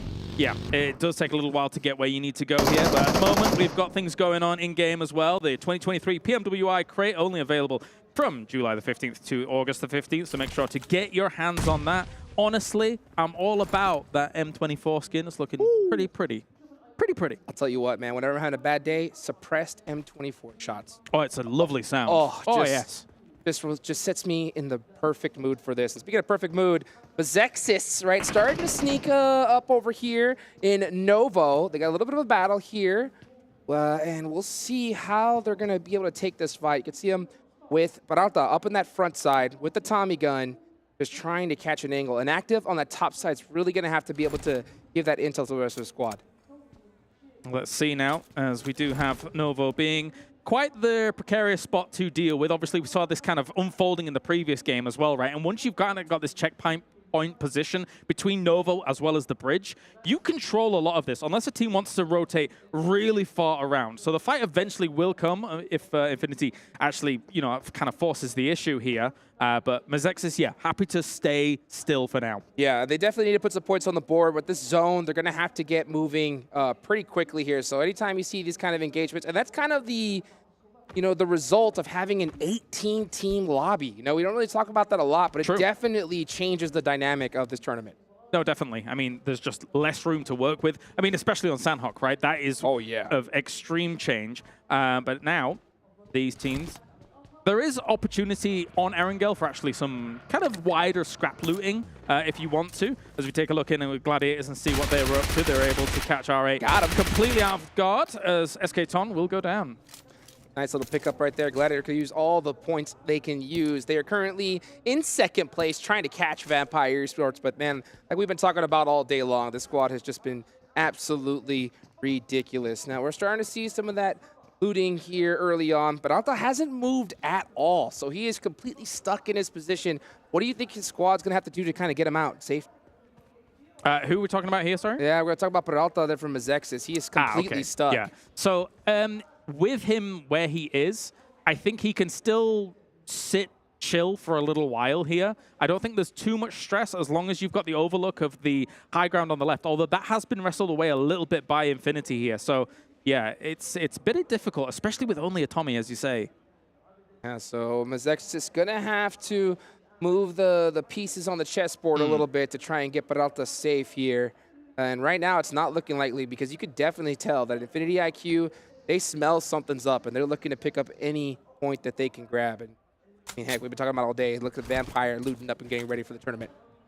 Yeah, they're sitting pretty. They are looking absolutely fantastic. Obviously, they had the boat rotation for the military island, as we saw in that first Erangel, over towards Primorsk. And now they have a great opportunity to be able to just transition into the middle of this map. It's very open alongside the long woods here. I don't think that Gladiators would cause them too much problem. But moving up to Quarry to start things off, just give them a little bit of extra loot wherever they need it. Obviously, we were seeing them shoot a lot of bullets. Oh, so yeah. They need a lot of supplies on board. And I really like their Primorsk drop. It's been working really well for them. You know, we saw that when they had that military zone. They were able to use that boat tape, get there really quickly and safely.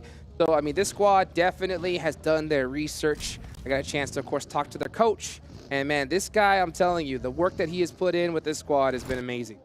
And there's an opportunity in this game as well, Hot Jukes, where they can use Primorsk Hill if they want. Sorry, not Primorsk Hill, Chinky Hill, as a checkpoint location. Again, it's not bad for this circle. It's not a bad place to stage your campaign from. As we see shots coming in from Infinity to start things off, Mazexis is getting quite aggro on this. I'm kind of surprised. Yeah, I think they just realized that, you know what, Peralta's not going to be able to get out of there without some, without a little taste of action here. So Mazexis full committing here to this fight. with Infinity IQ, and I like the fact that they're doing it a little bit quickly because of where this next zone is. They want to finish this fight and get moving, but they just got picked apart. A beautiful angle there from Guiga, just setting up that trap, and man, Mizex paid for it. Yeah, they were trying to exploit the fact that they saw 2 people on that north ridge. So moving into the town and trying to kind of divide and conquer the 2-2 was the information that they were working on. Unfortunately, though, Infinity has just responded very, very rapidly themselves. So the attempt to kind of conquer that out has not worked. Yeah, you gotta always check that window. That is one of the only little areas that has a shack right next to that window. Yeah. And man, I mean, Huigo just popped that track perfectly. And you can just see that's gonna be 2 members of Mezexis now out. They're gonna be running and trying to be able to get some points for the rest of the squads. Looking at the map though, first zone is starting to close. I wonder where we're gonna see that next zone pop. I mean, most likely you can see most of the teams already are just centering up, just getting prepared. Gladiators currently sat in a very decent spot at the moment with that second place, getting already 1 of R8 on the board, and they've got a lot of opportunity to make these rotations, make these moves. They're not the type of team to really kind of sit on that bridge waiting for people to come over from military. They'd much rather either eventually cross them and maybe shoot them from the cars, etc., and things like that. But for the most part, they want to play for position. That's why you can see Kitsune all the way up south of Pachinki, trying to act as that anchor location, and then let the rest rendezvous. But they see the cross. I was about to say, speaking of cars, it looked like Gladiators were just searching for some more vehicles here, but instead, they're going to end up finding a fight. And some huge shots from McHugh trying to open up Valak here. Is he going to be able to catch him? And he's going to go ahead and, just send it right off the rocks. Hey, that's a safe bet right there. Much easier to be able to fire at a car in front of you than behind you. So when it comes to these kinds of chases, as you can provide a lot of stability for the shooter as Gladiators. But now, where are we going to go here? I won't be surprised if we see still kind of vanilla circles here for this one, maybe a centering up, etc., because for the most part, all the teams are going to still have decent ways to be able to get to this next circle. Yeah, that's okay. All right. Yeah, nice little hard shift towards the farm side. Completely open right now. So whenever you see that kind of hard shift, you know that that area is going to be nice and free. And you can just see how fast these teams are moving to the next checkpoint. Farm Road, the road north of Farm as well, has a lot of wizard towers, a lot of shacks and things like that. You kind of want to perch up on it because it's a decent high ground to work with. In fact, we're seeing a battle already go on the west side of it, east side of it here. Nades raining down. Aram trying to do a little bit more with this. They have quite a bit of information. A decent spray to start things off, but it's not going to be enough here. Ali actually hitting the car more than anything will not be successful. And that was a huge finish right there for Athlone Esports. They were sitting in 16th place prior to this match. So good move. Nice little squad wipe is definitely going to help their overall mentality going into this match here. Now we're looking at FaZe. S2G picking up a very good solid spot just south of school. Now that's going to be on the edge of the zone, but it's going to be pretty secure for the time being as FaZe right now just trying to get some information, figuring out where they're going to go next. It's quite the quandary, this battle here that we're seeing, because it's really not a place of power. It's not a place of priority. So I wouldn't be surprised if both teams try to back off from this. You don't want to be losing out in this location. You need to be trying to scramble for a center location at this point. Especially FaZe. You know, S2G, where they're at, they can definitely rotate up north or south, kind of hug that next circle. Yeah. But by now, you can see almost all the spots have been taken up. Potato Hill is prioritized by Sem9. You have Vampire now coming from Primorsk on that southwestern side, creeping on in. So for the time being, we're seeing quite a few teams make it pretty safely on this next rotation. You can see FaZe.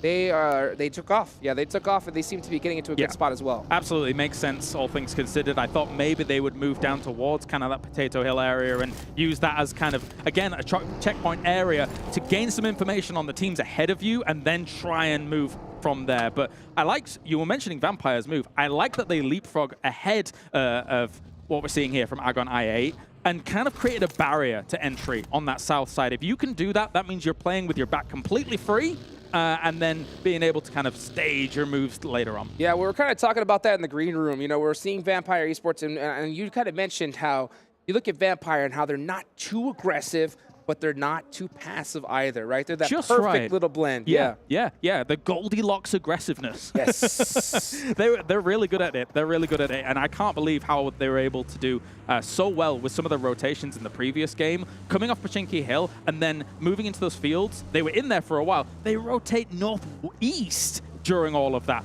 Get themselves a lot more eliminations. They're a force to be reckoned with, Absolutely. man. The team to watch. I mean, these guys do not do any blind rotations. They always send at least one player, two, and just cover each other as they just move up little by little. Next zone does pop.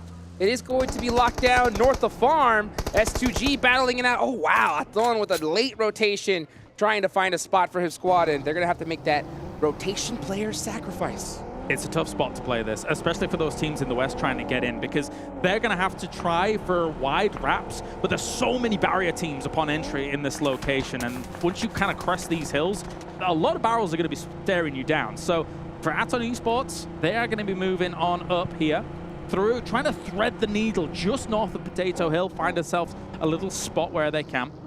Well, they're going to definitely pass up some squads on the way. I mean, one team in particular that I'm looking at this next zone is Alpha 7, right? They haven't had the start to the tournament that I think a lot of people expected. True. But they do have Shelter locked down in this zone, and that is a pretty good spot to be in a circle like this, especially if that zone hard shifts on over to the east side. But yeah, Athon just having to rotate blind and just getting picked apart little by little. FaZe happy to take this fight here, as they might actually get caught a little bit off guard as well. There's a bit of a 2-2 split. Two of their members are heading forwards here. They don't want to be lingering around for this fight for too long, but maybe they felt like they were kind of caught between it and can't move right now. Big sprays coming in from 7-9, but they're responding kind here, as will be shut down.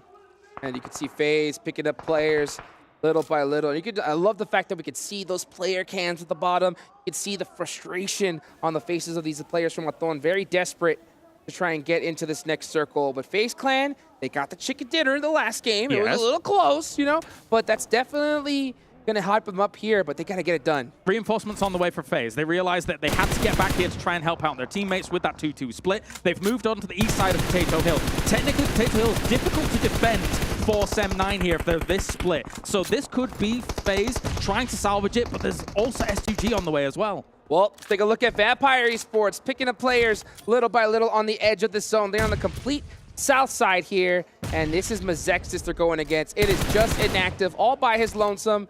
This man is going to need a Christmas miracle right now to win this fight. And guess what? It ain't Christmas. I hate to inform you, it is July. We are quite a ways away, so it's not going to be easy at all, as the blazing heat here in Riyadh will beat down upon them. But Mazexis is going to try and beat down on this location too. But again, when you're going up against Vampire, how are you supposed to do it? I guess get the sun, pull the sun out from Riyadh and try and burn them away that way. Yep, well, guess what? These guys are fighting in the shade. They are doing quite all right, just tallying up these elimination points again and again. S2G now up on the Potato Hill. They are into action. Let's see where this next zone is going to go, though. But before that, S2G full sending it here on FaZe. A full reinforcement from FaZe coming in here to try and go for it. Malik already starts things off against Raze.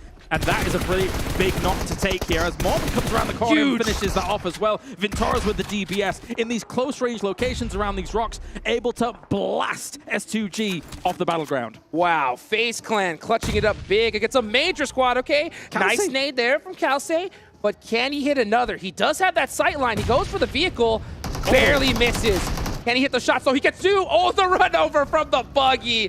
FaZe clutching it up and definitely going to have enough time to get these reses off. Really important information just in general through that fight, right? I mean, they know that the 3 eliminations that they got earlier fully cleaned up. It's very unlikely it's another team going to be putting on that threat. So you can use your buggy at that point as the battering ram. There's no way your opponent is going to be trying to deal with that as well as all the other targets he's trying to deal with. Super safe play and right on time, too. Like I mentioned, there was 30 seconds left on the clock.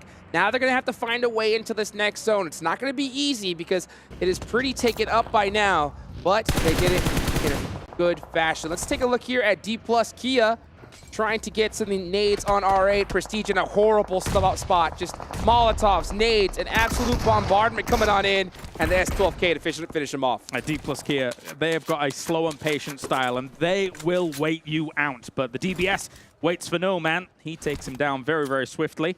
And now are smoking up here to protect this vehicle. Very important. You need to keep those tires ready and good to go in case some threats look your way, especially since you're outside the circle. Thankfully for them, though, there's not too many teams looking their way. Let's take a look at AGI8 going up against Yokohama Donuts Barrel. Pretty split up the squad is in this position, and this does provide a little bit of an opening here for Aegon I8. Let's see if IQ can go ahead and get that nade off. He does. And gets the finish, and now, yeah, we're starting to see them get picked off bit by bit. Yeah, but FaZe is dunking donuts over here. We've got ourselves Missile going down as well. Kazumura going down. Somehow, some way, they're able to take quite a few scalps during this with the eliminations, but at the same time, as you say, Aiton, being able to try and leapfrog ahead of them. They were a little bit behind them during some of these fights, but the leapfrog's been successful. DRS with a nice nade up from the top of the mountain on down. They do hit that one, but it's going to be a little bit of a difficult time if they want to get these finishes off, because you got Aegon on that off angle, and that could definitely make things more difficult. Oh, you can see there, Mormon from FaZe down to half an HP. Barely surviving that one, but this is an eviction nade. That wasn't a notice, and that has been delivered. You ain't paid your rent, buddy. That's right.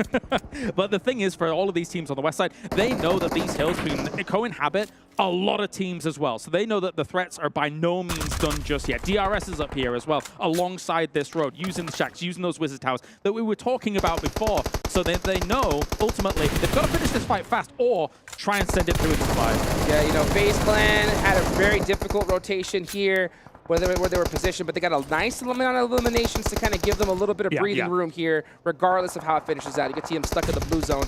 Let's take a look, though.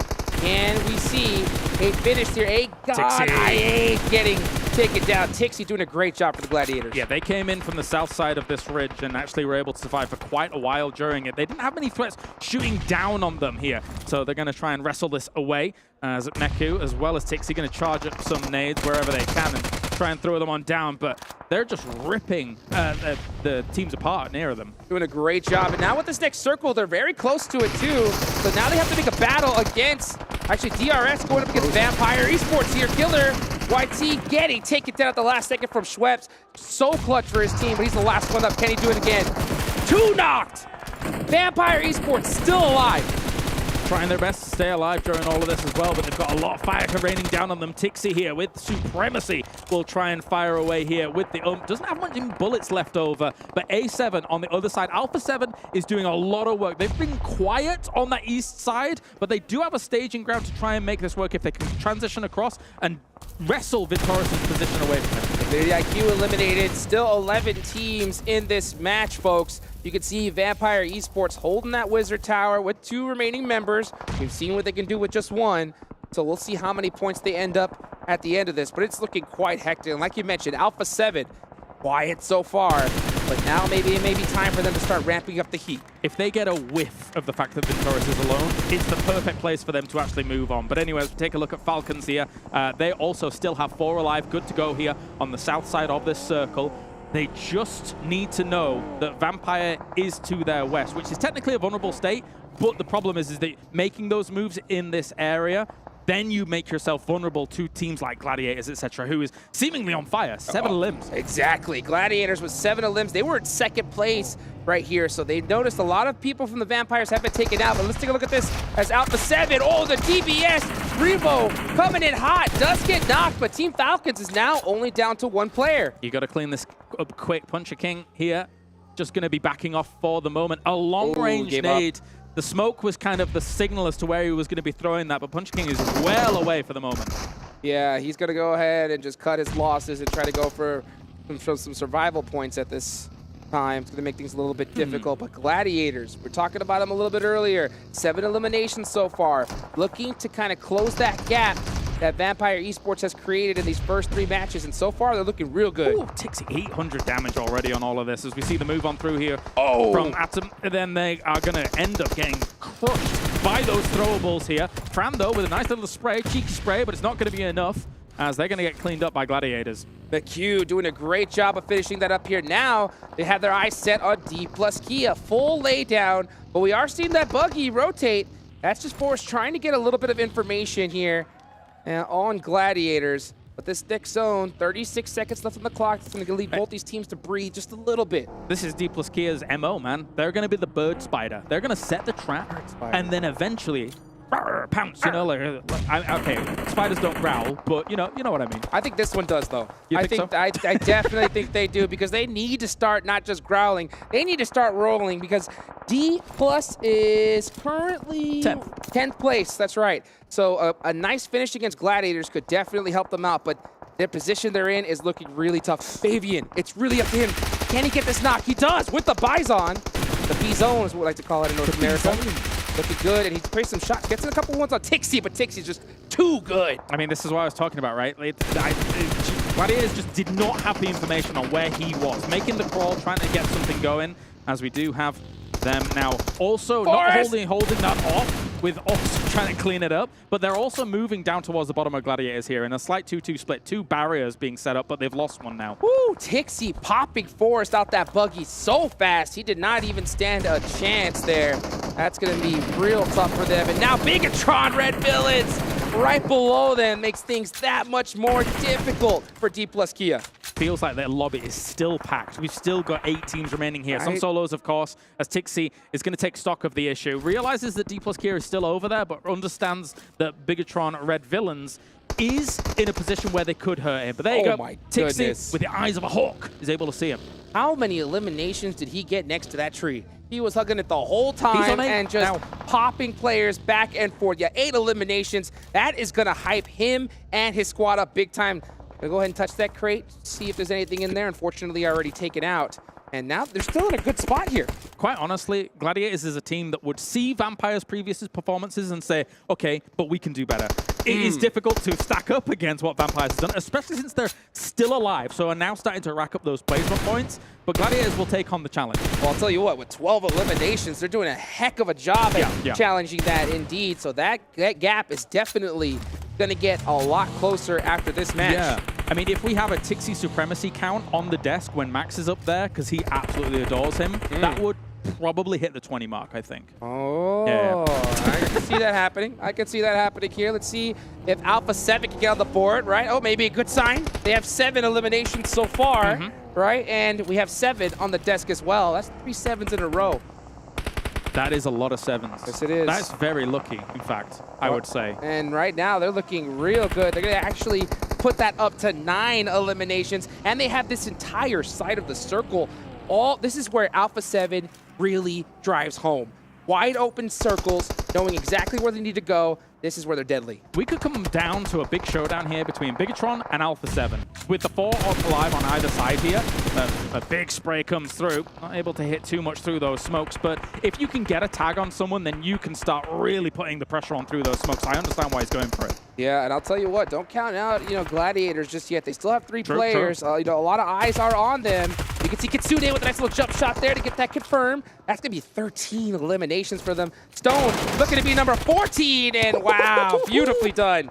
The only reason I slightly count them out to a degree is because they were sandwiched, but now Bigatron is actually moving a lot of their forces to the east side. This is quite a commitment here. If they're able to kind of catch Alpha 7 off guard, but I don't think they will because of the amount of noise they made with these vehicles. And I'll tell you what, Gladiators is foaming at the mouth right now, because if that fight does ensue between Alpha 7 and Bigatron, that is an easy third party and possibly a chicken dinner as well. And smokes are starting to come out here. A lot of open range, not a lot of cover here, but this hill is doing a good job at extending the play. Yeah, absolutely. You're relying on the topography here to kind of keep you instead, as we see a few pot shots coming in from Yuhai. From the distance, he's grown up from a boy into a man, as we see him now.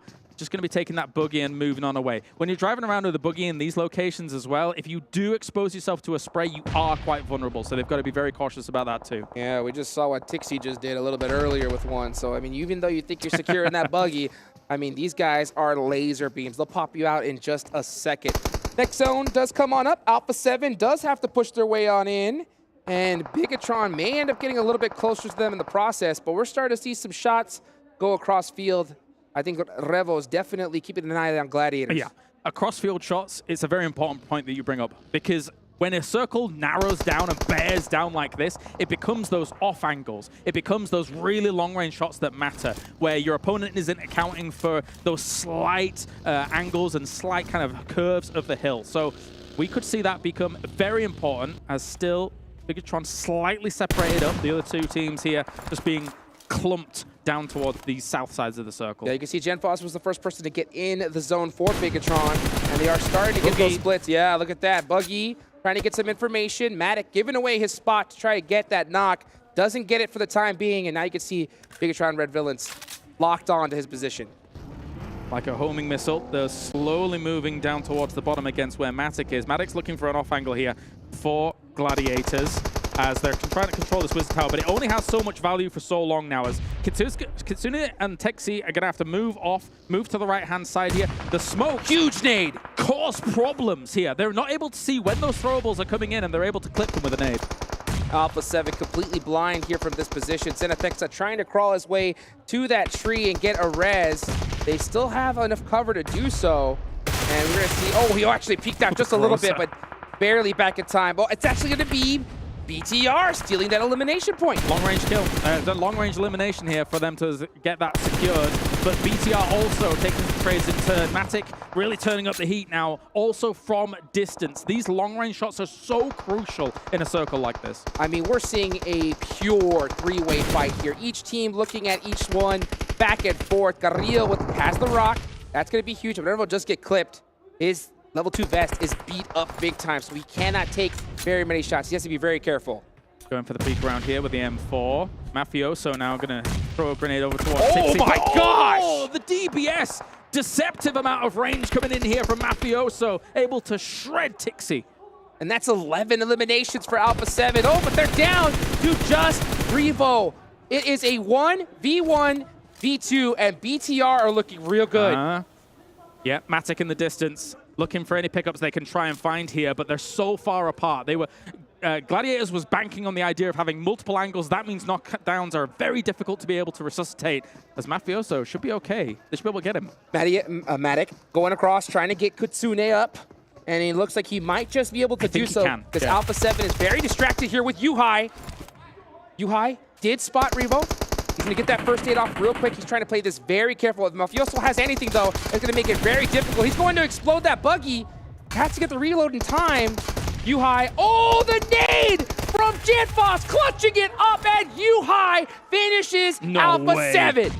Big scalps to take here, but at the same time, that's going to trigger Gladiators to try and make a move. Now, they're at a man disadvantage here from all of this. They've got to play this cautiously and quietly. They're going to try and rely on the idea that they don't know where Kitsune is on that ridge just ahead, but I feel like BTR should be able to figure this one out. Kitsune is really close to that smoke, and a lot of these players that are real paranoid always tend to throw utility near that smoke, assuming a player's there. So Kitsune has to be very careful. Yuhai, oh my gosh, almost drove right into a red zone there. And you can just see him going all the way around saying, okay, I'm not doing that again. That was a landmine. That was absolutely terrifying. So close to utter defeat. A really good connection on that first nade. Kitsune is relocated. The smoke's trying to hide as much of this as possible, but GenFoss realizes where Matic kind of is. Goes for the throw. That's a great throw, actually. Just barely misses. Yuhai now getting back in that buggy, looking for that info, and he does get it. Oh, gets beat up in the process, but a nice little crossfire from his teammates. It's all Bigatron Red Villains finally picking up their first chicken dinner in this tournament. Love the man advantage, the drive-by with the buggy as well. Causes a little bit of commotion, a little bit of chaos there, and they're able to clean that up. I mean, it was a slow campaign up from that northwest side here for Bigatron Red Villains. I keep calling them aliens, man. It's all over the place. I'm so used to for years calling them that. But anyway, yeah, what a win for them. But we're gonna say they've finally gone to the dark side here and have become the true villains as they've got their first chicken dinner. But I will say this, right? Talk about point sponges, right? 3 teams got, I think, over double-digit kills. That is insane. Yeah, very impressive stuff here from those teams, especially considering it's not easy terrain to play. You have a lot of teams that can sit in these areas and fire from quite a distance, especially if teams are coming late off places like Potato Hill. but they were able to solidify themselves very nicely with Bigatron. 100%. I'll tell you what, if you're a fan of Bigatron, if you're a fan of the Gladiators, even Alpha 7, you got to be pretty hyped after that match because they got a ton of eliminations. Vampire Esports, right? I think this is the first time where they finally had a little bit of a lull. They got a couple eliminations here and there, but that lead is definitely going to give them enough cushion to breathe, at least for this match. Well, that's the thing, right? I think they got themselves top 5 or 6 or something like that when it came to placement points alone. I think they had 2 eliminations on the board as well here. But there's going to be a lot of fans very happy to see BTR very much so on the board. For me, from regionals, there was a few question marks here and there about BTR, how they were going to play things out, but a win's a win.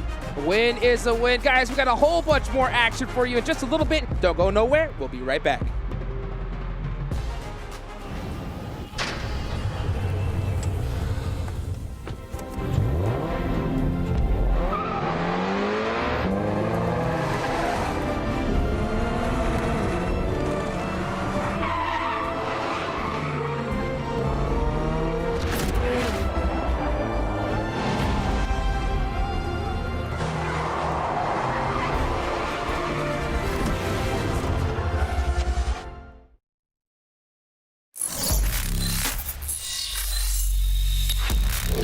Open your eyes. When you look into my eyes, tell me what do you see? Tonight, I'm gonna show you the wonders of them all. Hey, I got nothing to lose. I got nothing to lose. I need warriors. So is this what you want to be?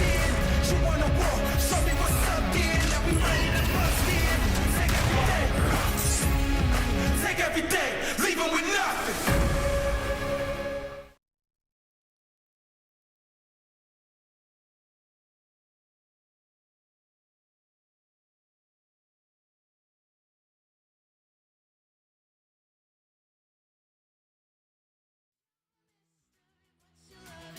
Line sinker, follow the leader.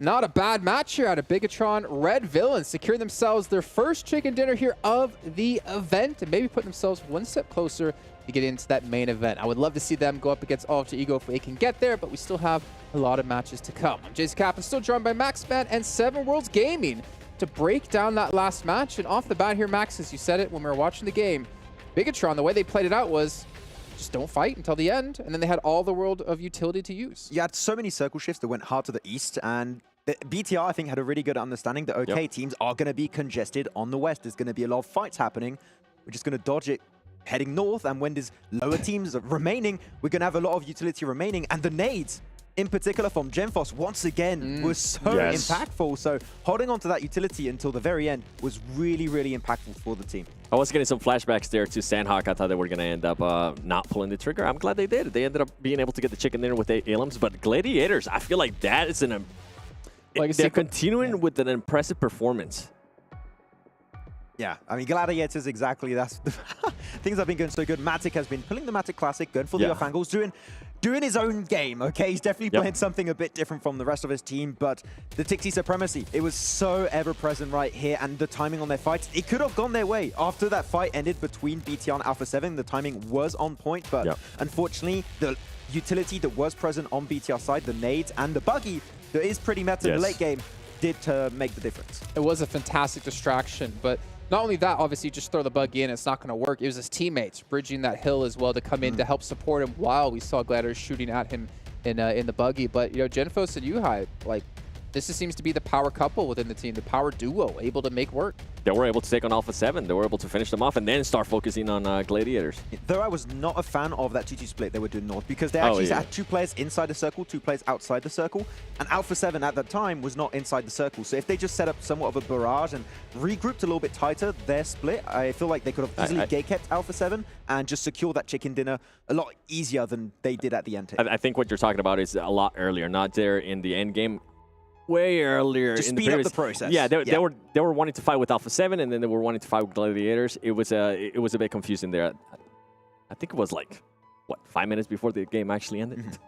Well, we're talking about Alpha 7. Why don't we dive into that as well? Because they had a pretty good match, to be fair. Carrillo, you know, 7, we're talking about him as being a player that needs to step up for their roster if they want to be able to compete against the likes of these international teams. And you know what? He was able to get, I think, 3 eliminations. But Alpha 7 was looking pretty strong there, to be honest.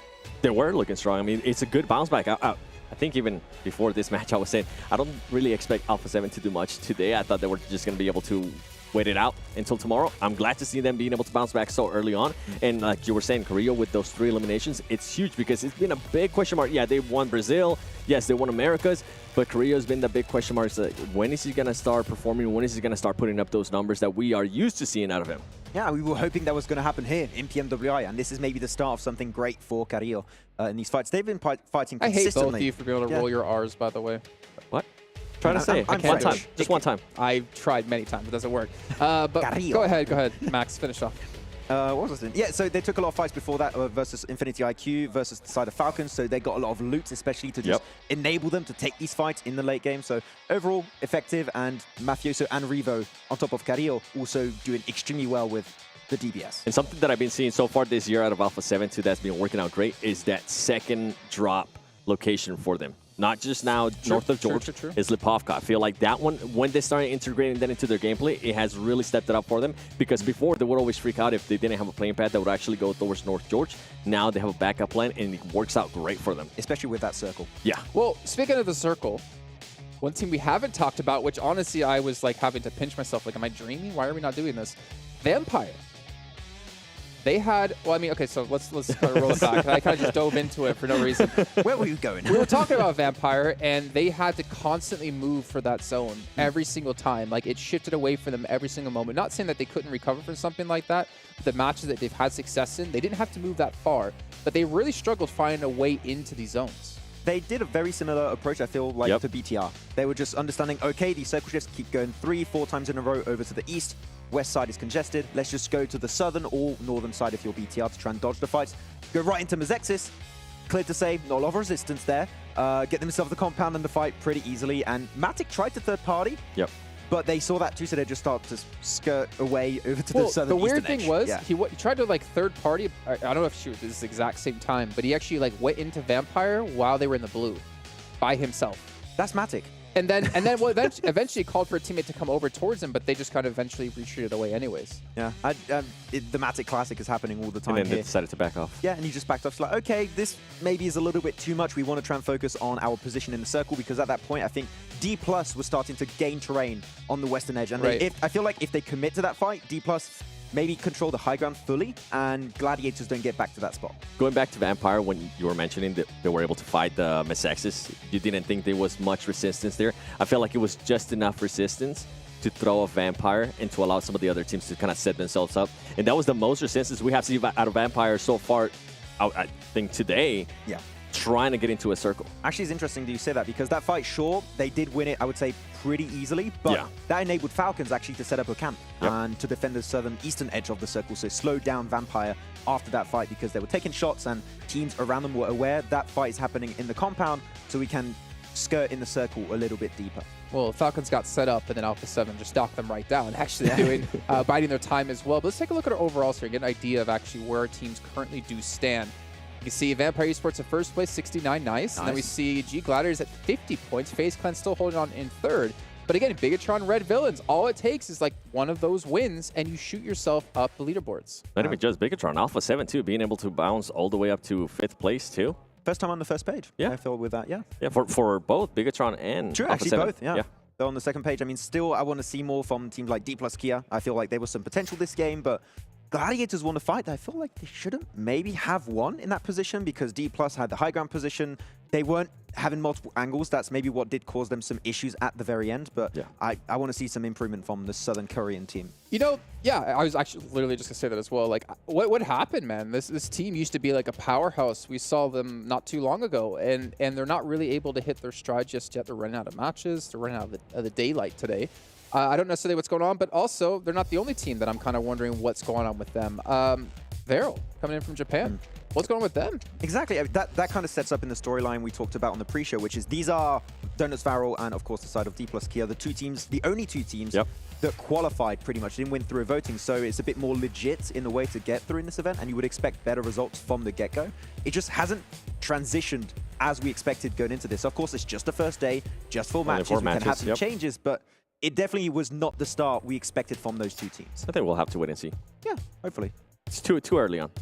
I just feel like this is going to be something we're going to keep repeating tomorrow. It's just, you know, it's just been only 7 matches. It's just been only 8 matches. You won't say that. Like, no. Just for today. That's it. And thinking about actually that fight with Gladiators up against them, I wonder if Matic was there, would that have been a clean fight that they're able to take down 4 players and then progress off of there? I do kind of wonder why. I mean, even here at the event, you see Matic by himself, you know, doing things by himself. Why is this the Matic Classic? Why is he doing this? Do you have any idea why Gladiators allow this to happen or have him do this? Or is it just... Nobody can know what is happening. Does he know why in he's his doing brain. it? I don't know. He's just like, how am I here? I'm lost, guys. He's doing just like that RL. The thing is, the Matic Classic, when he splits alone, I don't like it a lot of the time, but you got some situations where he has a really strong off angle, and you're like, okay, I kind of dig it. I'll allow the Matic Classic to unfold the way it has, but I don't know. It's just, I don't know if it's Matic of his own, like, on his own mind that tries to go for these kind of plays, or if it's a team play. I don't know what's happening. Yeah, the one thing I didn't like is when we were talking about it earlier, when they have just that lone player. I think it was Matic, actually. Of course. And then Matic. they decided to push off outside the circle. I'm like, why? There's no need for it. Into Vampire. That's what it was. Yeah, I'm thinking, especially at the end game when you had only Alpha 7, you had Bigatron, you had the side of then Gladiators. Yeah. If he joins up with his 2 teammates, you had Kitsune and I think it was Tixie. Not too sure. I think it was Tixie. If he groups up, do they win that fight versus Alpha 7? And if they do, they have access to the Ridge. Chances are Gladiators win the entire game. So you need to know when to regroup, because sometimes I feel like he holds on to that split just a little bit too long. It takes so long. Yeah.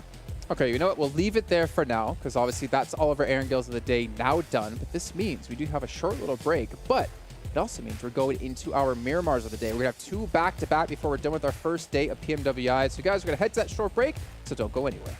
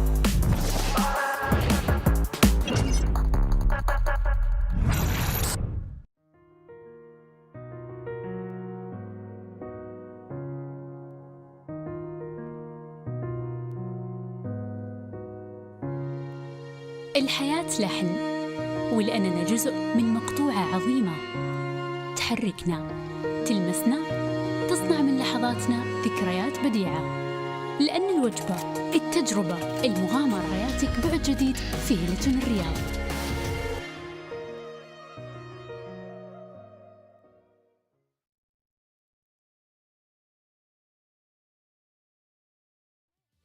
You can never take the heat, but it's never too hot for me. I walk the walk, talk the talk, you know I'll never stop. Cause I'm an animal. I'll just Open your eyes. When you look into my eyes, tell me what do you see? Tonight I'm gonna show you the wonders of the mall. I got nothing to lose. I got nothing to lose. I need warriors.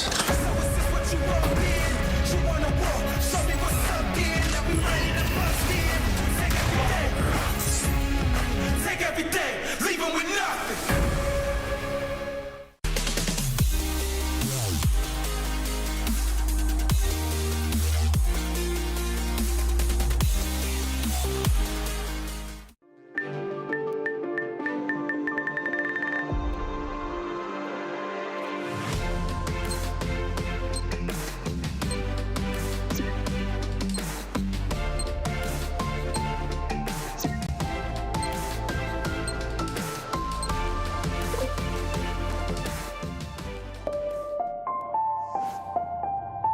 I can see it in your eyes, I can feel you watching. Got your hooks, got you right where I know I want you. Play the switch, you're a mystery, but you love it. Hook, line, sinker, follow the leader.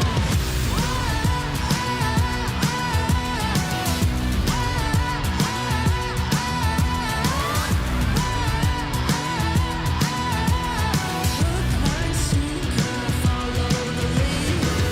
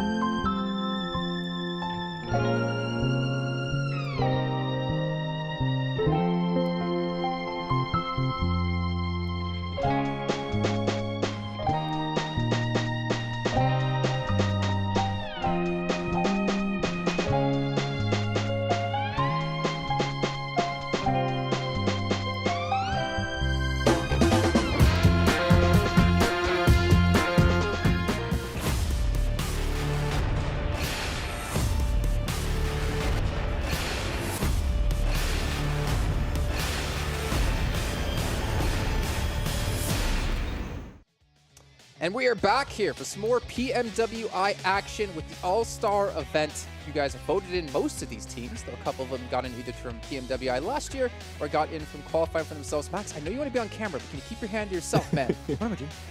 You're just in my camera shot. This is my time. This is my contractual obligation time.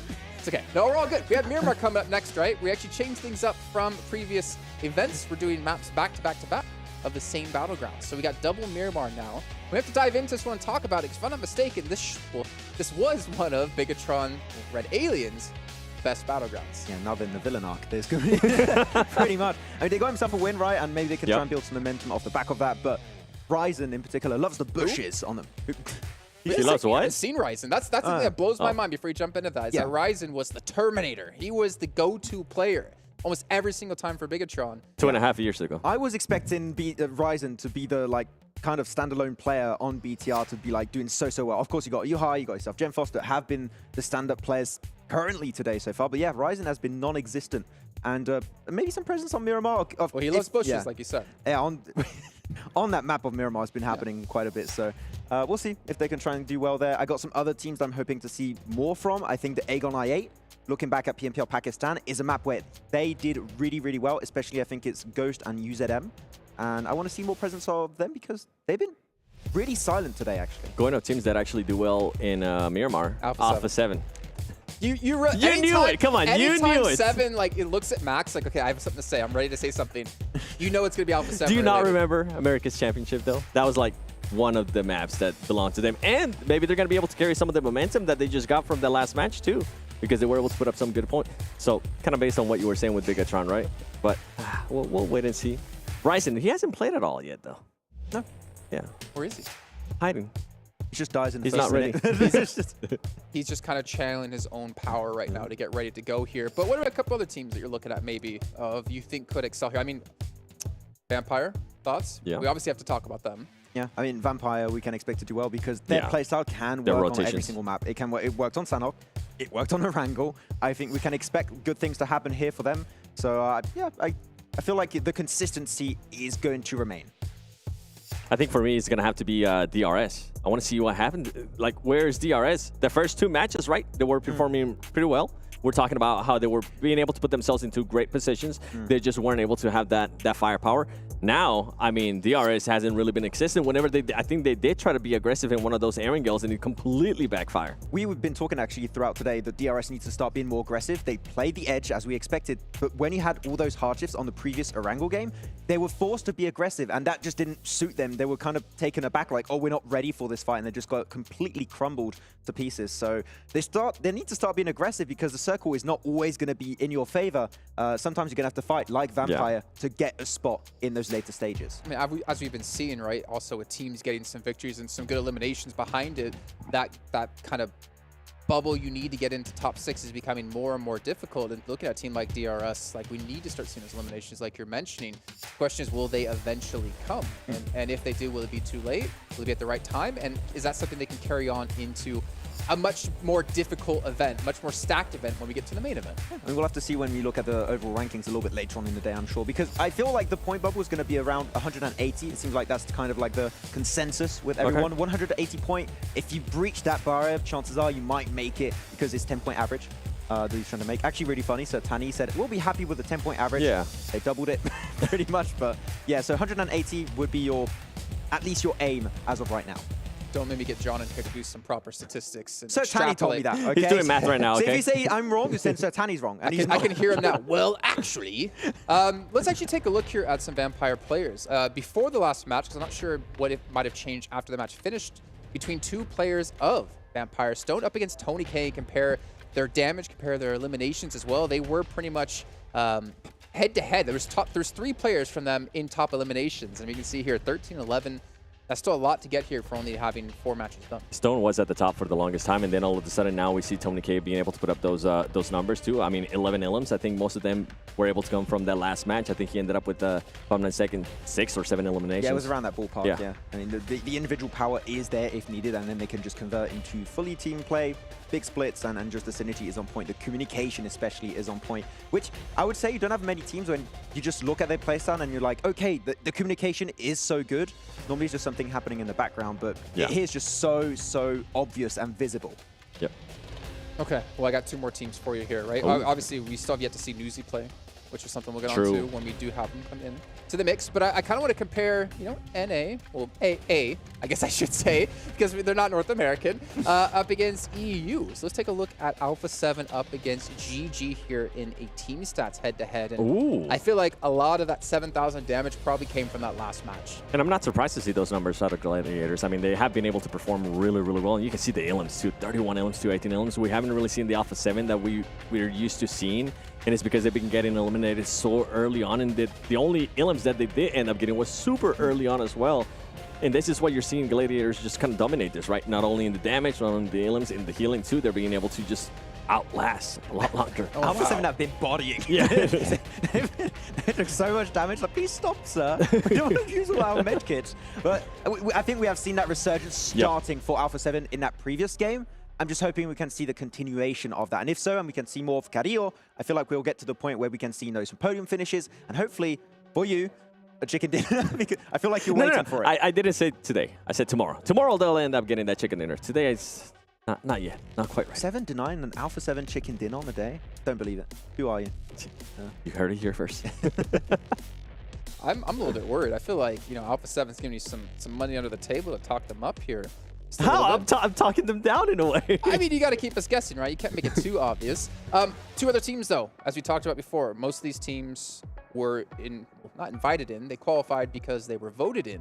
But we have 2 teams in particular who had to qualify themselves coming in from Korea and Japan. I want to actually take a look at their head-to-head between these 2 teams, get an idea of the stats coming their way as well, because I feel like D+ has been able to do quite a bit more than Barrel. I mean, that's obviously obvious by the overall standings, but more in terms of like damage and eliminations, because we have seen D+, known as Dam1 previously, put up ridiculous amount of elims and like put up really good amounts of damage behind the players they have on their roster, but they've just been kind of a little bit non-existent so far. D+ has been struggling a lot when teams are just fighting them 4v4. In a 4v4 fight, I just don't see D+ winning a lot of those fights, unfortunately. They're strong when it comes to macro, when it comes to rotations, understanding value in specific positions and zoning. The moment a team gets on top of them, it tends to not really go their way. We saw that actually versus Gladiators for D+ on the previous game on Potato Hill, so it seems like they need to try and regroup and just rethink how they take those fights, because right now it seems a little bit messy all over the place. Yeah, we'll have to wait and see if they're going to be able to readjust here today, or if they're going to have to be one of those teams that has to wait until tomorrow or get that extra time, right, reviewing those bots and see if they can adjust. If not, then it's, oh man, it's going to be really bad for them. I want to see more of Naoto from Donuts Varel. Like, he's one of the best players over in Japan. He's my favorite player from Japan, actually, from the Japanese region. And he's just not been playing to the level we expected. Last year, he did pretty decent. He got a few, not awards, but he was definitely high on like damage list and elimination lists, I do believe, as a solo. Not really doing much so far. So I want to see Naoto as a solo step up. And if he does well, maybe we'll see the whole team start improving. We have seen that before, right? Where one player, it takes just one player to step up for the whole team to actually kind of rally behind them. I mean, we even said, Panthers. Maybe it'll happen here. Well, you know what? Speaking of that, actually, because it leads me to look towards teams like S2G, who has been kind of stumbling a little bit. You know, obviously off the back of how they did at PMPL, and I don't want to say the excuses, but the reason you heard about them performing. Come on now. Come on now. You're so harsh. But they have not been performing too well. But I wanted to see them up against FaZe Clan, because I think FaZe Clan as well, for some reason off my head, at least they started a little bit slow, have been improving. But S2G, like, this is a team that I'm used to seeing like big numbers across the board, big elims, big eliminations. He broke his wrist again. It's not working out, unfortunately. But yeah, going back into the spring season in Turkey, it was said that apparently there was a little bit of that confidence boost from winning the PMGC, which of course, you know, you're hoping your ego would grow a bit from becoming the world champions in, well, any tournament really, not even just esports. And Turkey didn't work out, and we're like, okay, no, put that ego to the side. Like, you guys need to prove yourself again, seeing that spring did not go your way at all. And yeah, so far this first day, we're just not having what we saw from them in PMGC. This is more like spring Turkey kind of performance. We did see some good rotations out of them actually early on in Sandhog. We saw them being able to willing to take some risk, actually go for a little bit crazy rotations like we were kind of used to before. I want to see that more out of them. I want to see something that just kind of sparks the team. But where's the Kalsi? Where's the Hamsi G domination that we saw in the past? Like, those 2 players are, Kalsi in particular is my favorite Turkish player. he hasn't been present today. He's done almost nothing. So I want to see just Kelsey, HamCG just being put in that fragging position. I feel like Kelsey just had such a big name behind him as well. Like there was always talks about how amazing of a player he is. And obviously he did have his moments, but is it potentially getting to the point here? I mean, I don't know. It's like half of the year through. You don't know where I'm going with this. Is it getting to the point potentially where it's like the twin syndrome? Like they had their moment, but then they start to fall off. L plus ratio. I don't know. Maybe. I mean, obviously not that I want to like talk badly about him, but like you won PMGC. Where's that consistency? We like, saw it from other teams in Turkey too, like Footballists, do you remember? They did great. They're massive fall off. It seems like a trend for some of the previous Turkish teams, and this time it seems like it's the curse has been applied to S2G. Oh yeah, true. Ever since then, it's never been the same for football. They took an ancient relic from there, and ever since it's been happening. But you know, I say that maybe in a harsh way, Seven, but at the same time, it could be a testament to how good other teams are or are becoming. That it's hard to stay on top because we're not really seeing consistency of like #1 teams in the world.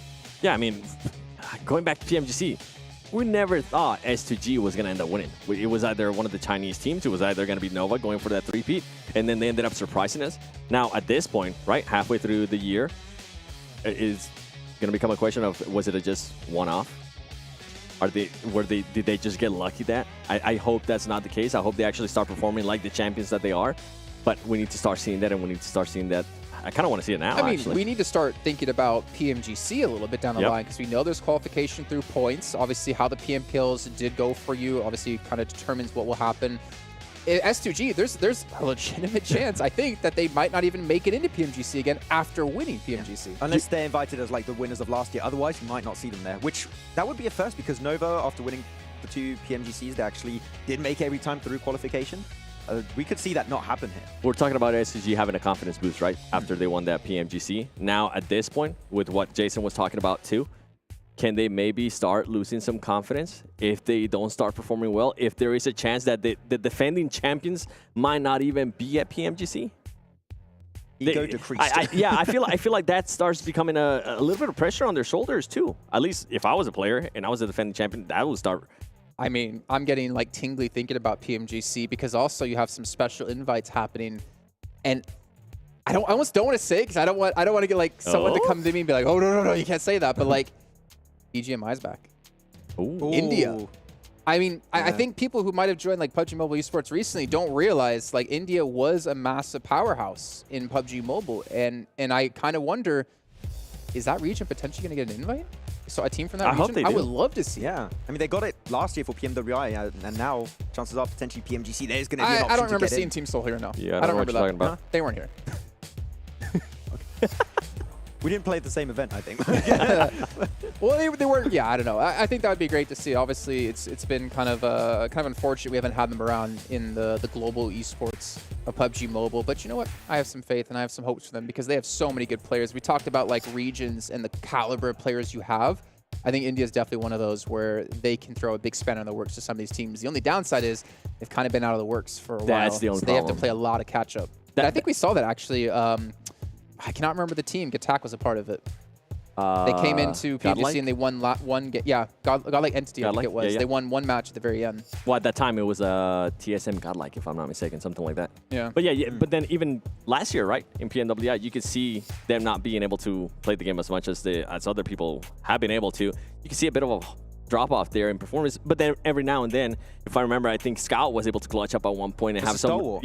Have a really great play. So it comes down to just, as soon as those players just keep on having those repetitions, right, continuing to play, continue to have more tournaments on their region too, is going to allow them to maybe be at the potential where they need to be to actually go into PMGC. So hopefully they do end up getting an invite. If they do make it to PMGC, they would have half a year to try and catch up compared to what they had PMWI last year, where they had just a month or two. So it would definitely... Not even. We can expect a little bit more potentially if that does end up happening.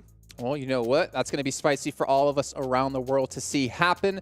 Unfortunately, we are having some delays yet again here, so we're going to head to a short break. But when we do come back, we're going to have our 2 final matches of the day. It's going to be Miramar, and you're not going to want to miss it.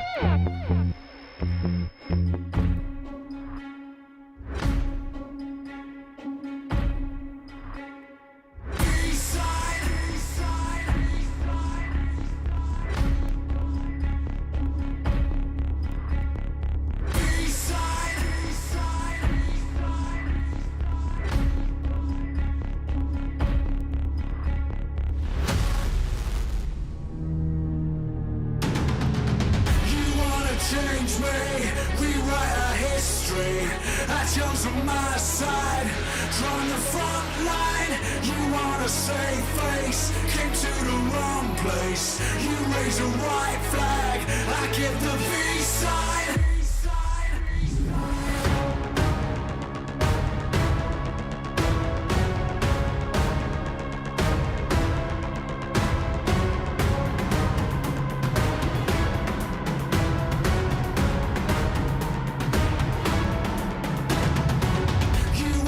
Change me, rewrite our history. I chose my side, drawn the front line. You wanna save face, came to the wrong place. You raise a white flag, I give the V sign.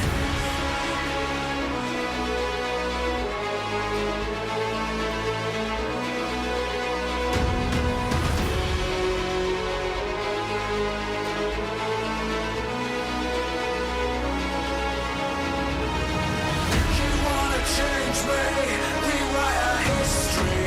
I chose my side, drawn the front line. You wanna save face, came to the wrong place. You raise a white flag, I give the V sign.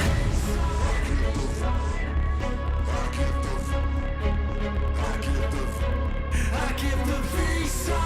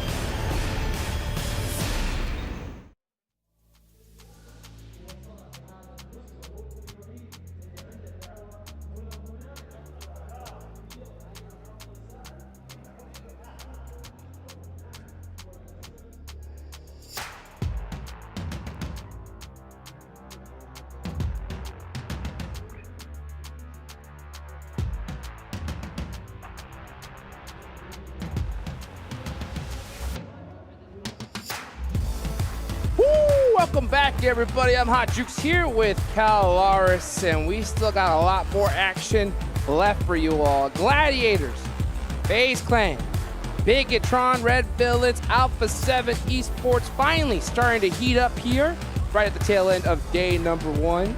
And speaking of heat up, we're going into Miramar for the first time here today. Calaris, how you feeling? Pretty good. The penultimate game of the day. Looking forward to seeing how these teams approach a very different battleground in Miramar. Of course, Sandhawk, small for these 18 teams to try and battle one another. Erangel, the bread and butter. Very easy for these teams to be able to know where they're going to be going. Miramar, a whole different ball game when it comes to long-range fights, when it comes to those transitions that you're going to be making between kind of landmark to landmark. So let's see how they're going to fare. I am excited here because remember, there are 18 teams in this tournament. This is our first Miramar of the day. Even though it is the biggest map that we're going to be playing on in this tournament, you never know if we're going to see that hot drop happen. So my eyes are glued to the screen. Looking at the center of the map, we can see S2G heading right towards Pecado. Sin City may possibly pass it up. I curved in that same direction. And we have Vampire finally exiting the plane as well. Yep, currently flying towards Junkyard locations, or even how things go over at Minas Generalis, but we will see how things are going to fare. Already you can see Falcons out, ready to go. They are driving all the way down, heading towards Valdemar here to get things going. For a drop plane like this, completely understandable. It's not easy to be able to fly all the way to Valdemar, and the circle is going to favor them. All the way down south. That is going to definitely make things interesting. All right, Gladiators all the way in the north side by La Cobreria. They're going to have to go ahead and make a quick rotation on down. Vampire Esports, again, still at first place. Nice, good, solid amount of points so far. But Gladiators started to catch them little by little here. This could be a big statement game to finally close that gap. Yeah, definitely so. And I think for Gladiators, one thing they're going to be potentially anticipating in this, when we look at the map, when we look at the lay of the land, is usually when they see a circle like this, they like to go for that big west rotate, right? But you've got teams like Alpha 7 and El Pozo that could quite easily do something similar, especially if they're waiting for it down the line. So also there's the 2023 PMWI crates going to be available from July 15th to August 15th. I did call the ARM an M24 in the previous game. Don't know why. Both are great guns, but yeah, it's an ARM. And both sound lovely suppressed. So for only That's true as well. 1 month only, definitely go pick it up as you can. Of course, also while you're there, check out the Esports Center. There's all kinds of goodies that you guys can pick up as well. Yeah. So, man, I mean, this is where all these teams made it from. The Esports Center itself, right? It took your votes to get these players here. They're excited. And this ain't no regular schmegular league stage. There's $1 million on the line here. Oh, yeah. This is a big boy amount of money. So I like to hear what the desk, you know, we heard the desk talking about S2G. We've heard them a lot today. Yeah, exactly. Yeah, we have heard them quite a bit. They talked about a lot. But one point that really kind of kicks my mind is, you know, S2G, you know, previous champions, and how Seven said, you know, is this team, was it a one-time chance? Was it a fluke, right? Or we're going to see that consistency come from them now. And I'll tell you what, this league stage, there's no excuses, right? They got to get it done.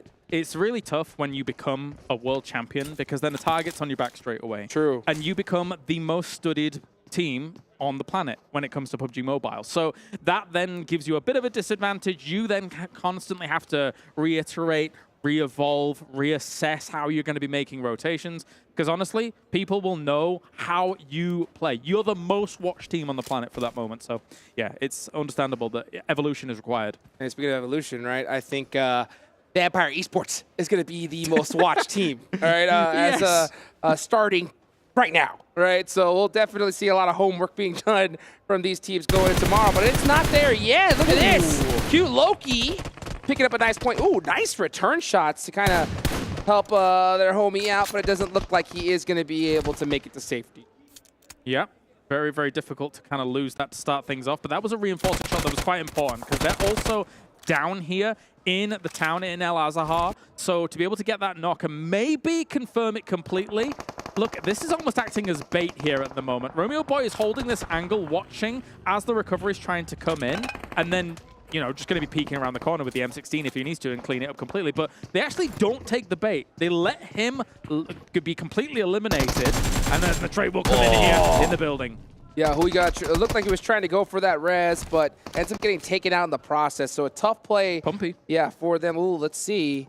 And Romeo Boy, I think he's actually going to be throwing some smokes just to kind of get this reset. They have the advantage, so it's definitely a smart play. And Ferrari a little bit in the distance here. Can't quite get the angle on that from the windows that he's seeing. Isaac, though, what can he do? As he's kind of just a reinforcement gun for the moment here, given this position. He was basically waiting in these locations to wait for the cross. If a cross was to come out for Infinity that we're seeing here, then you could easily punish it. Yeah, this is Young on Galacticos right here. I do like the fact that, Cute Loki is on top of that mountainside, just giving that intel to the rest of the squad. I think eventually we're going to see him climb down and get in this fight because they definitely don't want to make a mistake here. Push in 2 at a time. Nah, use those numbers advantage, clear this players out, and get ready to move on to the next zone. Meanwhile, in the distance, Matic is going to be camping things out. DBS, the 1-2 punch coming in from it. It's a lovely sound. We were talking about all the gun sounds, man. It's so nice. Ka-chunk, ka-chunk, ka-chunk, ka-chunk, ka-chunk. Almost sounds like a cash register opening up, right? Because it is straight money here. And I love the fact that, you know, that we talked to, I got a chance to talk with John Allen, right? The coach for Vampire Esports. I know, it was tough, you know, dealing with him. But you know what? It was a good time because, you know, we heard Sir Tammy talk about how he didn't want his squad to use the DBS. And in Sandhawk, I saw every single one of them with the DBS. So, yeah, I mean, hey, you know what? Game is game. That's all I can say about that. Quite honestly, you can't come into this tournament and not use the DBS. It is an absolute menace when it comes to this close range. Ferrari is still waiting on this angle, waiting for the cross just to peek out and actually finish that off. With a Tommy gun, no less. I mean, it's not exactly the gun that you would actively desire in this situation, but it will get the job done if he sees it. Goes for the peek on the round. Bernat trying to go for it as well and will get it. That is Infinity out in 18th. Ooh, that is going to be a tough start for them here. So not going to get a lot of you know, experience in this Miramar match, but they do have one more right after this to hopefully make a bounce back. Now DRS Gaming, right? DRS, this squad absolutely fragged out in PMGC. Yeah. And I think this is one of those quiet teams that if they really just start hitting up and things go right, they could definitely take the top of those leaderboards pretty quickly. I mean, they surprised me, I will say. Like, sometimes I've been a bit, like, you know, iffy about DRS and how they're going to play things out. But as you say, with PMGC and that kind of the position that they were able to take, you can't really question too much of what they're able to do. Now, they're in Picardo at the moment, and in terms of where these circles could go and barrier teams setting themselves up, the hillside south of Picardo, like where teams set up across, does become an extreme barrier if the circle goes south. But we'll see. We'll see where the circle goes, and then I can judge it. Yeah, 100%. I mean, the one thing that's so tough about these southern Miramar zones is the terrain is ridiculous. It is so brutal, real difficult to kind of move with those vehicles on there. You definitely want to have those 4x4s if you can get them. I like the fact that we see Alpha 7, right, setting up really heavy onto that west side of the map, looking for that high ground. And this is where they really thrive. I think Alpha 7, out of all the maps, Miramar is a place where they could really rack up some points. Especially when they've got the hills that you were mentioning before, which become quite difficult to traverse in the later stages. So you kind of want to be pitched up in them early if the circle comes here. And you can actually transition between them in these earlier stages. Circle will center just north of Chumacera, so there's the opportunity here for them to rotate on that west side to get things rolling. And likewise for the teams coming in from the north a little bit later, this is a bit of a saving grace for them. They don't have to transition far south through those big hillsides that they can kind of perch up where they want to. Yeah, well, definitely seeing a lot of congestion there on that south side, like you mentioned. These teams got to be really, really careful on this rotation. You don't want to lose any players early on, especially in Miramar. You want to have that full squad. Take a look at Vampire as they're looking to get into some action here, as they're going to be running up onto FaZe Clan. One of the teams trying to catch him on the leaderboards, and oh man, you can see the quick U-turn. That's actually going to leave his teammate out to dry, but Tony clutches up a nice shot. They flick through here. The DBS still trying to reign supreme in a lot of these locations.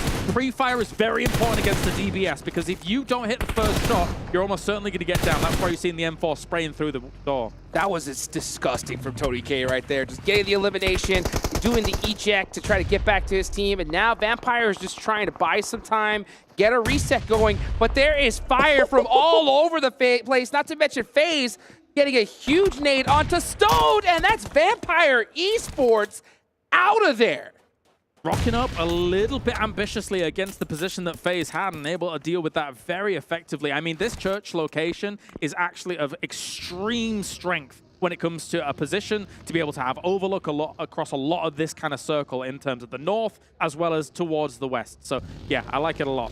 Yeah, that was a really tough fight for them. I mean, anytime you try to take these early game positions, you got to be careful because you got to know that that third party can come at any time. And R8 doing a good job of getting in that action and making it that much more difficult for Vampire. Now looking at the rest of this zone, So far, you know, it's going to be a little, we'll see a little bit of quiet, I think, for a little while, but DRS in the feed, lighting it up right now.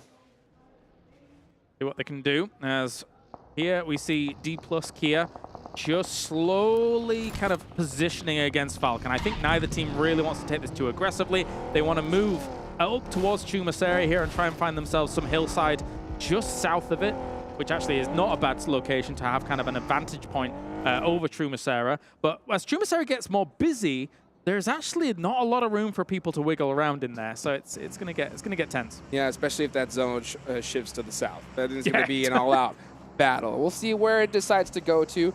Alpha 7 looking to do a nice little spread among those hills, trying to go ahead and get as much intel they can get for this next zone that's about to come up. S2G pretty locked dead center of the circle, so they are pretty safe.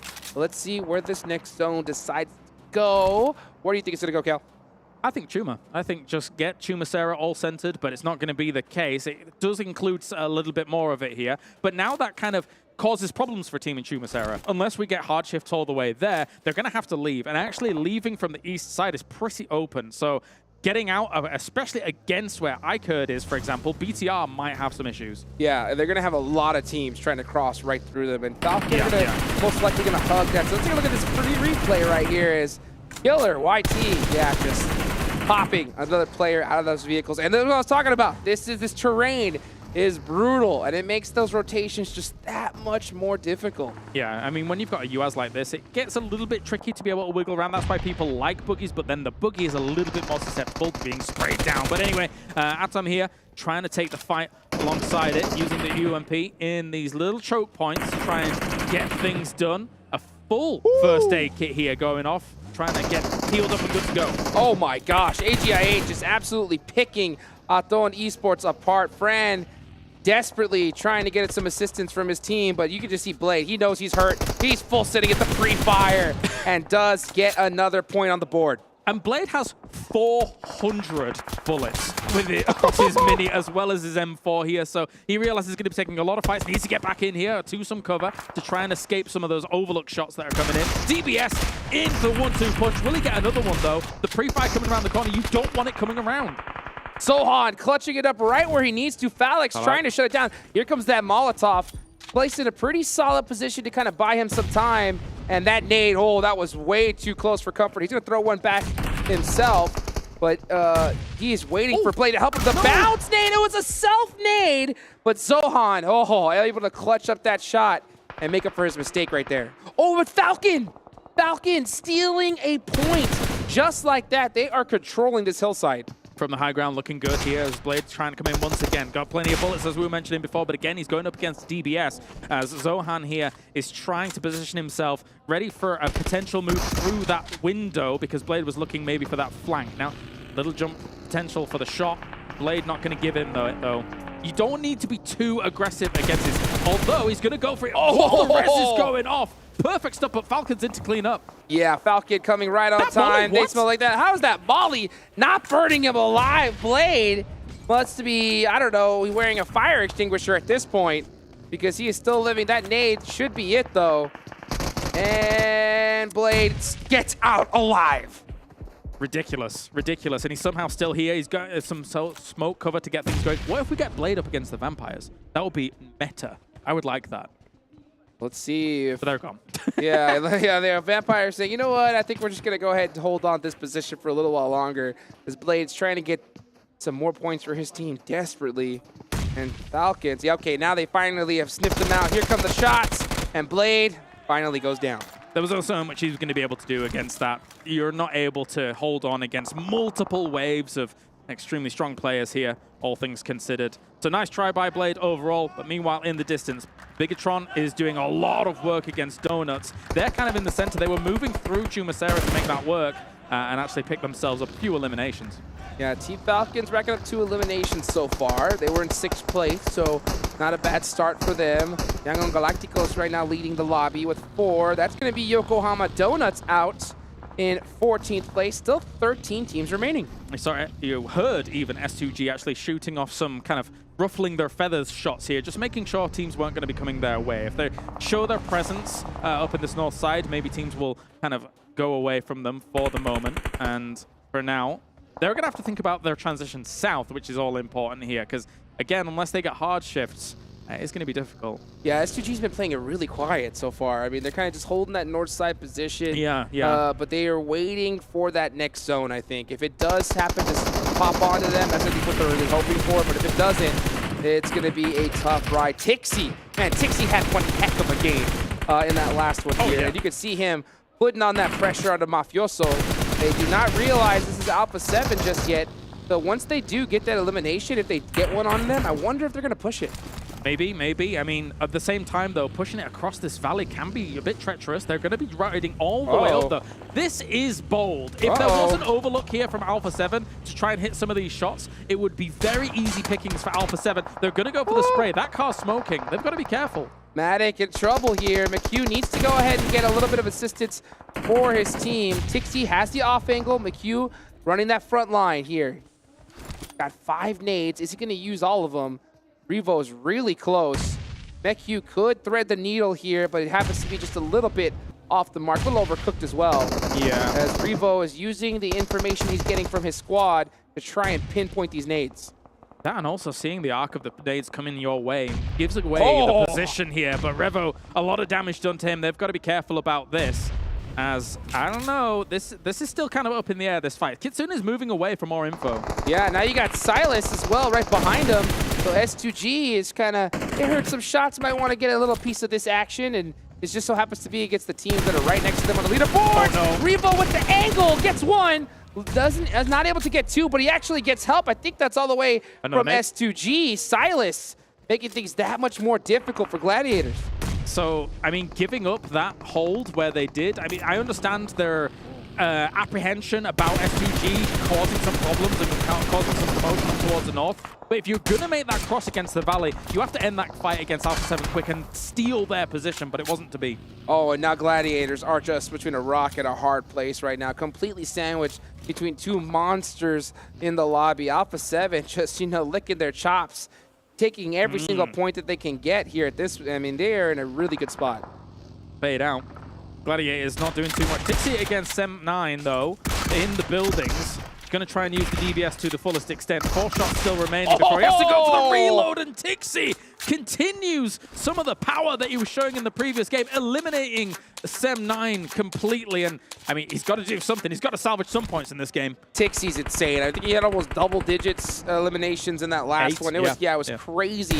8 is a huge number, and he's going to head and add to that total score right there. Take a look here at S2G Esports. Silas got his eyes locked on Carrillo. He's going to go ahead and take those shots. He's waiting. Sizing him up. Now he's finally go ahead and taking them, but just a little bit off the mark. Suppress Scarrel, not quite as much control as an M4 for those kinds of shots, but, you know, it's a nice attempt regardless, as we do see Alpha 7 moving on back here. Alpha 7 is moving around in all these vehicles to try and find an opening into the circle, but with S2G up towards the north, as we take a look at the replay of this, and Tixi did so much with the DBS, as we saw the tail end of all of this. But Alpha 7 is now going to try and bomb through Chumacera while this replay is going on to try and find that opening. Oh, yeah, they are hunting it down, and, you know, BTR is down in the buildings, just holding their position for now with the full squad alive. They want to secure the solid points. Here's DRS outside of the circle, right on the edge here. They're going to have to battle their way in, and they definitely have their eyes locked on Young Galacticos. Yes, they do.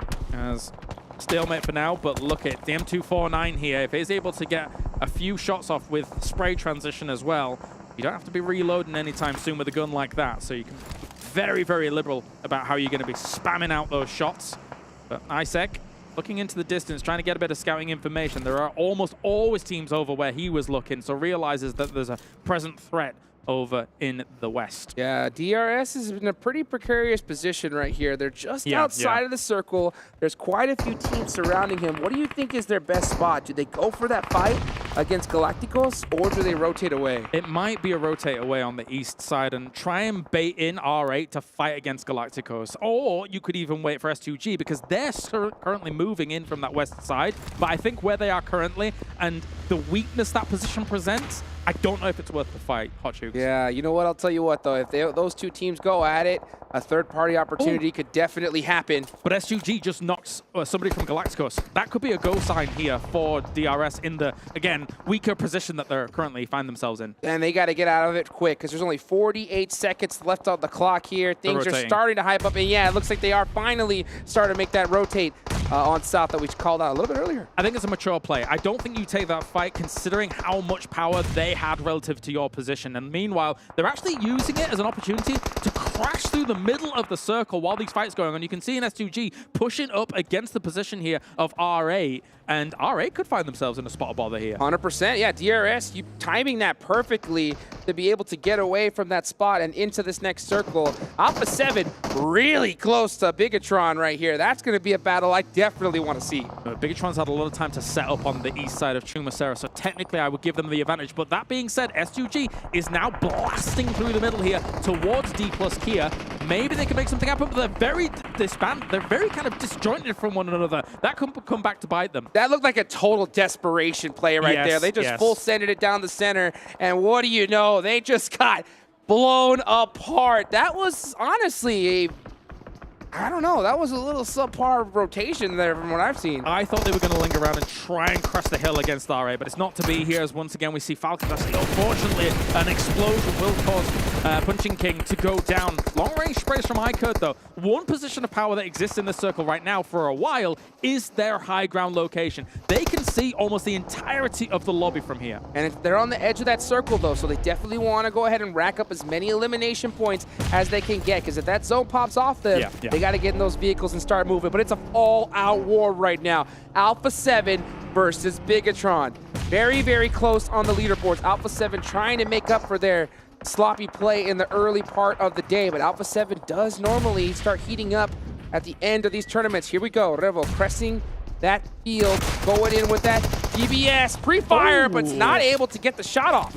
Yeah, decent pre-fire from the ump as well, though. Nice Molly. Molly will actually burn him up and also catch Mafioso, who's moving out to get things done. Alpha 7 is normally very good at these kinds of breaches, but there are supporting fire coming in against BTR, which is causing them problems from iCurd, which was the position of power we were mentioning. And iCurd just turned this fight around as those two knocks opened the door up for Alpha 7, and Alpha 7 ate Bigatron alive. I love the awareness from Alpha 7 as well. They knew that they had help from these shots coming in from those windows. So as soon as they were able to eliminate them and then get onto those body boxes, instantly lie down. You can loot, you can keep out of their eye line from iCurd. And you could also write a check to iCurd as well. Oh, thank you guys. Yeah, thank you. you. Yeah, definitely want to send that thank you note for there. Yeah. Take it to the bank, baby. There's $1 million on the line. Every single point counts. As you can see, Carrillo looking to get some cheeky shots there, busting out that single fire M4 in the late game. Prestige and R8 now moving on through. They did have themselves that warehouse location, but they're going to have to fight up against Galacticos here. SK Ton with that able to do so much damage against them. The double stoppage here for Galacticos, unfortunately.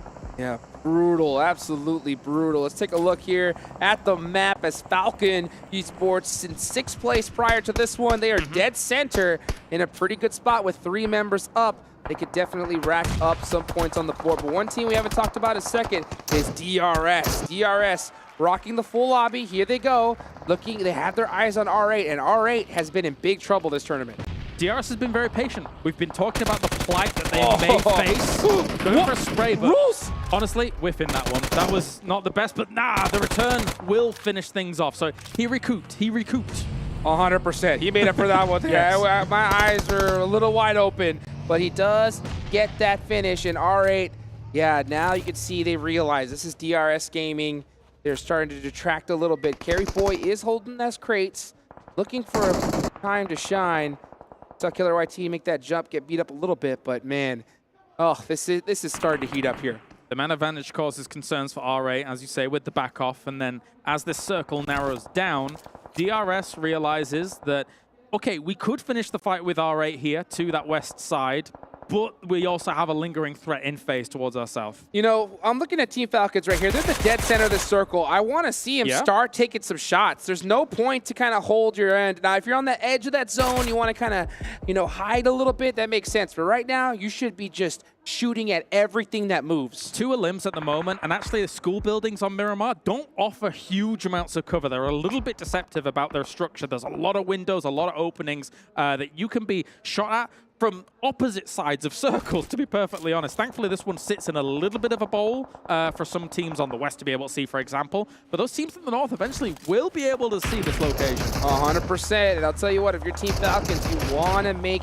that wall of your M4 shots to tell teams, you know what, you don't even want to come near us right now, because you'll see as Alpha 7, Mafioso getting in his US, he's making the push across as Team Falcons. They get a great shot on the I-Curd there. Not bad as a reinforcement point, also providing Carrillo some cover there, much needed, because he was lying down prone to try and stem the tide of some of the shots coming in. I-Curd moving on up as well now. They had to get a big blitz off that high ground and actually still survive. They could play for some placement here. Okay, now Team Falcons, I like what they're doing. They're grouping up and they're focusing on one team at a time, because they're starting to get pressed on the backside of the building. Mazexis now having a full setting on in as Ozzy almost pops him out the vehicle with that UMP, but now we're taking a look at R8 in an all-out battle against Alpha 7. Still the trying to do something against this here. I-Curd actually shutting down Mazexis in the distance. Trick goes down for the moment. Mafioso throwing in some nades towards, I think that was actually a smoke to elongate the cover that they actually have in that position. But Escaton very close to some explosions there as time goes on. Go ahead and get that energy drink off, but all it takes is one nade right now. That would really prove demise for Alpha 7. Alpha 7, oh, getting shot from both sides. They don't know which way to look at. SK Tong with the angle gets Carrillo. Yeah, difficult for them to deal with this. Multiple angles is causing them a lot of problems. And Molly comes in as well here, trying to burn them away, but it will be a frag grenade to be able to get those eliminations on the board. Alpha 7 out in 8th. Got him, just like that. I mean, they got pinched in between 2 squads, and there was nothing they could do. Let's take a look at R8. R8 with 8 eliminations at the bottom of the leaderboards, but finally started to make a little bit of noise. I liked the disengage between R8 as well as DRS, because they realized neither team was really going to come out of there completely unscathed. But now, as time goes on here, DRS has a lot of work to be doing up in that northeast side to try and get themselves in a position to assault the Falcons location eventually. I was talking about this bowl. You can see the picture of it here and how it works out, but anybody coming into there is vulnerable for a good 5 or 6 seconds. 100%. I'll tell you what, this is a huge game for a lot of squads. You got Team Falcons, DRS Gaming in the middle of the pack here, but every team above them on the leaderboards is already knocked out. So this is their chance to catch up. They want to get a chicken dinner here and now. And with that bowl that I'm explaining about, that's why we're going to see quite a lot of edge play here from these teams, trying to skirt around, eliminate those teams on the edges, and then worry about Falcons later on. DRS is making a wrap on this northwest side, knowing that if you bomb it into where Falcons is, I think you probably lose all your members. And I'll tell you what, this is the kind of position where timing is everything. Agreed. If you take a battle just a little too early, you're going to get third-partied. A little too late, and then you're going to get gate-kept. So we'll see how they decide to make this happen. Inactive, trying to find an off angle. He wasn't expecting the unknown inside the back of that truck. And he was able to take him out here as Falcons. Oh, the hacks. Oh, yeah. I said, you know what? This is not a place I want to be. But Zex is completely pinched. Team Falcons doing a great job of picking them apart. Yeah, they knew exactly how to hold on against this wall. They've been here for a long time. They knew how to stage the defense because they've been planning it in their minds for the last 50 minutes or so. So now they realize, technically, I-Curd is still down there, but they are very, very vulnerable. The toes! They see them through! Oh! TQ busting out the nail clippers, now blowing up the Marauder there. Unknown is in big trouble. Here comes Papa Blue, and that is going to be Unknown. Actually, he caught a reload right on time. Huge. Unknown gets the shots. Unknown ain't done yet. He's trying to push on up, seeing if he can do. This is the one window of opportunity he has. Also, likewise, Falcons on the other side. We're dealing with all the other threats that we're lying around here in this bowl. So it's a perfect time for them to try and kind of shut things down. But I-Curd, actually, considering how far Unknown has been able to push up against this, Falcon's got to be scary here. He needs to get the flush because he's currently feeding him information. This is very important. He needs to get the flush. He's the last player up. They're in currently last place. They need every point they can get. And you can see if he hits this nade, that would be absolutely insane. Just a little bit off the mark. Whoa, whoa, whoa, whoa, whoa, whoa. Steady, steady. He said, you know what? I'm tired of this blue zone. I'm tired of you. Stop. Slow down. You keep pushing me. You keep pushing me. Yeah, okay. Oh, wow. If they're able to get the res on this, does he see? The vehicle is just barely hiding his vision here. And also, D plus Kia is going to get maybe a res on this. No. He's gone. Gets spotted. That was so close. Now D plus Kia have to get a fight going for its team. Falcons, and you can see the hype in their players. This squad is now in a solid position after this game. Those last fights down to minute details. If that car is not where it was, then he would have been able to see them and shut it down. It could have been a different story completely. Unknown making moves for Iker, but Falcons locking down this sometimes difficult to defend location very nicely. And I'll tell you what, that's going to do great for their overall morale. I mean, the way that they executed Mezexis right there was literally picture perfect. You can see the hype in the chat as the Falcons have turned up this lobby. They know it. Falcons, one of the greatest teams here, absolutely, as they're able to do very well here in the school building. And look how happy they are, man. Oh, look man. how happy they are. Look at that right there. That is how you get it done, folks. You can see the hearts are coming out. I love to see this. There's nothing like when it's time to shine. The last final matches, being able to put some major points on the board. Definitely so, definitely. It is much needed points as well. I mean, considering the way that they were holding that out, they could have easily put all their attention on Ikers, but they knew they had to keep a multiple front battle going on against D plus Kia as well. Very important. And I'll give big props to Unknown, though. I mean, Unknown, like you mentioned, if somebody parked that Marauder just a couple feet in any other direction, Unknown could have taken out Team Falcons and they would have been out of there. But you know what? Hey, that's how you get it done. Right? That's how you get it done? That's how you get it done, guys. Oh, yeah, that's right. We get it done. Y'all get it done. Don't worry. We'll be right back after this short break. Very short break. All new Honor Magic 5 Pro. Freeze even fleeting emotions in just milliseconds. Take marvelous night shots with lightning-fast exposure.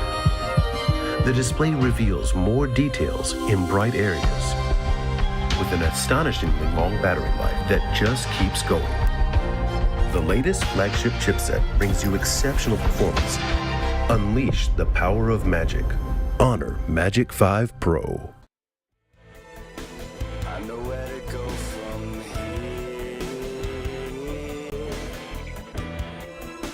I will not let you down, down, down.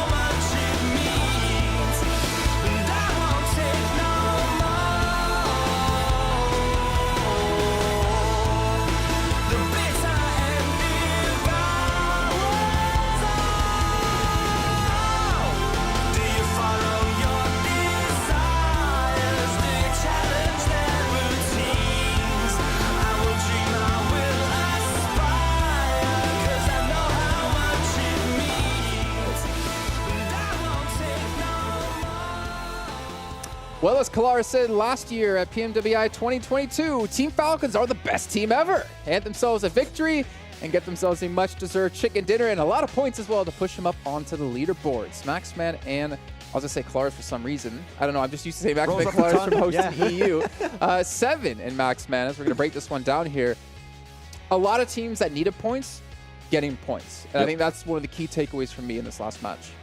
Falcons, iCurd has been a little bit silent. D+ actually having their best game, actually, yeah, I do believe, entering from the western side, defending the teams exiting outside of Chumasera. But yeah, Falcons finally gave himself a win, and I had a great conversation with Asa, actually. Oh. Yeah, we also, but Asa, and I asked him, how are you feeling good in this event? And great words, he did say, yes. And that was end of conversation. I remember. I remember. Because he doesn't speak English, but I was like, okay, thank you very much. That's very insightful. When was this interview? In a hotel, just a conversation before eating. The players' lounge. How are you feeling? Yes. Well, cool. Okay, well, one thing out of Team Falcons in the last game. Circle 6. How do they even get access to that compound? Nobody decided to go over and actually take that compound. Falcon was like, you know what? Okay, we're just going to go in there. Started looking at it like, yeah, well, that's free. Let's just send it. Well, okay, so to be fair, right, STG did send a player in that direction, and I think he almost got to the compound, but then he got knocked, and he was the last player left alive. So I think maybe Falcons kind of noticed that. Maybe Falcons was actually the one to get the elimination. I couldn't really tell. And then once they saw that, they're like, all right, well, we can just send it there because we know there's no one else there. But then you have Mazexis towards like the southeast side, just kind of chilling, getting their tan on Miramar, like you and I at the hotel. Who? Really? Come on, bro. They didn't do anything. It's true. You're not wrong. Like, they were just sitting there. And there was another team that you were pointing out, too, that I think it was iCurd. iCurd. On that hilltop, they actually had more information than Mazexis and didn't do anything with it. They were in a position where they could apply pressures on teams down below, like D+, like Falcons, like Mazexis. Didn't make the most out of it. Luckily enough, Unknown did keep the hope alive for the team until the very end. But Falcons, despite getting in that position, I feel like other teams should have been there a lot earlier. They defended a position that is renowned for not being easy to defend, and especially that split, leaving TQ to defend the southern side and the two other players with Asa defending against D+.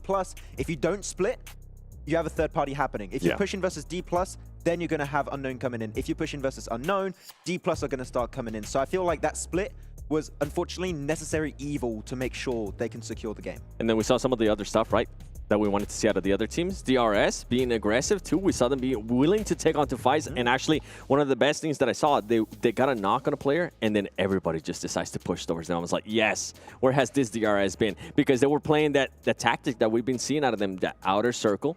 And now they're starting to be more aggressive. This is what we want to see out of them. I hope it's not just for this match. I hope it's for the next match as well. I think it's a transition point. They're getting to the point where they understand we need to start being more aggressive when we get in those late game positions. Yeah, I mean, I know I criticized them a little bit before, saying like you got to have a good marriage between eliminations and placement points, and they've got the placements down. But to be fair, I think we see a lot of teams in the situations that they get into kind of play it slow because they realize they can pick up a lot of limbs towards the very end of the match. They don't need to do it early. They don't need to waste utility. They don't need to potentially lose a player in a situation they don't really want to, and then go in towards those final zones with 4 players up.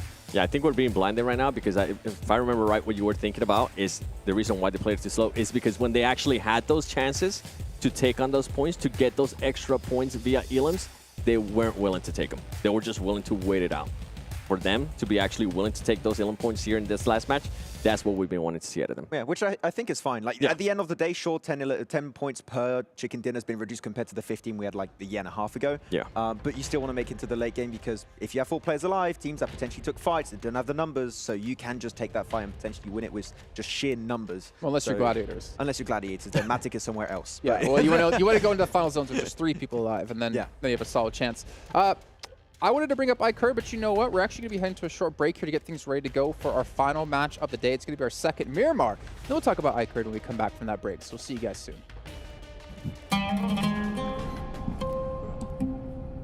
There is a place where you can elevate what's hidden inside, where you can reframe yourself. Sonomi means the new you. The you can step into. Because when we know who we really are, we become unstoppable. Enter new dimensions of you. Sonomi.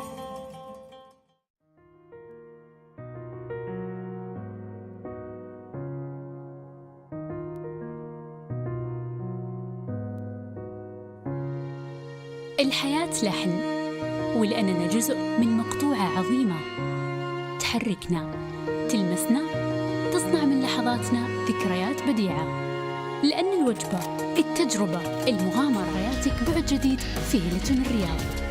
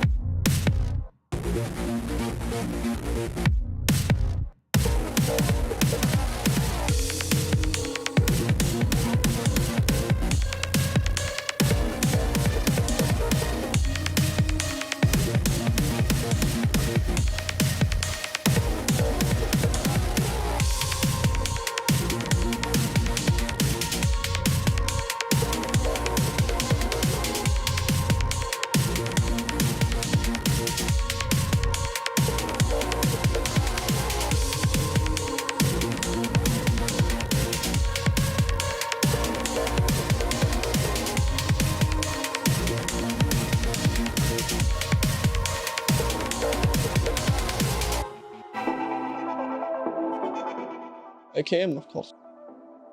Offline. Sunhawk. Miramar. Bootcamp. Ridge of course. Flyker. Now DBS before UMB. AWM. Dacia. All right, well, we are back here, ladies and gentlemen, to kick off the final match of the day, and it's going to be, of course, on Miramar here, as we're doing back-to-back Miramars. If you've missed out on today, we also had 3 Erangels in a row as well. Starting things off on Sanhok, which is Seven Worlds Gaming's favorite map. Yep. They didn't see it on camera. Oh. Do it again. Do it again. Wait for it. Wait for it. Come on. Push. Yep. Yeah, I mean, I guess we'll go with it. We're about to hop into the last match, but I did promise you guys before we got into the last match, when we come back from the break, we're talk about iCurd. Gentlemen, take it away. Unknown. Yeah. It's pretty good. You had like 7 minutes to prepare remarks. Yes. No. Okay. Pretty so good. They were playing in Chumasera for some portion of that game, and then they actually went south of Chumasera, which, as we know, is a high ground, elevated point, which gives you a lot of information on all the teams around you. So I said at some point they had info on D+, on Zexis, I believe it was, BTR, Gladiators, SGG, like all the teams that were kind of close to Chumasera.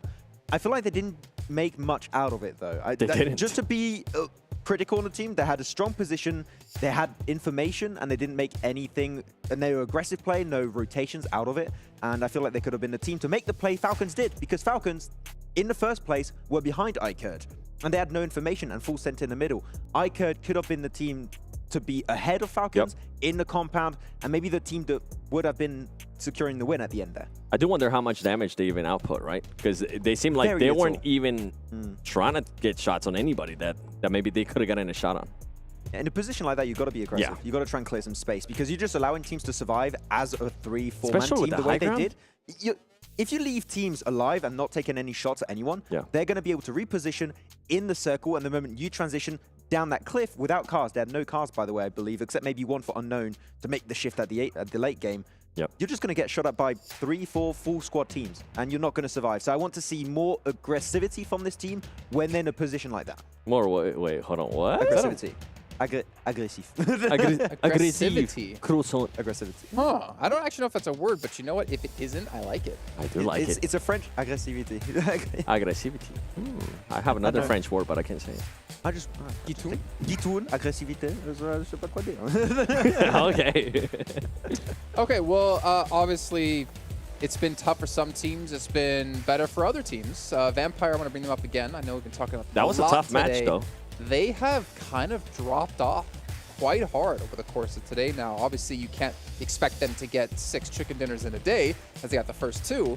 But I was expecting them to kind of carry that momentum forward throughout the rest of the day. I think Sir Tani said, okay, you guys can have one chill game. Okay, you can have a break. Don't worry, I mean, we had a lot of breaks today. But yeah, still at the end of the day, you guys can relax a little bit. But no, Miramar, I think we stated it for Vampire, one of their top battlegrounds, at least in the past. I think it's just like a one game that just didn't go their way. I think it can be forgivable, so we can expect maybe... unacceptable. Unacceptable? Unacceptable. How dare you? I believe we do have, actually, you guys are talking about like iCurd, and you're talking about Falcons and like damage and stuff like that. I believe we do have a head-to-head between these two teams to get an idea of how it did go in this last match. And to be fair, for iCurd, that's a lot of damage. That's actually more damage than I thought it was going to be. I thought they were going to be like maybe lower. Oh, but only got 5 limbs with that. 2,000 damage, only 5 limbs. But that's kind of expected, right? With the way that they were playing. They were in the high ground, so it was going to be hard for them to confirm any of those eliminations. But for them to be able to just output that kind of damage, it at least gives us a better sight and a bit of a different picture of what we were seeing from them, because every single time we saw them, they weren't really doing much. That's a lot of healing, actually. So despite being in such a strong position at the time, I'm surprised they took that much damage on the transition. So a little bit surprising, because if there's a fight that's been taken while they are on that ridge side, they should be winning it pretty easily. And for Team Falcons, it kind of showcases how important that compound was for them, right? They just got in there free, and they were able to take on those fights like you were saying. They were able to defend that, even though it's really hard to defend it. For them to have such a low healing, it goes to show the skill that they were able to put up in that last match. And Falcons were really passive until they got to the point of aiming for the compound. So they just didn't do too much. They held on to their resources. Those resources, which at the end ended up being so important for them to wrap up the game and to overwhelm Unknown from iCurd and, of course, the side of D+ to secure the win. Okay, well, obviously it's been an extended day here, not only for us here on the show, but obviously the players, and that's something you have to keep in mind as well. That mental endurance. Fatigue. I mean, as I think all of us can agree, it's harder to do nothing than to do something over the course of a day. And for teams like this who have been having to, unfortunately, just live with the downtime, it's difficult to stay focused. It's difficult to keep your focus ready to go and to kind of play at that same kind of level. Which is why I kind of give extra credit to to Vampire Esports for being able to do that over the course. But it's getting tough for these teams. And I mean, 6 matches in a row, I think they're used to it. But over the course of, 6-7 hour period, that's where I think things become more difficult. I wonder if that extra time, though, it has allowed certain teams that do have the resources, right? Have the coach, have the analysts, too, if they haven't given them a little bit extra time to start adjusting right away. I'm not sure if they're allowed to during the downtime. I could be wrong. Yeah. I know in other esports I've worked, you're not allowed to discuss during that time when there's like technical problems. You have to stay quiet the entire time. That's just something to look into because that is an advantage, right? We always talk about how important having a coach or a manager or an analyst is. This could be the prime example of it if we have seen teams have a big turnaround. I mean, we've seen what BTR's been able to do already. They've been able to have a great turnaround in comparison to how they started off the day, right? Same goes for Alpha 7. And we know that this is teams that do have that backing, do have those coaches that do a lot of research and analysts as well. So, you know what? I'll try to find that out for tomorrow, actually. Because in previous events, I know that players are usually talking with their coaches in between matches. Okay, I'll make you a deal. Well, I can make a deal. I'm gonna make a deal. No, make the deal, make the deal. You find that out by tomorrow. Otherwise, you have to follow me back on my socials finally. I've been working with this guy for, what, 4 years? 3-4 years? And almost every event, it's like, yeah, I'm going to follow you soon. I've never, I said that has yet to do 7 it. people, yeah. Quiet, Max. How about, I think all the time Want to shake on it? Unfollow Shake him. on it. Just shake on it. I don't want to touch your hand. I don't know what you're doing with it right now. I don't feel like I'm needed here. Just a back and forth between you guys. Let's just switch positions, Max. You're the host. I'll be the analyst. No, thank you. We've all seen how that goes. Well, you can see here the players are getting ready. Looks like we're just about a minute away. We've done a little bit of predictions, and by little I mean once. I want to hear a prediction for the victor in this final match. Ooh. I'm going back to I8. I want to see this team. There's no big expectations, right? But I8, if I can see a win from this team, I expect it to be on the Miramar, so I'm going to go for underhanded team. There you go. Really? Yes. Okay, let me go for Let's go for Alpha 7. Oh. No. I like that you actually heard it. You know what? Vampire Esports. I think they bounced back after that last match. Okay. Well, you know what I'm going to go with here? I'm going to give my little prediction. I'm going to go for D+. Oh. I feel like they've been kind of getting better throughout the day. They did have a good match. match. To the event. They've been playing well recently. I wanted the same as Exus, but I just can't. Not yet. Not yet. I got to see something out of them. Again, I still feel like they have the potential to do so, but we're not going to know just yet. Yet? Or ever? Oh, jeez, come on. What? You know, we have to go back and work with them again. Isn't that your region? Come on. You covered PMWI. Can only Brown knows so long for the region. Actually, I'm curious now, speaking of that. Is Alpha 7 a team that you follow? No. Okay. What? I don't know. I would find that funny if you did. I followed Hot Jukes for like, what was it, a week? I think it was a week. Oh, too much. Too long. Yeah, that's when I used to rotate them around. Okay, well, you know what? We got to rotate around from the desk over to the commentators because the final match of the day is upon us. Kalaris and Hot Jukes, take it away. Woo! The rotation coming in hot. And now, here we are with the final match of the day. It's Miramar. Now, Kalaris, before we get this started, I want to talk about some stats, all right? Okay. So one thing I really like to look at is what really sets apart these top teams versus the teams that are struggling so far in this tournament. One, I got to mention right off the rip, is the amount of smokes used so far, okay? There is a huge disparity from the teams that are at the top of the leaderboards versus at the bottom. Vampire Esports have already thrown 94. 94? 94 smokes. Plus 5 games. That is right. Gladiators actually only thrown 47. So pretty big difference right there. Base Clan throwing 99, Alpha 7 throwing 89. And going down the line, the rest of the squads, they don't even come in close. Some barely even breaking that 40 mark. How do you think that has assisted these teams ranking at the top of the leaderboard? honestly, we've played majoritively Erangel and Sandhawk before all of that to kind of account for those numbers. It is one of the most impactful utilities in the entire game, as we have our circle popping. That's very easy. We'll talk about that in a moment. But yeah, extremely impactful, obviously. Smokes oftentimes separate the good teams from the great teams. How they use them. Do they use them defensively? Do they use them offensively? Do they use them to transition? Do they use them to block their opponent's lines of sight? They're an excellently versatile tool.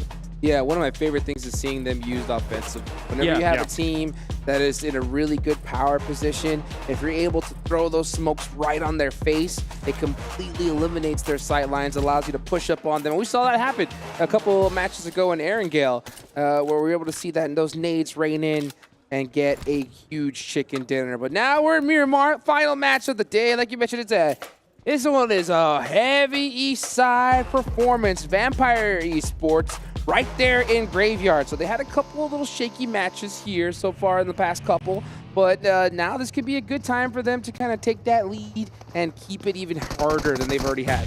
Could be at the same time, though. Fight's already breaking out. Sem9 going to be taking the fight against DRS here. They started the game off strong, but Sem9 is not going to be doing so well here, whilst the DBS is going to continue to reign supreme. Also, a Pumpy was able to be utilized there as well. So DRS starting things off strong against Sem9, but the off angles are coming in. Yeah, and DRS currently in 7th place. They have one player down. Can they get this res and finish them off? Sem9 now definitely on the back foot, trying to recover. You can see them hopping in those buggies, and it looks like they're going to want to get away from this bike completely. A rough spot to be fighting in a longhouse up against this warehouse, as, yeah, the disengage is on the path. I mean, thankfully, they did have a UAS here ready and good to go, so they can actually bail on out here, Tam. But I mean, what a sketchy situation that was. In these kind of spots, when people are finding DBSs as fast as they are, like, you cannot be taking these big aggressive pushes against them. Yeah, you can just see in the player cam there in the bottom the disappointment on their face. It's always so tough losing a player early on. But, you know, Sem9 was able to get away from it. With three players up, you could definitely make some stuff happen. So, I mean, that's kind of the nature of the beast when you have 18 teams here. You're bound to deal with a hot drop eventually, and Sem9 actually pretty fortunate to actually make it out with only losing one player. Yeah, definitely. When teams are, especially when teams are having to deal with like a playing path that's of adverse reliance for them. So you find yourself in spots where you even challenge for vehicles with now an 18-team lobby, and even that becomes precarious because people want to drive suddenly north if a playing path is going all the way horizontally through the middle of the map or something like that. So, yeah, these occurrences can happen very quickly. Yeah, and I'm dreaming of the day we will see dedicated vehicle spawns in esports. Oh, yeah. You know, And there is only one that we know of, I know of at least, and that's that Golden Marauder. That's right, only one of them inside of Hacienda del Patron. So that is taken up. But yeah, you know, the fact that these vehicles could or could not be there, that makes it all that much more difficult when you're hunting for one. But I am a fan of the Golden Marauder. Oh, yeah, that's pretty sick. That's pretty cool. That's pretty sick. I don't know if it's as fast as my car, you know, doing all right, brum brum. I like myself some cars. Yes, sir. Sometimes I get to go on the Autobahn. That's very fun. Oh, man, I am so jealous. Yeah. So jealous of that right there. Just sometimes got to let that Marauder open, let it fly.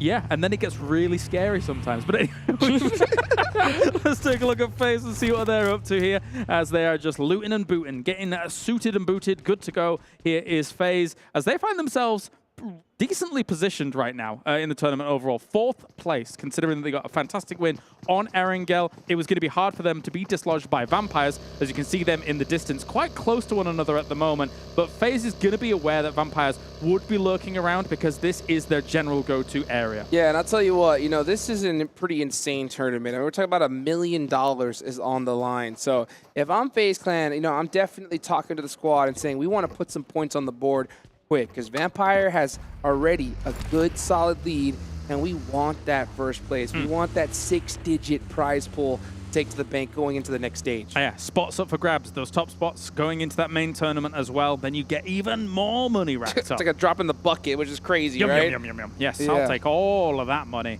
as we've got ourselves. After FaZe moved into that location, they stood still, they stood fast. They knew, again, as we were saying, that there are threats present in this area. And likewise, as we get on board with other teams rotating on in, thankfully for them, a lot of teams are going to be centering up in this circle compared to playing edge locations, because around Junkyard, around those hills in there, you would rather be there than have to transition there against the 17 other teams in the lobby. That's a good point, yeah, because if that zone locks on there and you're on the outside, it's going to be tough to breach those squads. And, you know, you got, so far looking at the map, we're seeing some rotations come in a little bit late. Icurd coming in pretty well. Falcons, they just won that last match, and they are a long ways away, but we're taking a look right now at Vampire Esports, who have their eyes locked on R8. Yep. Few shots against the Shantytown, down towards the bottom. I think for the most part, R8 doesn't really want any of this fight. The reason being is that Vampire has so many locations on these ridgelines that they can fall back to, whereas R8, in terms of their peaking locations, very predictable. So the peak is advantage very much on Vampire's side. Yeah, and I'll tell you what, if you are R8, that's the last team I'm looking to battle in early game right now. I mean, they are currently sitting in 13th place with only 16 points. Empire have 70. So that is absolutely ridiculous. You can see R8 taking off from that position. And, you know, I've mentioned this before.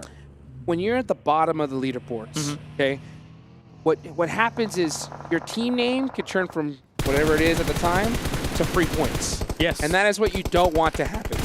I mean, alternatively, we could turn Vampire's name into Vampire Empire when you look at Vampire Esports, because they are clearly claiming what seems like PMWI for themselves at present. Last year, this year, who's going to shut down the Vampire Empire? Right? And you know what? It goes both ways, you know, because if you're at the bottom of the leaderboards, you know, and you get knocked, thirsted, a team realizes it's you, maybe they want to be more extra aggressive and push you because they know that you are in the position you're in. But like you mentioned on the other way around, if you have that Vampire Empire, you know, you realize it's them, you may hesitate and say, oh, it's Vampire. And that little hesitation could cost you everything. Yeah, it definitely could, because they have got, as we were mentioning before on our first game, well, with all the eliminations that they've got on the board, they've got such a strong kind of position when it comes to being not too aggressive, not too passive. As we see a huge shift down to the south, going south of Minas Generales, and that is quite the shift for all of those teams in the north. Oh, yeah. Alpha 7 are definitely on their back foot now. That is a huge advantageous shift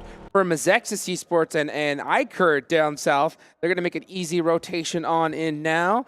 Dead center, you're going to have, it looks like Infinity IQ centering it up, FaZe Clan. And not to mention, right next to FaZe Clan, here comes that Vampire Empire right at the door.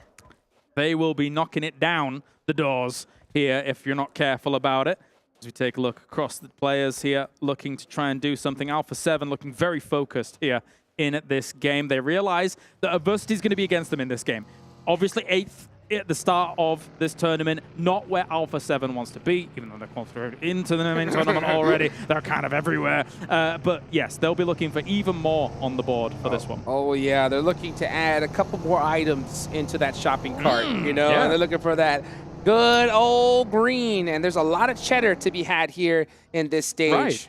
And honestly, one of those items could quite easily be a free pass on this eastern side. If you're looking at how they could rotate down north of Impala, right now there's not really any threats that are going to be posing that kind of entrance point a problem. So Alpha 7 could get quite fortunate here. And I'll tell you what, this team is the king of just edging on in when they're in a bad position. They kind of have a really... I talked to their coach before this tournament, and the amount of research that these guys do and work, the hours that they put in, honestly, it's almost second to none. And you can just tell that research paying off. They do not do anything by accident. I mean, it shows in your region, right? Oh, yeah. You see it. You see it come to fruition. You see it come to the battlegrounds.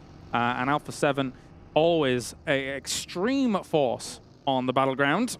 But for now, there's a little bit of a lull in the action here as all the teams, there were a lot of teams in the south that were already kind of centered up in these hills. Kind of east of La Bendita is a little bit open. So the teams over there, like Infinity, for example, just with a 2-2 split, want to be a bit careful. But yes, everyone still just making the rotates. Yeah, everyone just trying to be able to get it to that late game safe and sound. So far, you know, we're into stage 2. Only 2 people have been eliminated from this lobby, so this zone is going to be hectic. A quiet game to start things, but yeah, that only makes it more crazy later on, right? Yeah, you know what? I've talked about this before. I call it the hot jukes excuse card. Okay. Right? Do you use it a lot? I do use it when needed. Okay. Right? And I'll tell you what, when it comes to these teams, I allow them only a couple of punches on it, right? Some more than others, all right? One punch I will give is, you know what? First game, day one. You know, you got the nerves. That's a decent excuse. You got things going on. You know, I can go ahead and I can punch that for you. But coming into tomorrow, that's going to be punched out, and you can't use it again. So you got to come in heavy, and you got to make those adjustments. And I think because we see so many players alive right now, we can see them starting to get a little bit more comfortable. Well, as I kind of envisaged, we're going into the fields east of La Bendita and west of Impala. These are scary. You're seeing Infinity already with a kind of 2-2 split across these fields. They actually have some big priority compounds, but also who has priority compounds is D plus Kia, a team that on the desk Jason was backing. And actually, they're very good at compound control. So if I would say you would end up, they're going to wait depending on the circle, but rendezvousing on that west compound, that is a fortress in this field. 100%. And I'll tell you what, I can understand why they're doing that split. They want to control as much of this real estate as they can, but it gets a little bit scary in this late game because the whole team is going to push that duo. They're going to be in big trouble. We'll see how that plays out as Ikerd playing it very, very safely here. I hate these fields because there is, unless you have one of the compounds, or actually some teams perch up in the middle, all the way straight down in the road because it kind of dips down as we see a few shots coming in from Ikerd here against Falcons. Don't get him though.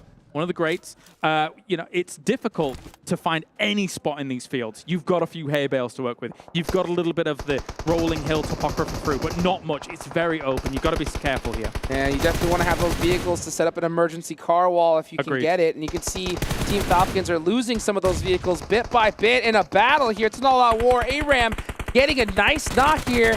And there goes another. Falcons getting picked apart. Very nice shots coming on in. Just going to be finishing off some of those eliminations to get things going. And looks like 6 is going to be running away. Oh, no. Yeah, you know, 6 throwing the white flag.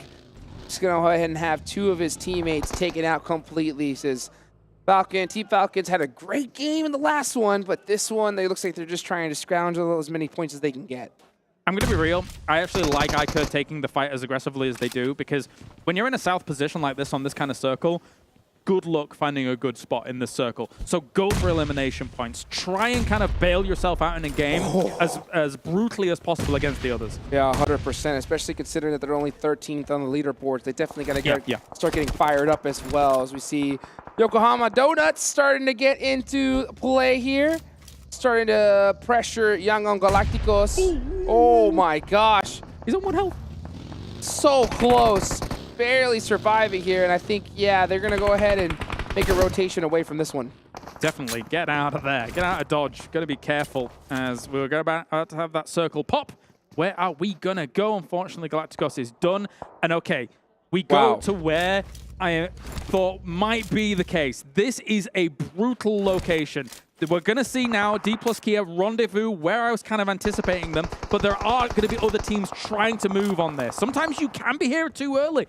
Sometimes you get multiple teams crashing at the same time, and then you get eliminated, unfortunately. But as shots come in here, Kelsey going down, that is brutal as well. Infinity's going to the road in the dip. That's also a very strong position of power. Oh, they're going to be set up pretty, and you can see D plus Kia are in a power position. Now it's time to start standing up and putting on that fire. Gets some points. Kitsune trying to drive away as Ray Z catches him outside the vehicle. Gladiators in an all-out war against S2G. I've got to commend the players on their fortitude throughout the day. It's been a long day, clearly, and the teams are not kind of falling into the trap of the craziness of a game 6, because sometimes teams are tired, sometimes teams are having a hard time. Teams are really fortified here, so impressive fights are still taking in what has been quite the day. I'll tell you what, you know, in quite a day, when it gets long and it gets tough, all you got to do is have your coach whisper in your ear, $1 million. Oh, yeah, that might do it. Oh, man, that'll get you going right now. Let's see right now if McHugh can. He gets taken out. Matic, MCG just gets taken out with the reload. And now Gladiators take advantage of it. Here comes the Molotovs. It's really up to Razy to make a huge play, but that use of utility, he's in big trouble. It's the kind of clash we thought we were going to see in the European Championship, but SUG didn't even get there, and Gladiators mauls S2G on this side. It's an important one, though, because trying to leapfrog into this into this circle is difficult here, and they're going to have Vampires ahead of them. Well, luckily for them, they were able to do it right on time, and it looks like they're going to get everybody up. DRS Gaming take it out in 15th place. They did get some eliminations, so that's going to kind of help them out a little bit, but definitely not the spot that they wanted to be in. Vampire Esports still alive. What'd you see? If you're watching the map at the moment, we're seeing actually Agon IX actually moving in against a 2-2 split now of Infinity. They had the road. I'm not sure about this 2-2 split. I think the east location for Infinity is a little bit too high prio for then eventually the crunch down to come to hold a 2-2 split like this. It's a very bold play here. 100%. I mean, I think if you're Infinity IQ, it's time to get in a hurry and try to meet up with your other teammates here, because this 2-2 split, it's working for now, but I guarantee you, stage 5, it's going to be tough. Agon IX were they were sending it to there, and then they realized people were there, and they were scared away. If they'd have realized it was just 2, I feel like they would have been far more forceful, but they've moved all the way to the north on some extreme retreat. 100%, and that's so tough, especially when you get in a really dire position and you're so desperate on the leaderboard, you start second-guessing yourself. We're starting to see a battle here with an Alpha 7 and ATOT Esports, and Alpha 7 are going to take out Aton. They were not able to get it started here today. Yep, Alpha 7 looking great here in defense. But now Gladiators have perched up underneath Vampires. They are good at leapfrogging. However, I don't know if this is going to be the exact play that they want, because they're in nade range. So there's a potential that Gladiators could go down very quickly if Vampire has some util. If they do or if they don't. Sem9 is eliminated. That's 12 teams remaining in this final game of this All-Stars group stage. Yeah, they definitely have to get going. Infinity needs... Okay, they're all going to be rendezvousing down on this east side. They have to get together as fast as possible, and they're actually making a very important move here. Yeah, so let's see. They are actually finally able to group up with their teammates, and this is the team that are in one of the powerhouse positions in this circle, so we could definitely see that towards end time. But right now, we're going to look at Gladiators versus Vampire Esports, two of the top teams in this lobby. And Matic, he seems to have those nades locked and loaded. Vampire Stone does get knocked, but it looks like you see the smoke. Ravenclaw. Yeah, coming out huge. And oh yeah, Ravenclaw's off angle could prove problematic. This is very important for him not to get knocked, but also open things up here for Vampire. Yes, they have the man advantage. It's a spray through, but actually, from the distance here, D+ Kier is able to put the boot in against Kitsune. He overextends a little bit, trying to deal with the off angle, and gets knocked from another team. Oh, Kitsune, like literally a dagger in his back. This is huge. Oh, this is so huge. Ravenclaw with this angle is starting to take Gladiators apart, and that was literally the shot heard across the world. Now this is super interesting because Vampire actually, whilst they're still in this fight, Maxek is doing huge work here with the F12K, pulling out the M4 to try and get it. Goes for a seat swap, does not work out, and that's him down. Vampire will recover from this. I wanted to talk about, though, they didn't use util to make this happen. They didn't use frag grenades or anything like that, so they went for the off angle instead to try and shut it down. I'm wondering if they're holding it for the very late game where it is ultra powerful. Yeah, that's absolutely could happen. And Vampire, very fortunate to be able to get that done when they did, because they're going to have all 4 players res and a nice reset in the bank here. Let's take a look at Agon IX. I8 as they take on FaZe. Vintor, he is so stuck in that shack. Yeah, he's on fire. Burn, baby, burn. Rough for FaZe because, again, they retreated back from what was that initial 2-2 split from Infinity that they could have probably blasted down on, but now they find themselves in the north here. As we have a few cheeky solos here and there, it's just Donuts as well as Falcons trying to play it slowly on the east side of this, but wherever this circle goes, the road down the middle is, oh my god, important. It's ultra important. So if we go west or east, those teams are going to have to make some very difficult transitions. And I love the way Vampire pushes this. You can see them leapfrogging little by little, covering each other's angles. No blind rotations from this squad. And we could see them, just slowly trying to make it across the road down in the center of this zone and just use that little valley to their advantage. Yeah. Oh, Tony K on the ramp, getting shot in his back. Yeah, he go ahead and jump right off that. So all importantly, actually, these two ramps that were added a long time ago to Miramar actually provide quite a lot of cover for this location. It's a deceptive amount of cover that they actually provide, along with the dip down into the road. It's one of the best positions in this circle, but where are we going really will tell us how much more valuable it will be. They've actually got two up on the high ground as well. That's quite bold. Yeah, looking to try to get as much intel as they can. Yeah, zone centers right on up as expected from these players. So Vampire in a solid position. Mazexis all the way in the south side are going to have to push up.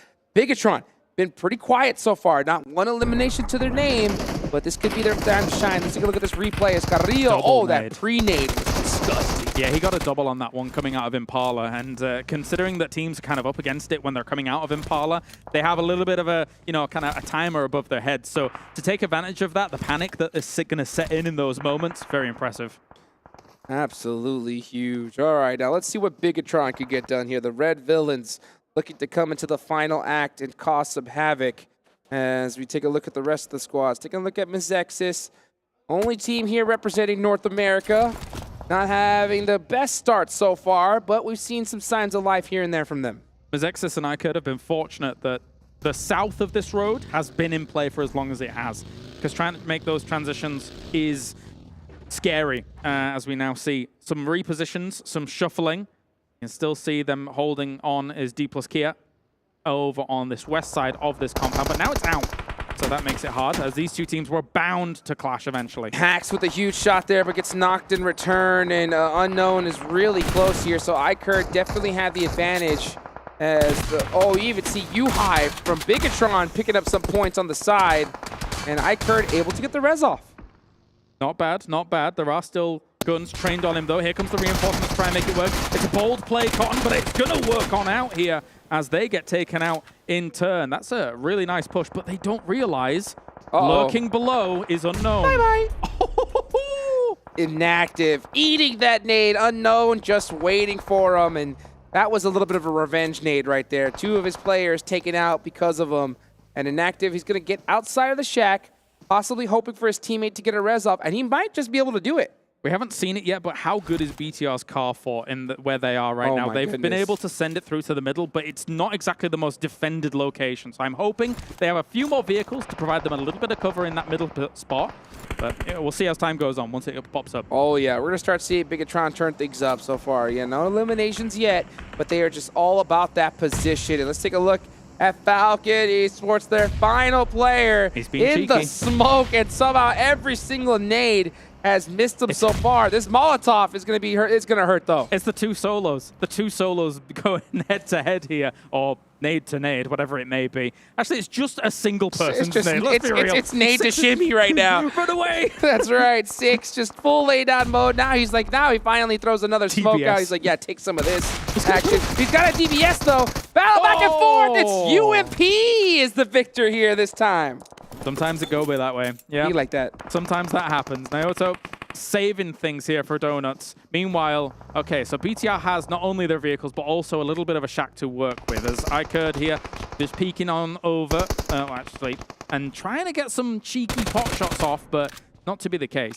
Yeah, Bigatron, they're in a good position so far, but it is a little bit scary because all eyes are on them. It's open, yeah. Yeah, next zone does pop, and I believe Bigatron is barely into this one. So they're going to be able to survive for a little bit longer, but having to leave that position is going to be so tough. There's a few eventualities here. Technically, Vampire could still continue to hold and play that kind of roadside. I'm still very impressed that they're able to hold the split on the high ground as well. You can see the shots coming in from Agon IX. Sorry, I've done the same as you. Agon I8, as we do, trying to look on over against them from a kind of a long-range position, but not to be the case. BTR, hay bales abound. You can see here, the trucks, very important for extra cover. Shot.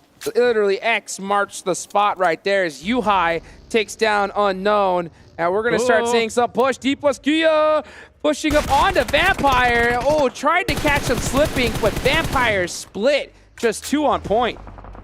A very, very bold move again here by D plus Kia, and it's not going to work out. Fabian up on the ramp as well, trying to get some overlook on what's going on. Vampire is actually falling to all of these shots and also being pushed into Agon I8, meaning they're being completely sandwiched and taken out. D plus Kia turning things around so quickly. And now, like you mentioned, that's just Ravenclaw up left for Vampire. So you know what? Deep in the circle. They were focused too far in the zone. They didn't watch their backs. I do think their split cost them there. As I was I thought it was quite bold having two up on the high ground and splitting out as far as they did. Now there's so many threats around Ravenclaw. I don't know how you make this work. Yeah, that's what we talk about so much. Those splits are so good when you have a lot of space to work with, but when things get tough, if a team, full pushes you, that number advantage, man, no matter how good you are, it's tough to deal with.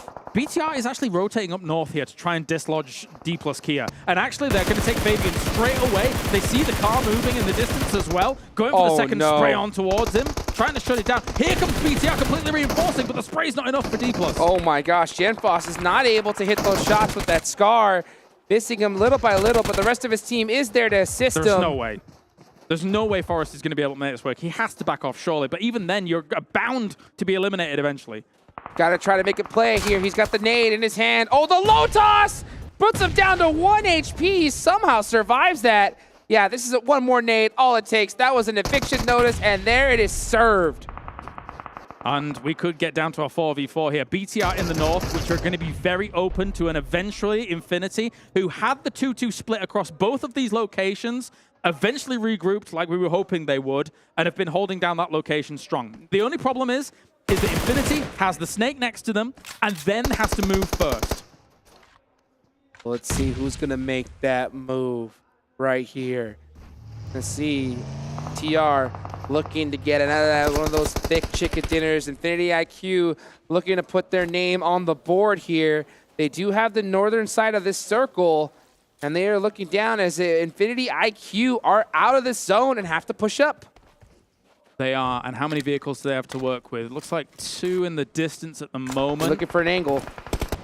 They need to find something. They need to try and find an off angle, but Flux is actually going to start things on Infinity IQ. This is huge for Bigatron in the end. Oh, they can go and just third party this like crazy, and you can just see Phallic has definitely made the weight of this rotation that much heavier for Infinity IQ. There he goes through, sees him as well. Actually saw his head pop up there. So you're going to try and molly this out, and he now has a real timer against him. Almost caught by that. So close. Tries to go for it. Will he go for a flush? Will he go for a quick flush? Got him!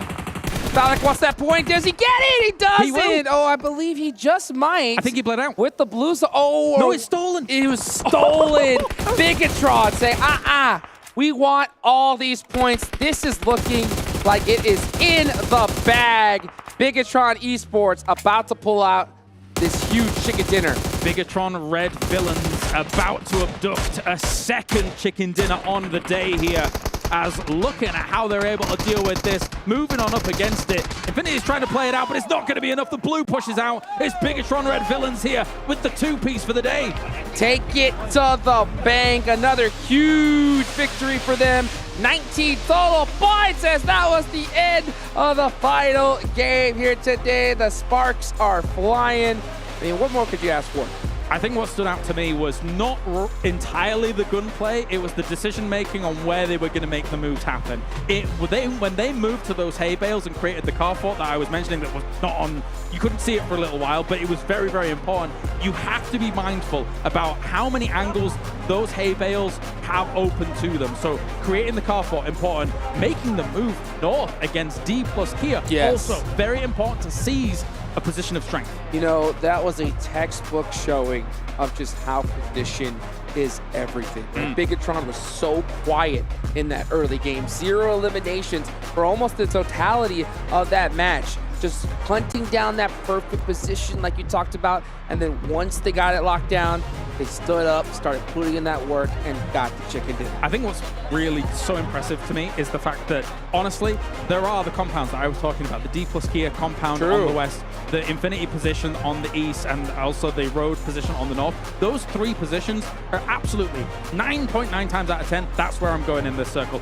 I would almost never go to the BTR position and make it work. It is difficult to make that spot work. Hey, that's why they're the villains, baby, right? They get it done when it is needed. And you know what? One thing that comes to mind, it makes me think, you know, what happens if Vampire didn't split in their position. If they stuck together, that could have been brutal. But hey, you know what? Hindsight is 2020. I have to agree. I have to agree with you. The two up on the high ground, it's quite the extension you're making when you do that. You're trying to control that east side to alleviate any pressure that the two in the trench might feel. But yeah, when you're split like that, you can't reinforce against the BTR, the D+ push and then the BTR push. Yeah, I mean, that's what you got to do. You got to make sure you cover your back before you start focusing on that next position in zone. But I mean, heck, who are we to judge when you got that many points on the board? So a huge day, obviously, for Vampire Esports. Bigatron coming up there right at the end because you got to close that gap. Second place, third place, big differences in money going down the line, and you definitely want to get that golden ticket for that first place prize. A great overlook here for GenForce to be able to shut this thing down, and unfortunately for Infinity in the distance, only working with their kind of remaining vehicles, some tractors, things like that, really doesn't give you enough cover against the eventual. We're going to shoot out your feet here. That's right. Gotta give, you know, popping the toes right there at the end. That's how you get it done. I mean, these angles, these peaks, these guys, this is a whole nother level right here. So here in the All-Star group stage, we can just see our buddy coming on out. Let's see what he has to say. The PUBG Mobile World Invitational All-Star stage is over. Thank you so much to everyone who took part in creating this competition, to the players, to the talent, to production, for building all of this. You have all been absolutely brilliant, but especially to those of you at home, the fans, for watching and supporting your favorite teams throughout. And please do continue to do so throughout this competition. We're going to be back here tomorrow at the same time. My name is Banks, and this is Atik. And let's head back over to the studio to round out the day. ختام اليوم الأول ما أو عفوا لا صح كان ولا أروع في المباريات اللي شفناها 6 جولات عدت ما كانت سهلة وشفنا المباريات قديش كانت عظيمة وشفنا حتى برضو الفرق بأدائهم العالي وعرفنا برضو الفرق اللي متصدرين في المجموعات أو متصدرين بالنقاط الحين معنا ولكن باقي ما انحسبت بشكل كامل وباقي معنا المشوار باقي معنا الأبطال اللي راح ينتقلون معنا إلى البطولة الأساسية زي ما قلنا لكم قبل ونذكركم فيها أن ال6 مراكز الأولى راح يكملون مشوارهم الى البطوله الاساسيه لكن الحين نقدر نقول يعطيكم الف عافيه على تواجدكم وعلى دعمكم راح ننتقل باذن الله الى الاستوديو التحليلي نتكلم في تفاصيل اكثر وترتيب الفرق كيف صار ونحلل برضو المباريات بشكل تفاصيل اكثر كان معكم مقدمكم عتيق وبرضو كان معكم مقدمكم بانكس مقدمكم برضو باللغه الانجليزيه لكن الحين راح نختم لكم هذا اليوم ننتقل لكم على طول على الاستوديو. One of those responses was a lot longer than the other, so we're going to be clubbing it up here in the post-show for the day. Well, BTR, you know, we talked a lot of smack about it at the start of the day, but they shut us up quite well here, guys. I love being proven wrong, you know? Yeah. Hey, BTR, if you can do that again tomorrow, I would love to see it continue right now. We saw some plays from Lepar. Yuhai has been, I would say, currently the top player for the team. He's been setting the team up for really good moments. And I think it was mentioned during the cast, the timing of their move to go to the hay bales, to go for the third party, to push on to D+ after they engaged versus Vampire, all of that, the timing was so good that then enabled them to get that win. I mean, even the timing of just being able to go from passive to aggressive, we heard Kalara say it too, best.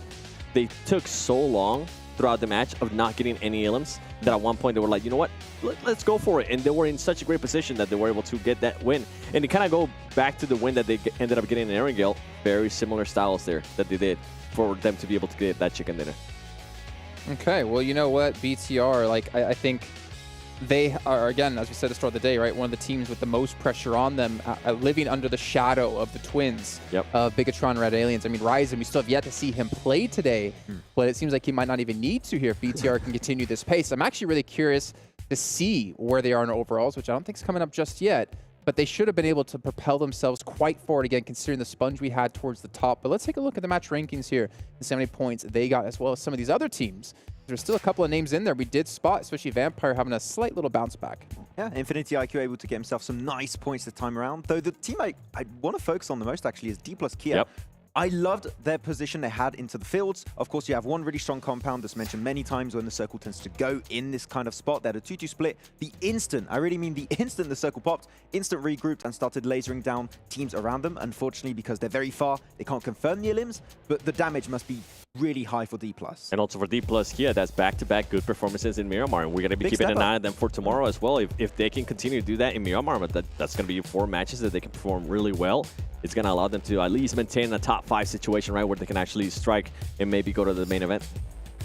Main event, that is still quite a few days away. Well, 2 more days away, unfortunately. But this is starting to set up some teams extremely well. Yep. I did want to talk about 2 teams in particular. I was mentioning to you, Max, that we had like a Vampire GG standoff. Actually happened towards the northwest side around stage 5. And actually, Gladiators decided to just kind of like leapfrog Vampire, but it didn't seem to matter. Vampire was still able to fight from that position and take Gladiators down. Yeah, actually, because as you said, Gladiators leapfrog the position of Vampire, but then Ravenclaw, which is the off-angle guy, it seems, for Vampire. Every time a player from Vampire is going to go for the off-angle, pretty much, the Ravenclaw special, we'll have to find a name for it that rhymes, but he just got the off-angle, and at that point, Gladiators are pinched in that dip. They can't do anything out of it. So Ravenclaw is able to set up the team for success many times throughout today, and Gladiators couldn't do anything. I'm sorry, I'm looking at, because you said we'll find something that rhymes. I'm like, is it called the Matic Special? The Matic Classic. Matic Classic. That doesn't rhyme. Matic Classic. Classic Matic? Kinda. I guess it kind of does, yeah. We'll let you think of it. We'll work on it. Yeah, we'll work on it. We'll brainstorm something. The way it was surprising, though, that GG decided to just kind of gatekeep him right after they leapfrog him. I thought they were going to maybe go towards the circle, and they decided to just hold off and try to get on that fight, and it completely backfired there with Vampire Esports. Which I can understand. If you do clear Vampire Esport, you get access to a little bit of a, not really, like, kind of a ridge. You get access to a ridge, which is really strong when you have teams against you, like D+ on the other side. Are you going to be having teams like BTR, far in the distance, Infinity IQ? So if you do clear Vampire, you are able to get information for pretty much free and think of your next move. But the fact that they lose the fight, then, well, they're dead. Yeah. Of course, this post-match is brought to you by STC Play, as well as we're breaking down the last game. And, you know, D+, that was the team that I had predicted to win. And you were saying, like, yeah, pretty good chance they could do so. And then the zone was like, Jason, let's not listen to you and go away from them. And unfortunately, it just became too much for them in the end. But I don't remember actually the 2 teams you had predicted. I have Vampire. Oh, I, yeah, but that didn't go. Yeah, I mean, we all kind of got in there, right? Okay. We all kind of got something in this one. But what's your takeaways for the day before we take a look at our overalls and kind of wrap things up? What's your takeaway? Strength of the teams? How you feeling about this whole thing? And of course, got Vampire, right? But I would say, as you stated already for D+ Kia, that comeback towards the end, we wanted to see this team do really well. I want to see if we can see more from Donuts Varel in particular, but that D+ Kia has initiated that comeback. I want to see if that can translate in day 2 and hopefully for a spot for them to qualify in the main event. Mine has to be positioning. I mean, going from Vampire wins, the way they were able to position themselves in a great spot, and then same with BTR, it comes down to the way they position themselves for those final circles. And I think a lot of teams are going to go back and look at it and be like, you know what, we actually don't have to get eliminations early on. Let's try to just keep all our 4 players alive. Let's get a good position and then start either third-partying or start fragging out. That, so far, it's pretty much what won 4 out of the 6 matches today. Yeah, actually one other team I'd like to bring up at the end here is DRS, that we said was very macro focused, very focused on getting into the late game, but not really focusing on eliminations. We have seen a slow but steady shift throughout the day, which I do appreciate, and I want to see that continue throughout the next 2 days here in the qualification phase. I want to continue to see it too, but then it's kind of starting to backfire, right? They can't find that perfect marriage. They either really perform really well in placement points, and the elims kind of hinder, and then vice versa here towards the end, DRS started being that aggressive that we wanted to see, right? But then the placement points started backfiring there too. Yeah, they're still looking really strong, but I think it's just taking time to make that adaptation. We can't expect all of these changes to be made on one day, so tomorrow that's why I'm excited to find that great kind of equilibrium. I mean, even today, we saw some great adjustments from some teams already, so can't wait to see what's going to happen tomorrow after get a lot of time there to go bot review. Well, speaking of tomorrow, we'll get there just shortly, but before we get there, when I bring us up into our save of the day, brought to you by Dr. Suleiman Al-Habib. And I'm actually curious what it is, because we don't know what it is just yet, but I'm curious on what's going to be going down here and who's going to be saving who. Keep in mind, going into the main event, this is going to be important because it could win you money.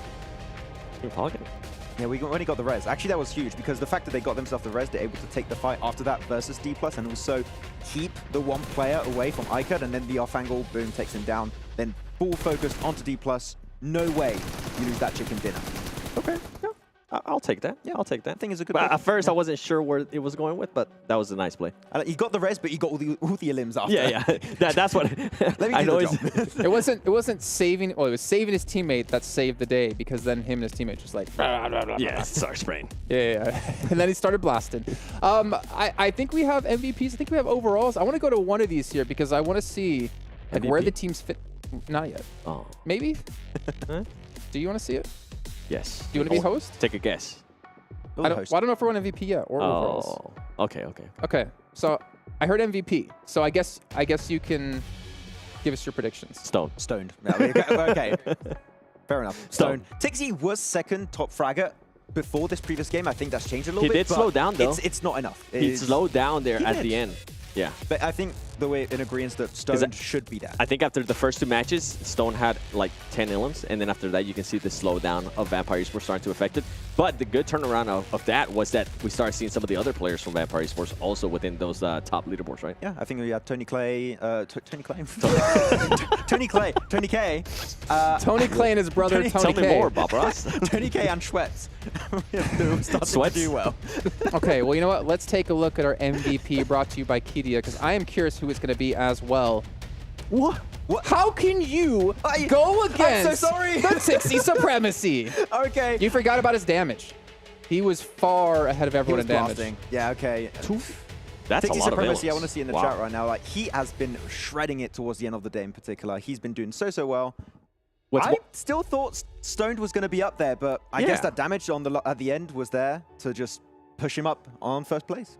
What's impressive to me is like not just damage, that he's actually being able to convert all that damage into 2 illims per match. That's impressive. Also, not as impressive survival time. I do want to see that a little bit higher, because imagine if he's in those end game situations, right? Being able to put up at least 2 illims. I can see that going up even more. The team as a whole does tend to make it to the late game, but it's not always the same player. So it does reduce it quite a bit. Yeah, true. What about overalls, though? I want to get into that as soon as possible because, again, we've seen a lot of movement. We've seen a lot of soaking when it comes towards the top of the leaderboards. You could probably expect Vampire to still be there, but we're... Ooh.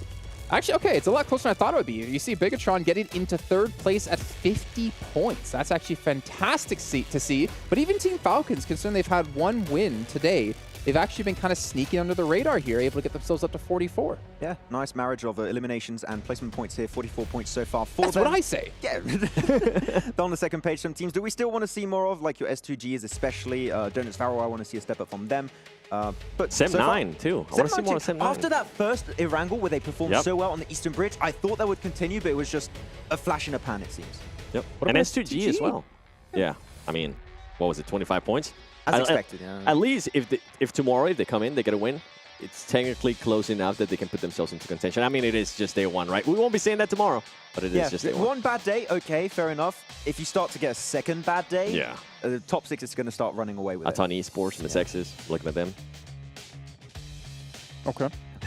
That's all I'm leaving it at. Now, here's the question for you. What was the clutch of the day? Oh, we got a clutch of the day. Oh. I would say Revo on Trifecta. Oh, yeah. When he was solo versus Aton. I think that could be it. Yeah, Revo. That's good. Yeah, I can see that one. Okay, well, let's take a look at the Colonel's clutch of the day here.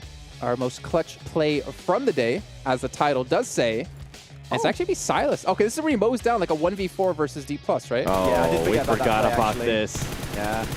They couldn't do anything. That was finger. Well, we only saw 2 of them, but I promise you, it was 4. He got 4 in the end, right? Yeah. We got paid. That was a good clutch, to be fair, considering there was no way to get across that bridge eventually because Sem9 were waiting. Yeah, it helped out Sem9 actually quite a lot. They just had to wait it out, and no fights were really coming their way, so they just started playing the northeastern edge and ended up getting himself a nice podium finish at the very end. I know. Talking about Sem9, though, I kind of want to go back now and just kind of watch what happened with them, because they just haven't been the same. After that, I felt like they just disappeared. We haven't really talked about them until just now. We do want to see We're agreeing. I'm hoping they're going to come back after today and see, okay, that 1 game worked out great. Why? And just try and figure that out and hopefully be more consistent throughout tomorrow, because outside of that 1 game, I mean, yeah, as you said, I can't recall one That's the only standout game. Yeah. So they didn't make in like top 5s throughout those following 5 matches. Yep. Yeah. Oh, to be fair, the day is not done for the players, right? They have to go back They got a VOD review. They got to look at what they did wrong, look at what they did right, look at what the other teams were doing as well, and try to figure out how they can adapt to that and look at the rotational pass, because they still have 2 days left. If they're not in the top 6, well, they're currently looking at not being in the main event. I think it's technically top 7 if Alpha 7 get themselves into the top 6, but their journey's not done. Our journey's not done. We still have more action coming your way, but that's going to end it for today. We'll be back tomorrow at the exact same time here for day 2 of the All-Star event, here live from Riyadh, Saudi Arabia.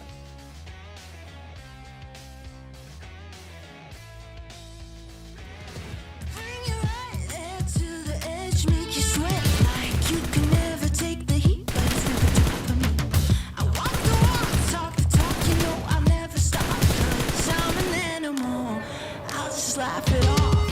I can see it in your eyes, I can feel you watching.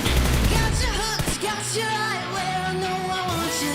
Play the switch, I'm a mystery, but you love it. Line sinker, follow the leader.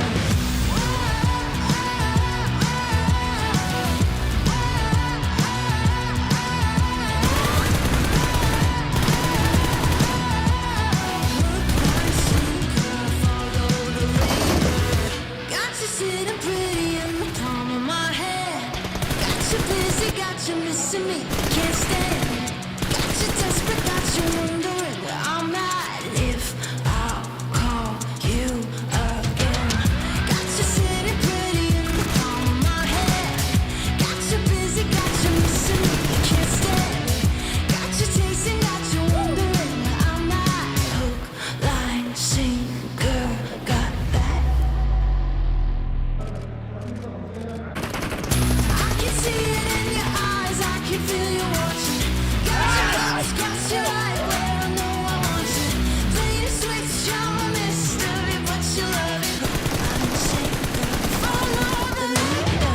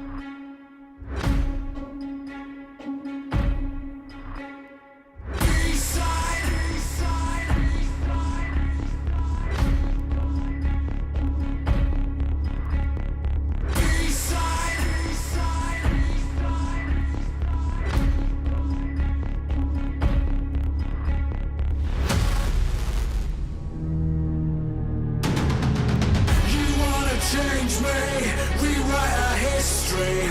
I chose on my side, drawn the front line. You want a safe face, came to the wrong place. You raise a white flag, I give the V sign.